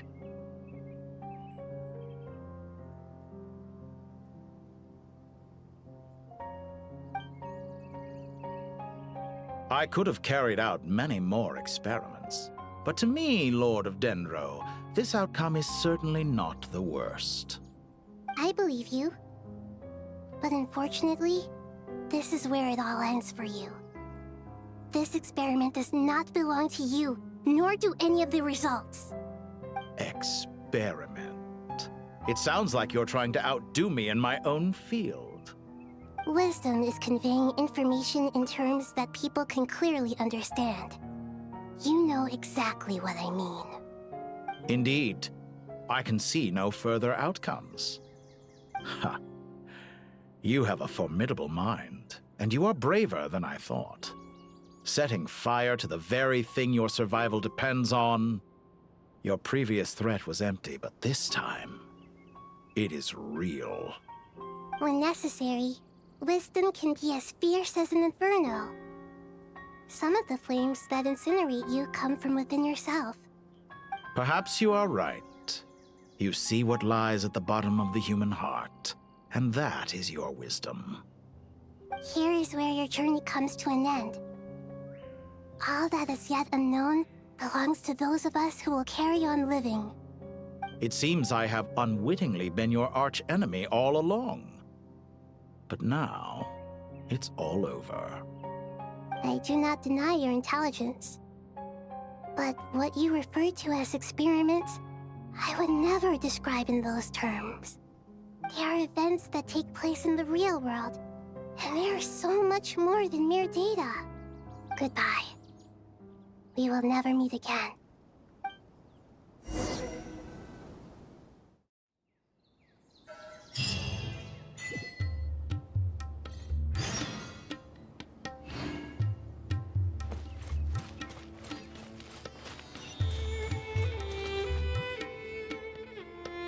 Well, that's the last of them. Everyone on the list is already back where they should be. It was a long, hard road, but we finally finished escorting everyone back. I just pray that we'll never need to leave again. I hope we can stay here forever in this peaceful paradise of our own choosing. Paradise. In the annals of the Temple of Silence, that word carries great significance. It represents the hopes and desires of the gods. Their longing for a place to rest. I wouldn't think gods need such a place. People always think they're the only ones who can lose their homes. They forget that gods too need a place to reside. As the Goat King once said, "A god without his people shall cease to exist." Gods need their believers every bit as much as their believers need them. Only we can truly understand how much the desert faith has faded over the centuries. But we still talk about the gods as though they're part of our lives. Given the myriad ways in which gods and humans interact, I'd say they really are. How else could Dunyarzad consider the Dendro Archon a friend? Well, that sounds about right to me. Describing them as friends sure makes us feel a whole lot closer. If you told me a few years back that I'd have this many friends, I'd have called you a liar. Belief is a choice, just like friendship. We've made our choices through battle. The right ones, wouldn't you say? I'll be heading back to the Temple of Silence. I heard the Goat King and the Ibis King decided to pay us a visit. How about you? It's back to Aru Village for us. Still plenty of supplies to distribute and people to help. Until next time, old friend. As long as you can find the time, you're always welcome to visit us in Aru Village. Right back at you. Make sure to drop by the Temple of Silence the next time you're free. Where it is that 2 of the other 7 pillars, Shezapang and Bennu, might also be dropping by. Since you're wearing the symbols of their power, it'd only be fitting if you came to see them for yourselves. Dropping by? That makes it sound like they're visiting a neighbor's home. Well, the temple was founded by Hermanubis, so I guess to them, that's exactly what it is. Guess that's true. All right. We'll make sure to find time to stop by. Stay safe on your journey home. I will.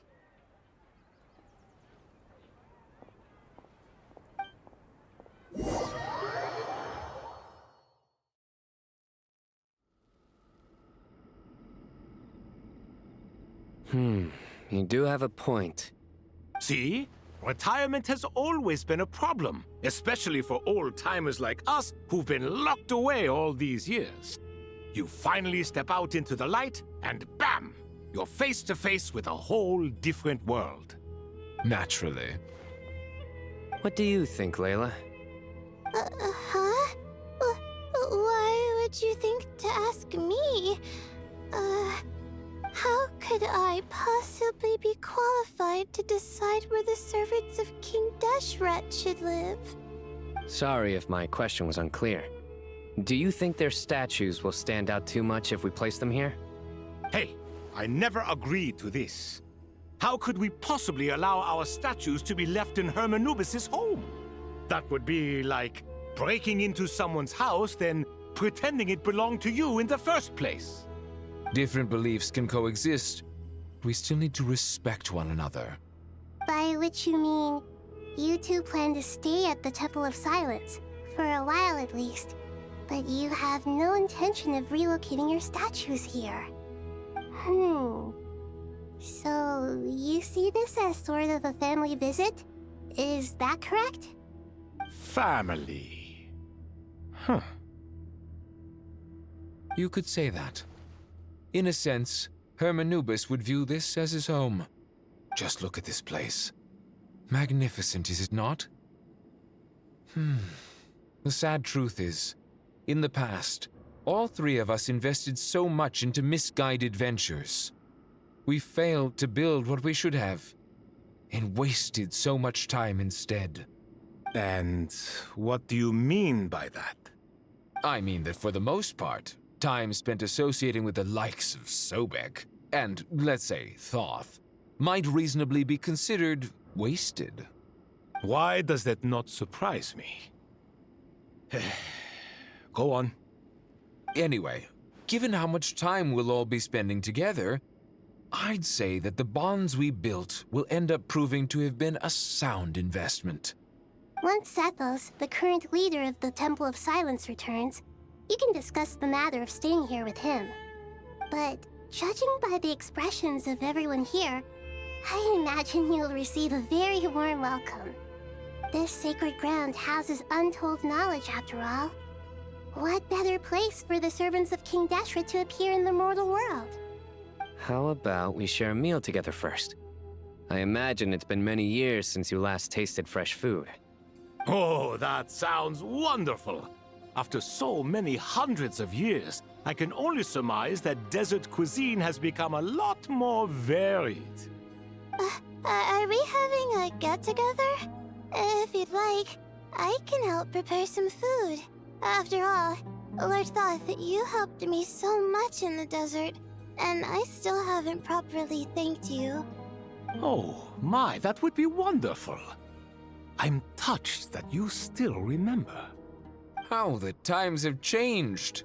To the people of today, it seems the Ibis King has become a kind and passionate god.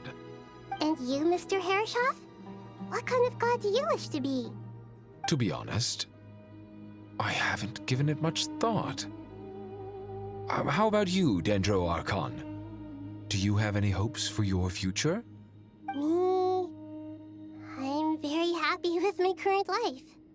Forgive my bluntness, but you do not seem to derive your authority from majesty and might, like Lord Al-Akhmar.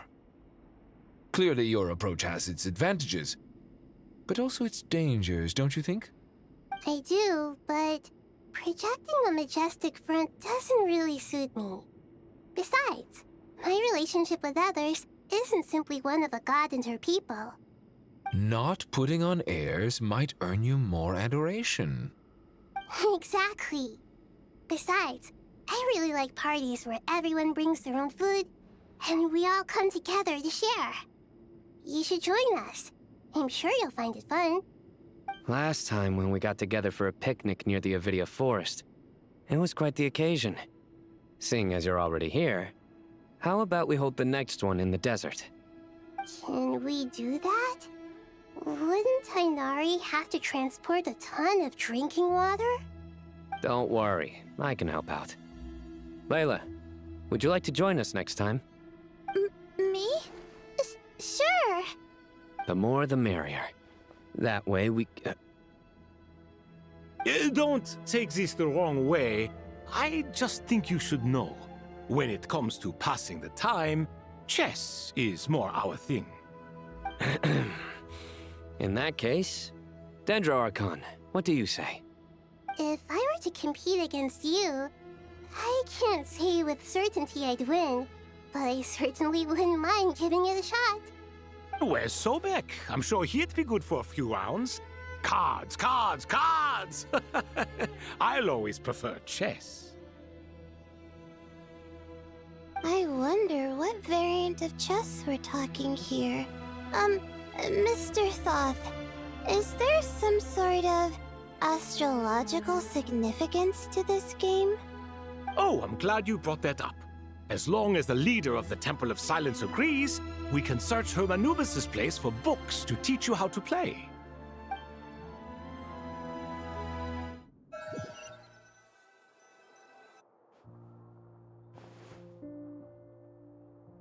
Such devastation visited on Sumeru City.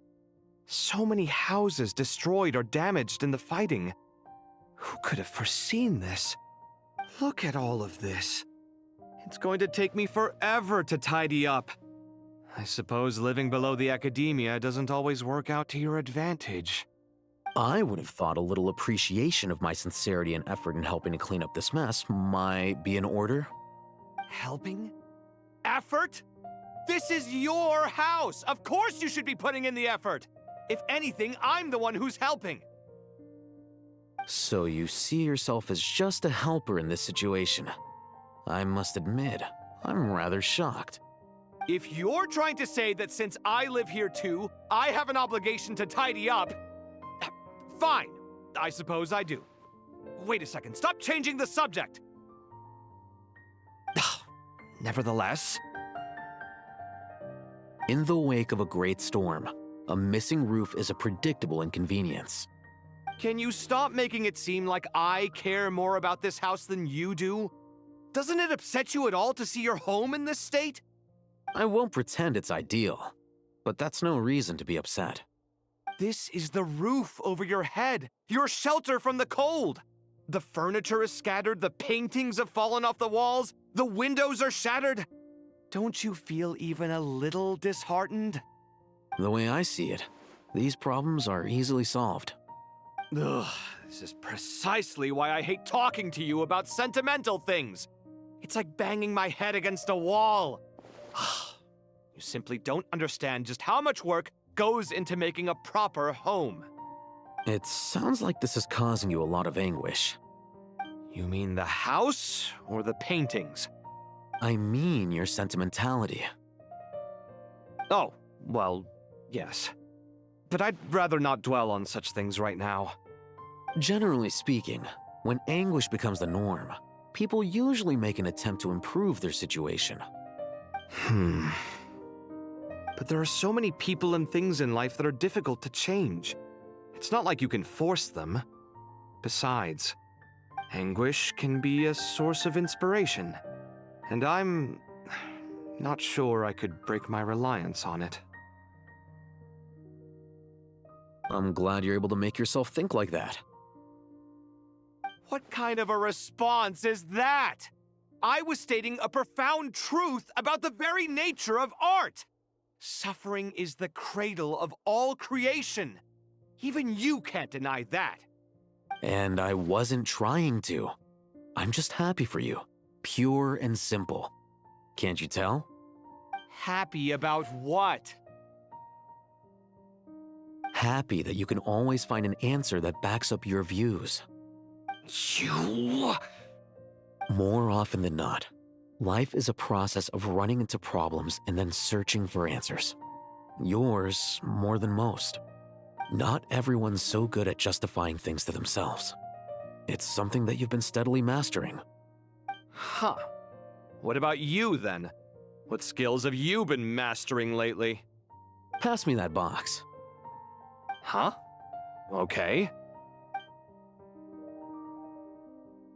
You may consider this my progress on the path to mastery. What? Wait a second. Isn't that box mine? Hey, it is! It must have fallen off that shelf. I'll hate them. Those are my paints and inks. Would you like me to put it in your bedroom for you? Huh?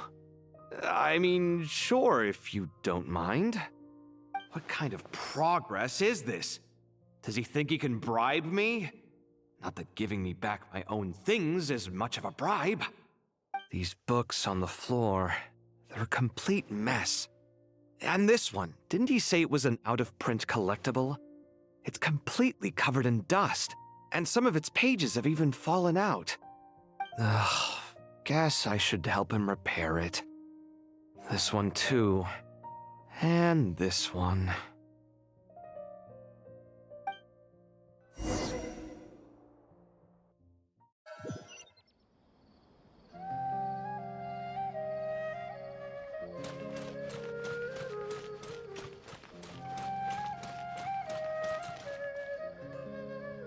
Local subterbeasts, imported goods, such a bright future ahead. I can picture the Mora just rolling in.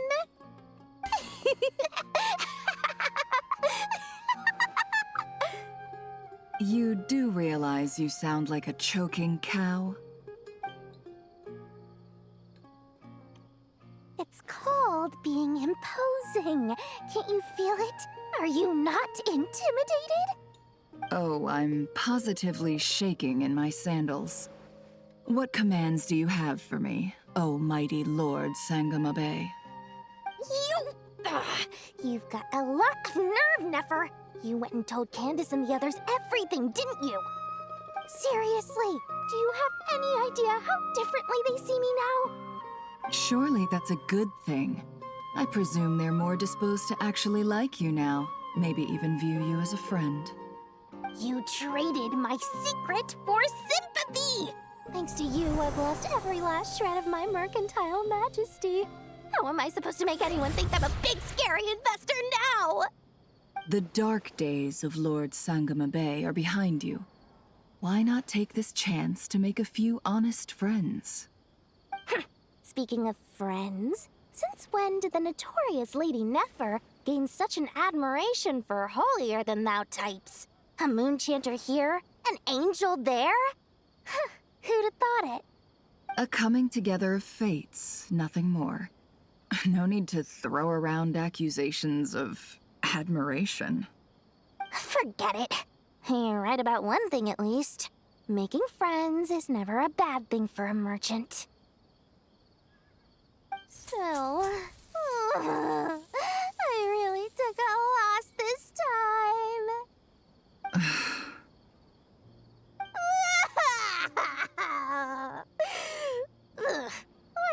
looking at?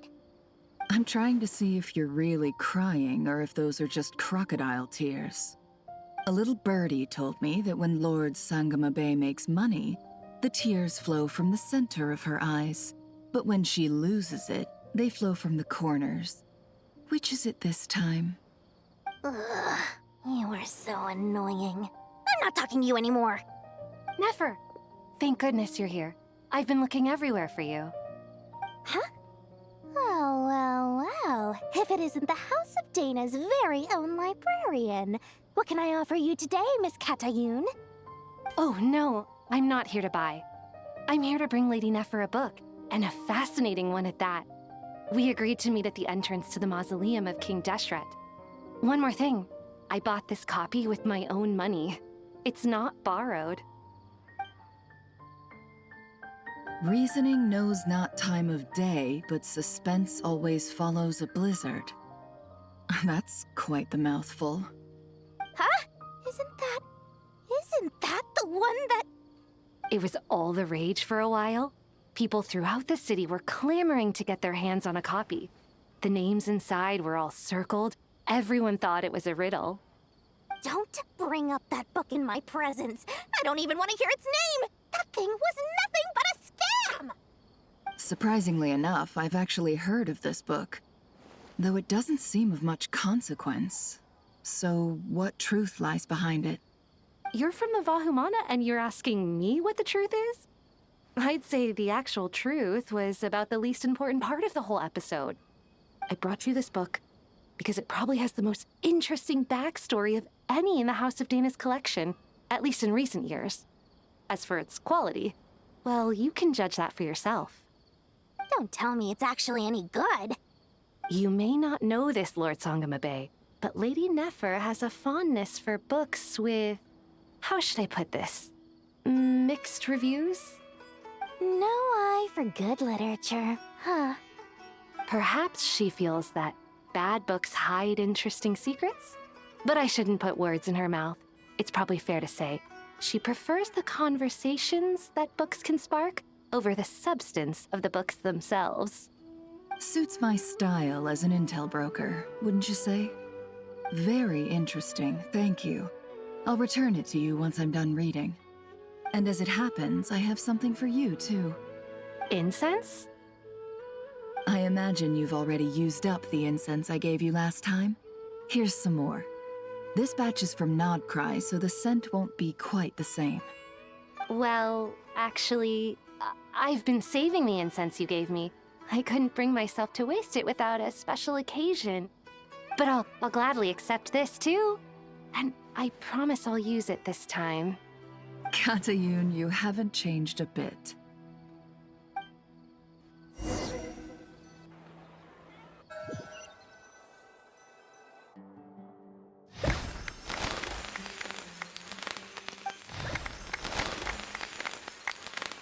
Congratulations, Kale. Well done, Kale. After studying for so long, you've finally become a full-fledged ranger. Sure hasn't been easy for you, huh? This really is fantastic news. All grown up. No longer a trainee, but an official forest ranger. Oh, the next step is to secure tenure in the academia. Thanks, everyone. It's true. I'm an official forest ranger now. Master Tainari, thank you for your guidance and support. I wish Mr. Sino were here so I could thank him too. Sino had a matter to attend to at the Temple of Silence. I don't imagine he'll be back for some time. But don't worry, we can celebrate together once he's finished. I'm afraid the party will have to wait. Kale still has some matters to attend to first. Kale? Is everything all right? No, it's not what you think. There's nothing wrong with my health. I just have a few things I need to deal with. I've made plans with the Traveler and Paimon to visit Mondstadt. Master Tainari and Mr. Sino will be accompanying us too. Well, that's a relief. Let's get together when everyone's back. I'm sure you'll be doing even better by then. Of course. I have a feeling you're right.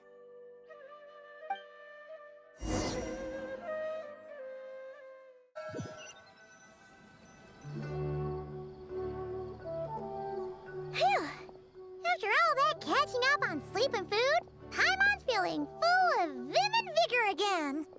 For someone who spends so much time resting, your recovery routine is surprisingly simple. Hey! Paimon's been working her butt off too, you know. She flew all over the city helping everyone out. Don't worry. I saw how hard you worked. All right. We all know you're the most hardworking person in Teyvat. As long as you're rested and full, that's what really matters. Paimon's been looking around the place, and it seems like the city's already on the mend. But Paimon's been wondering how Nahita's doing. We should check in on her.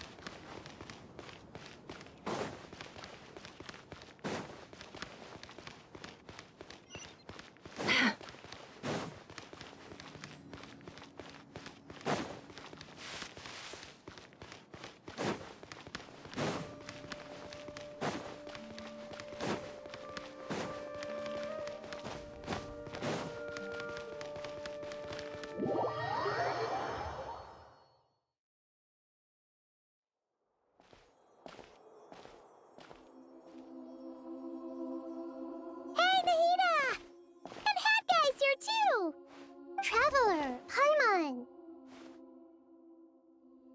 What's going on here? Nothing much. Nahita was just expressing concern for my physical and mental well-being. Oh, the Traveler told Paimon all about that. We've both been very worried about you. Are you feeling alright? You make it sound like I'm on the brink of some kind of breakdown. Truth is, I'm doing much better than you might imagine. If we can just get to the bottom of Dottoro's intentions, we can minimize his negative influence. That's the sort of thing I excel at. Just listen to that newfound optimism. It seems like having you enroll in the Vahumana was a truly inspired move. I can really see the positive influence. Observe, a classic Sumeru specialty. Chalking everything up to education and learning. To be honest, even I can sense the change in you. Everything Dottore said to you was a way to manipulate your mind. Fortunately, you're no longer under his sway. Can someone as old as me really continue to grow? If it helps, just think of yourself as a late bloomer. It's all a matter of phrasing, and it comes down to what standards you measure yourself by. For a puppet, developing at such an age is perfectly normal. But if you choose to call yourself a late bloomer, it sounds more like you consider yourself human. However you see yourself, well done. All right, I see what you mean. Anyway, what's your next step? What else can I do but complete my current courses? Everything else can wait. Anyway, that's enough chit-chat. There are still things in the city I need to help out with. I'll be heading there now.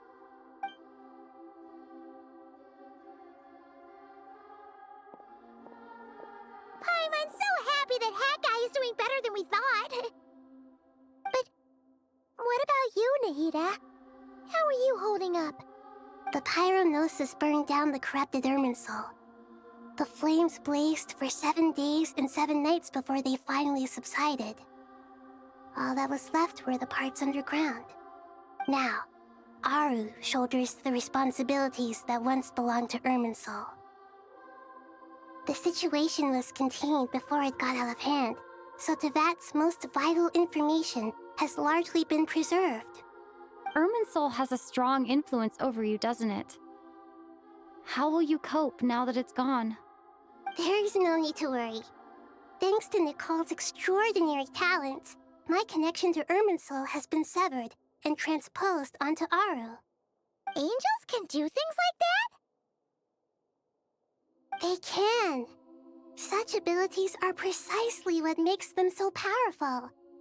The goddess of flowers, Nabu Malikata, once claimed that she too could perform feats beyond the reach of mere mortals. In my eyes, much of what she went on to achieve reached such transcendent levels. Her and Nicole really are both fascinating and magnificent. So, does that mean your situation is stable now? Correct. Just imagine that Aru has become the new Irminsul, and the essence of my existence has been bound to it. The wisdom of Sumeru has ultimately converged into a single, unified entity. Should we ascribe this all to fate, or is it merely fortune? Whatever it is, the important thing is that you're okay, Nahida. Dendro Archon, Lesser Lord Kusanali. Oh, thank goodness you're here. Greetings, Traveler and Paimon. Sir Nevis, do you have something urgent to say? Yes, there's something I need to report. We've received a message from Snezhnaya.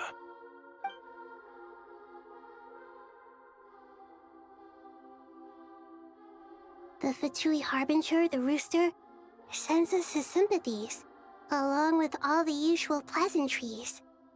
His stance is that, following the unrest in Nod-Krai, Dottore was subjected to internal censure. This madness was the act of a rogue element, one who cannot be seen to represent the Zapoliarni Palace. No less than can be expected.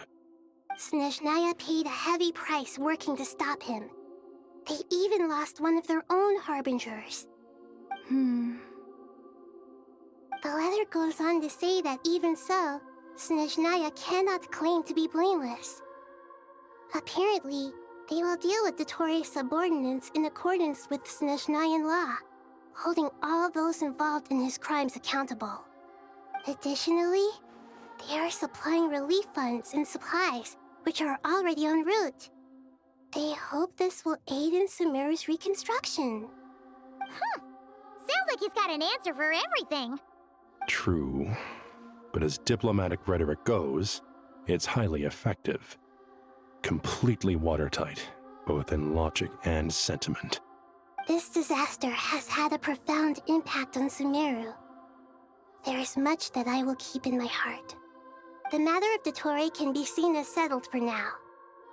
We are sure to cross paths again in the future, and in that light, Snezhnaya would do well to uphold their responsibilities and keep a tight rein over their actions. With Irminsul burned, the flow of fate now carries many more possibilities. I will be watching carefully. Perhaps we can move on to a less serious matter? Dendro Archon, will you eat with us once this matter is dealt with? Everyone wishes to celebrate together. Your presence would be most welcome. Of course! Junior Zod, Sino, and Hypatia all told me the same thing. If there isn't enough room for everyone, we can arrange back-to-back feasts. What a wonderful idea. That just leaves the question of what we should eat. Not more tomatoes, surely. More? Dendro Archon, what do you mean by more tomatoes? Those good friends of yours are always talking about tomatoes. Sometimes when I'm walking through the city, I can even hear them arguing in the fields. Since you see them so often, you must hear about tomatoes even more than I do. Tomatoes. Tomatoes. The word has a certain magic to it. Like the autumn fur of a sumpter beast swirling in the wind, sometimes flying up my nose. Tomatoes. What can we make with tomatoes? Wait, why tomatoes? Take your time, there's no need to rush. The traveler, Paimon, and I still have somewhere we need to visit. You'll have plenty of time to think it over before I return. Does this mean you're going to Natlan? Meet them there in person. It will require a long journey. I know. But this is necessary. I must go myself. Traveler, Paimon, we'll set off as soon as you're ready. Is that all right?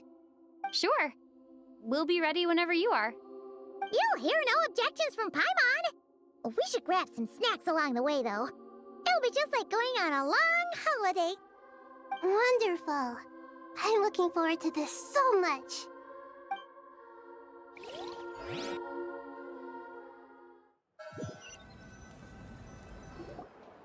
Natlan is such a lively place. It's super cheerful and positive, too. I can see that. There are people outside exercising at all hours. Such a healthy way of life. You came. Welcome, welcome. You must be hungry from your journey. Would you like something to eat? Oh, thanks, but no thanks. We've been eating the whole way here. We had a mushroom platter, sap's meat stew, butter braised chicken, hot sour pudding. Paimon's positively stuffed. All right. No need for all that detail. I'm starting to get hungry myself. Maybe later then. We can wait till everyone's got an appetite. Then I'll head out for a meal together. Sounds like a plan. Let's find somewhere to sit down.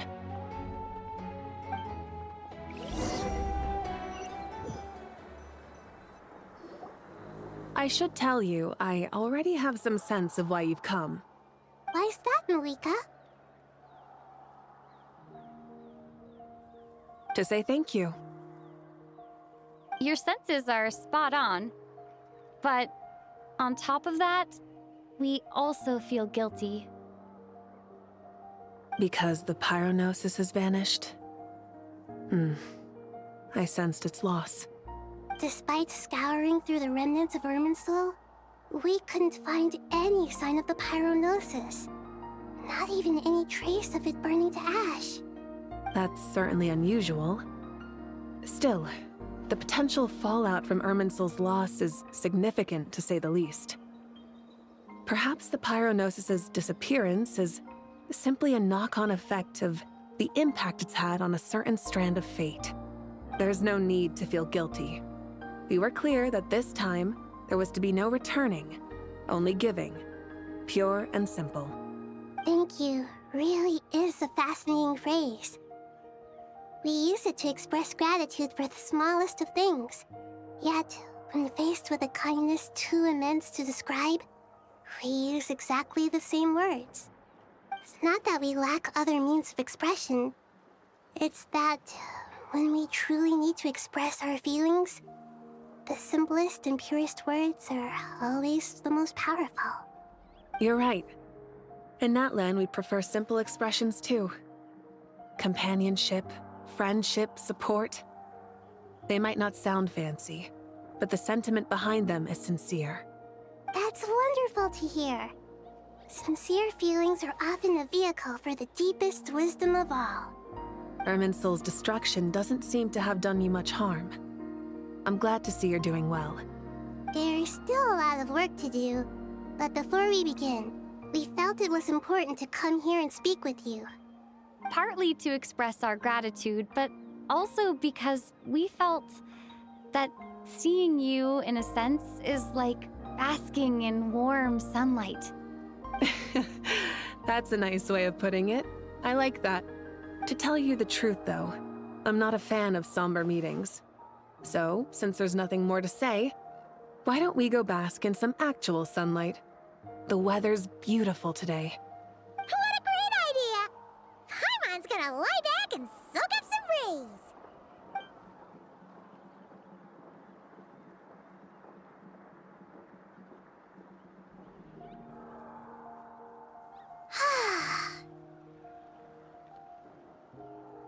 In that case, I think I'll lie down for a bit too before we head to our next stop. And where might that be? Mondstadt. Paimon and I are gonna head back there with Kale and the gang. Long ago, I sensed that the god remains inside Kali had come from the goddess of flowers, but I kept it a secret. Those remains weren't hurting Kali, not as she is now. They simply exist. Besides, I could sense a deep yearning within her. A yearning for an ordinary life. A yearning to hold on to the hard-won happiness she now enjoys. With someone like her, I have a responsibility to keep her secret. She should be ready to face the truth by now. Whenever people meet, there is always the potential to create warmth and kindness. Every child grows up, but even as adults, they are still children in the eyes of certain people. Oh, just like how Paimon sometimes sees Nahida as a little kid. Is that so? Well, anyone who's friends with a kid is probably a kid themselves. Of course! And there's nothing wrong with that. When we get back, we'll actually be hanging out with another of our friends who happens to be a kid. Or more like looking after, in her case. Anyway, we'll always be there to watch out for our friends. Dear Sucrose, when you receive this letter, I'll probably be as busy as always. But busy with wonderful things. That's because I'm no longer a trainee. I'm now an official forest ranger. Impressive, right? Sino said that official rangers sound much tougher than trainees. Though he did say it was already pretty tough to start out with. You probably heard that something big happened in Sumeru recently. Don't worry, it's all been taken care of. We're heading to Mondstadt soon, so if you're free, maybe we could meet up? Plus, it's not just me. A few of us are going. Hey, do you still remember that time we all got together? You know, when we all went to the Windbloom Festival? It'll be just like that.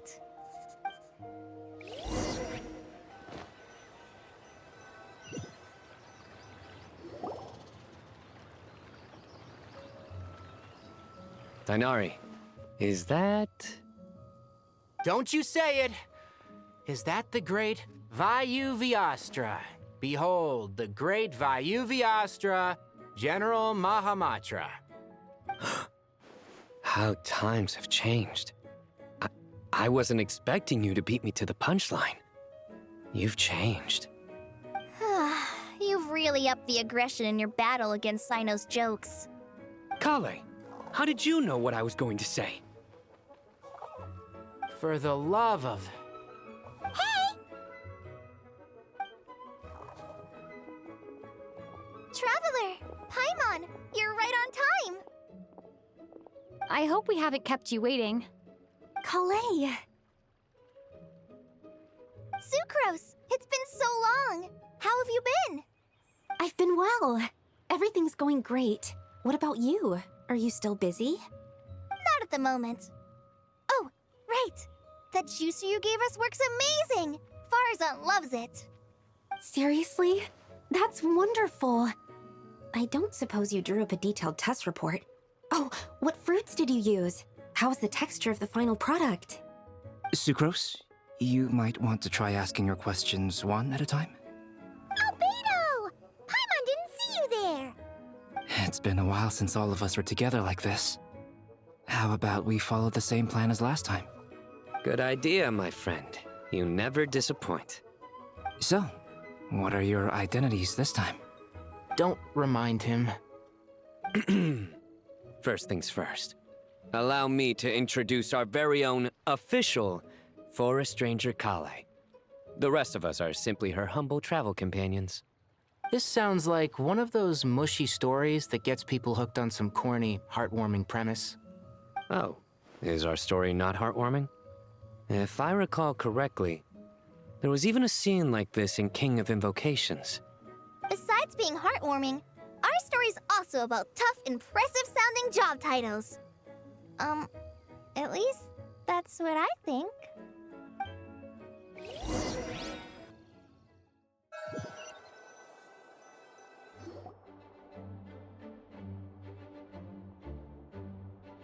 Oh, you're here already? I'm still giving Dodeko a little trim. I won't be a moment. A trim? Does Dodeko need haircuts too? Of course. It's important to know how to take loving care of the apples of your eye. All of these trivial matters get left to me. It's because I'm an angel, and angels are, in a way, the guardians of all Teyvat. Oh, right! Well, that's definitely an impressive-sounding job title. What are you writing? I'm just brainstorming some cool-sounding lines. Oh, write them on these card backs. Of course. Clearly, my lines are pretty amazing, wouldn't you say? Miss Nicole. Kale? You seem a little nervous. I was just wondering, who was the person you mentioned who needed their wish fulfilled? Wish? What do you mean? Miss Nicole asked if we could meet up in Mondstadt once everything was over. She said a friend of hers had a wish that needed my help to come true. Well, you never mentioned that before. All we knew was that you'd arranged to meet in Mondstadt. But we thought it had something to do with the god remains. To be fair, everything I told you was true. Anyway, my friend is waiting. Come on, let's pay her a visit.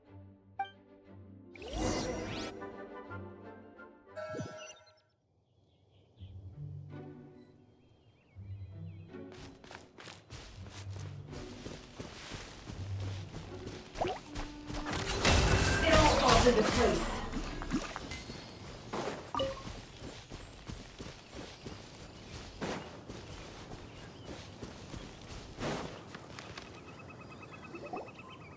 Huh? You're... Surprised? I bet you weren't expecting to meet a woman like me beneath this beautiful tree in a faraway land. An oasis will spring from the place where a djinn resides. That saying falls somewhat flat here in Mondstadt, given that everywhere is already so lush and green. Lilupar, what are you doing here? I made friends with Miss Nicole. I asked her to bring me here and then invite Kale to come. The prologue to this story is that I have a wish. It has stirred within my heart for centuries, millennia even. Originally, it was merely Al-Ahmar's lie, but now it has become reality. Could this be... related to the goddess of flowers? My dear young lady, my mistress left her final trace in this world upon you. I can't tell you how glad I am to see you here. And now I have seen you, and peered into your heart. You have experienced hardships and suffered setbacks. The torment an ordinary person might expect to face has befallen you threefold. This is the source of your resilience. But beneath all this, I've witnessed the seeds of desire. You yearn to return to the simple life you once knew, do you not? I do. I want to throw away everything that isn't mine. But how do you decide what is yours? The scars that others carve into your flesh? The kindness and love they inscribe? Are these things not yours as well? They are. This is something I've talked about with Miss Nicole. Miss Nicole said I should learn how to adjust my standards. I just want to live as an ordinary human. Anything beyond that isn't mine. Don't you want anything from the remains of the goddess of flowers? She gave me a revelation once. I think that's already more than enough. In the past, you would not have possessed such a rich heart. Your brief life has taught you to hold on to everything good, to home in on kindness. How fascinating. You're nothing like Nabu Malikata, and you're certainly not her. Of course not. I'm not some great and powerful being, Miss Lilopar. Yet I am a Djinn. We exist because of the Lord of Flowers. We revere and love her. My wish is to see her one last time, to give everything for her. Kale, can you do this for me? But her remains won't be easy to remove. Are you sure this is what you want? That's beside the point. First, I need to know. Are you willing to do something for the soul of this lonely, wandering woman? I'm willing. But look, you know nothing about me. Even if you have heard the stories about me, all you would know is that I was rightly punished for the many evil deeds I committed. Ah, so you do know. Your lips are quivering, your eyes trembling, and still you're willing to do something for me. Life has been cruel to you, and yet you've learned to be kind.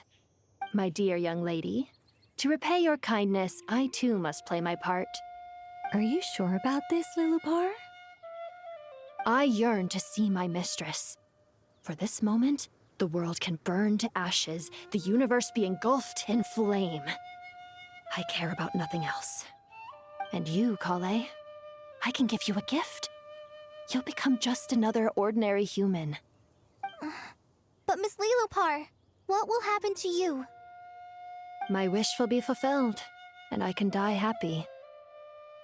Why would you wish for that? A long, unending life might seem desirable for one who has never possessed it, yet it brings torment to one who has. My remains are scattered across the yellow sands, but my soul can find no peace. Since you've promised to grant my wish, give me that release. Allow the dying to die, and let the dead rest in peace. You have my thanks. Kale, there's no pressure on you. What she said, it's all true. A wish is a genuine desire, after all.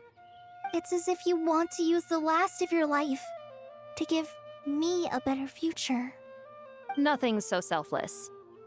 We'll be using our futures to fulfill each other's wishes.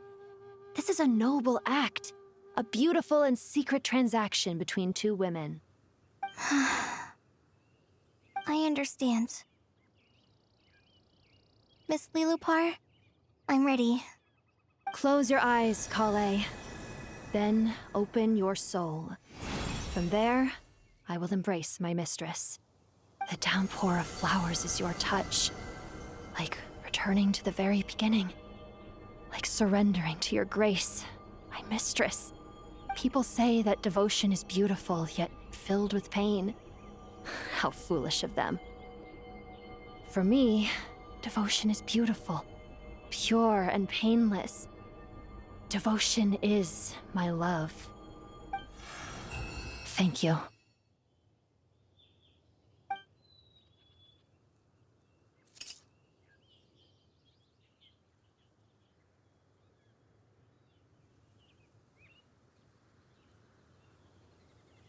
Lilopar!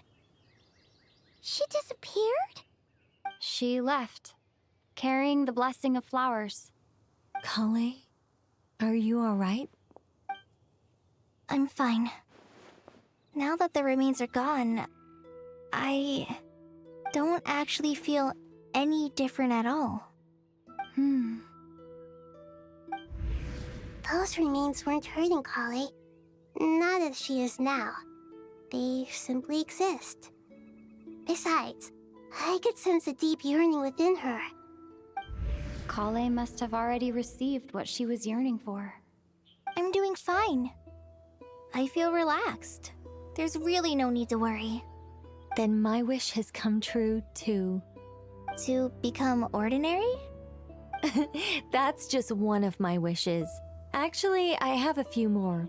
For instance, I want to protect the people I meet and help them find happiness. That sort of thing.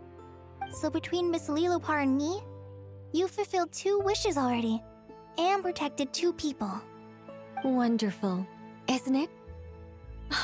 I feel so fantastically happy. I guess that settles things here. So what's next?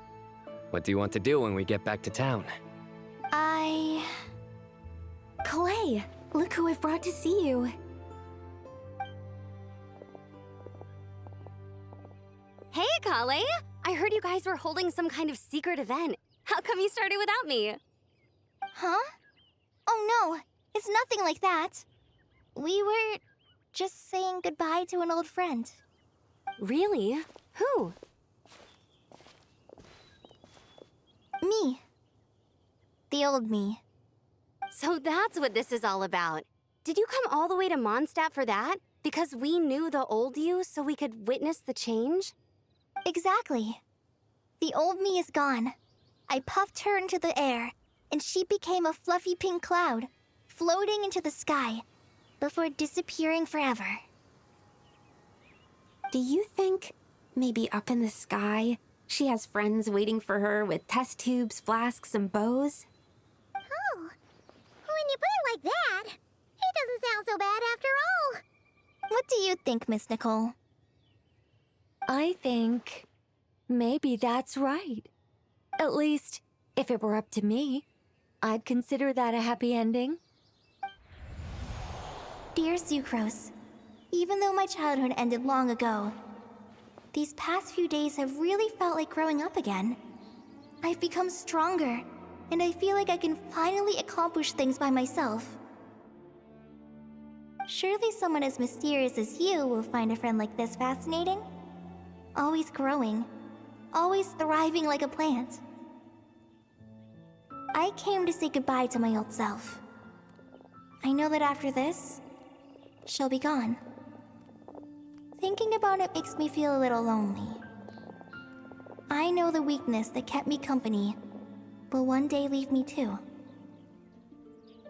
But somewhere in my heart, I feel a great sense of joy.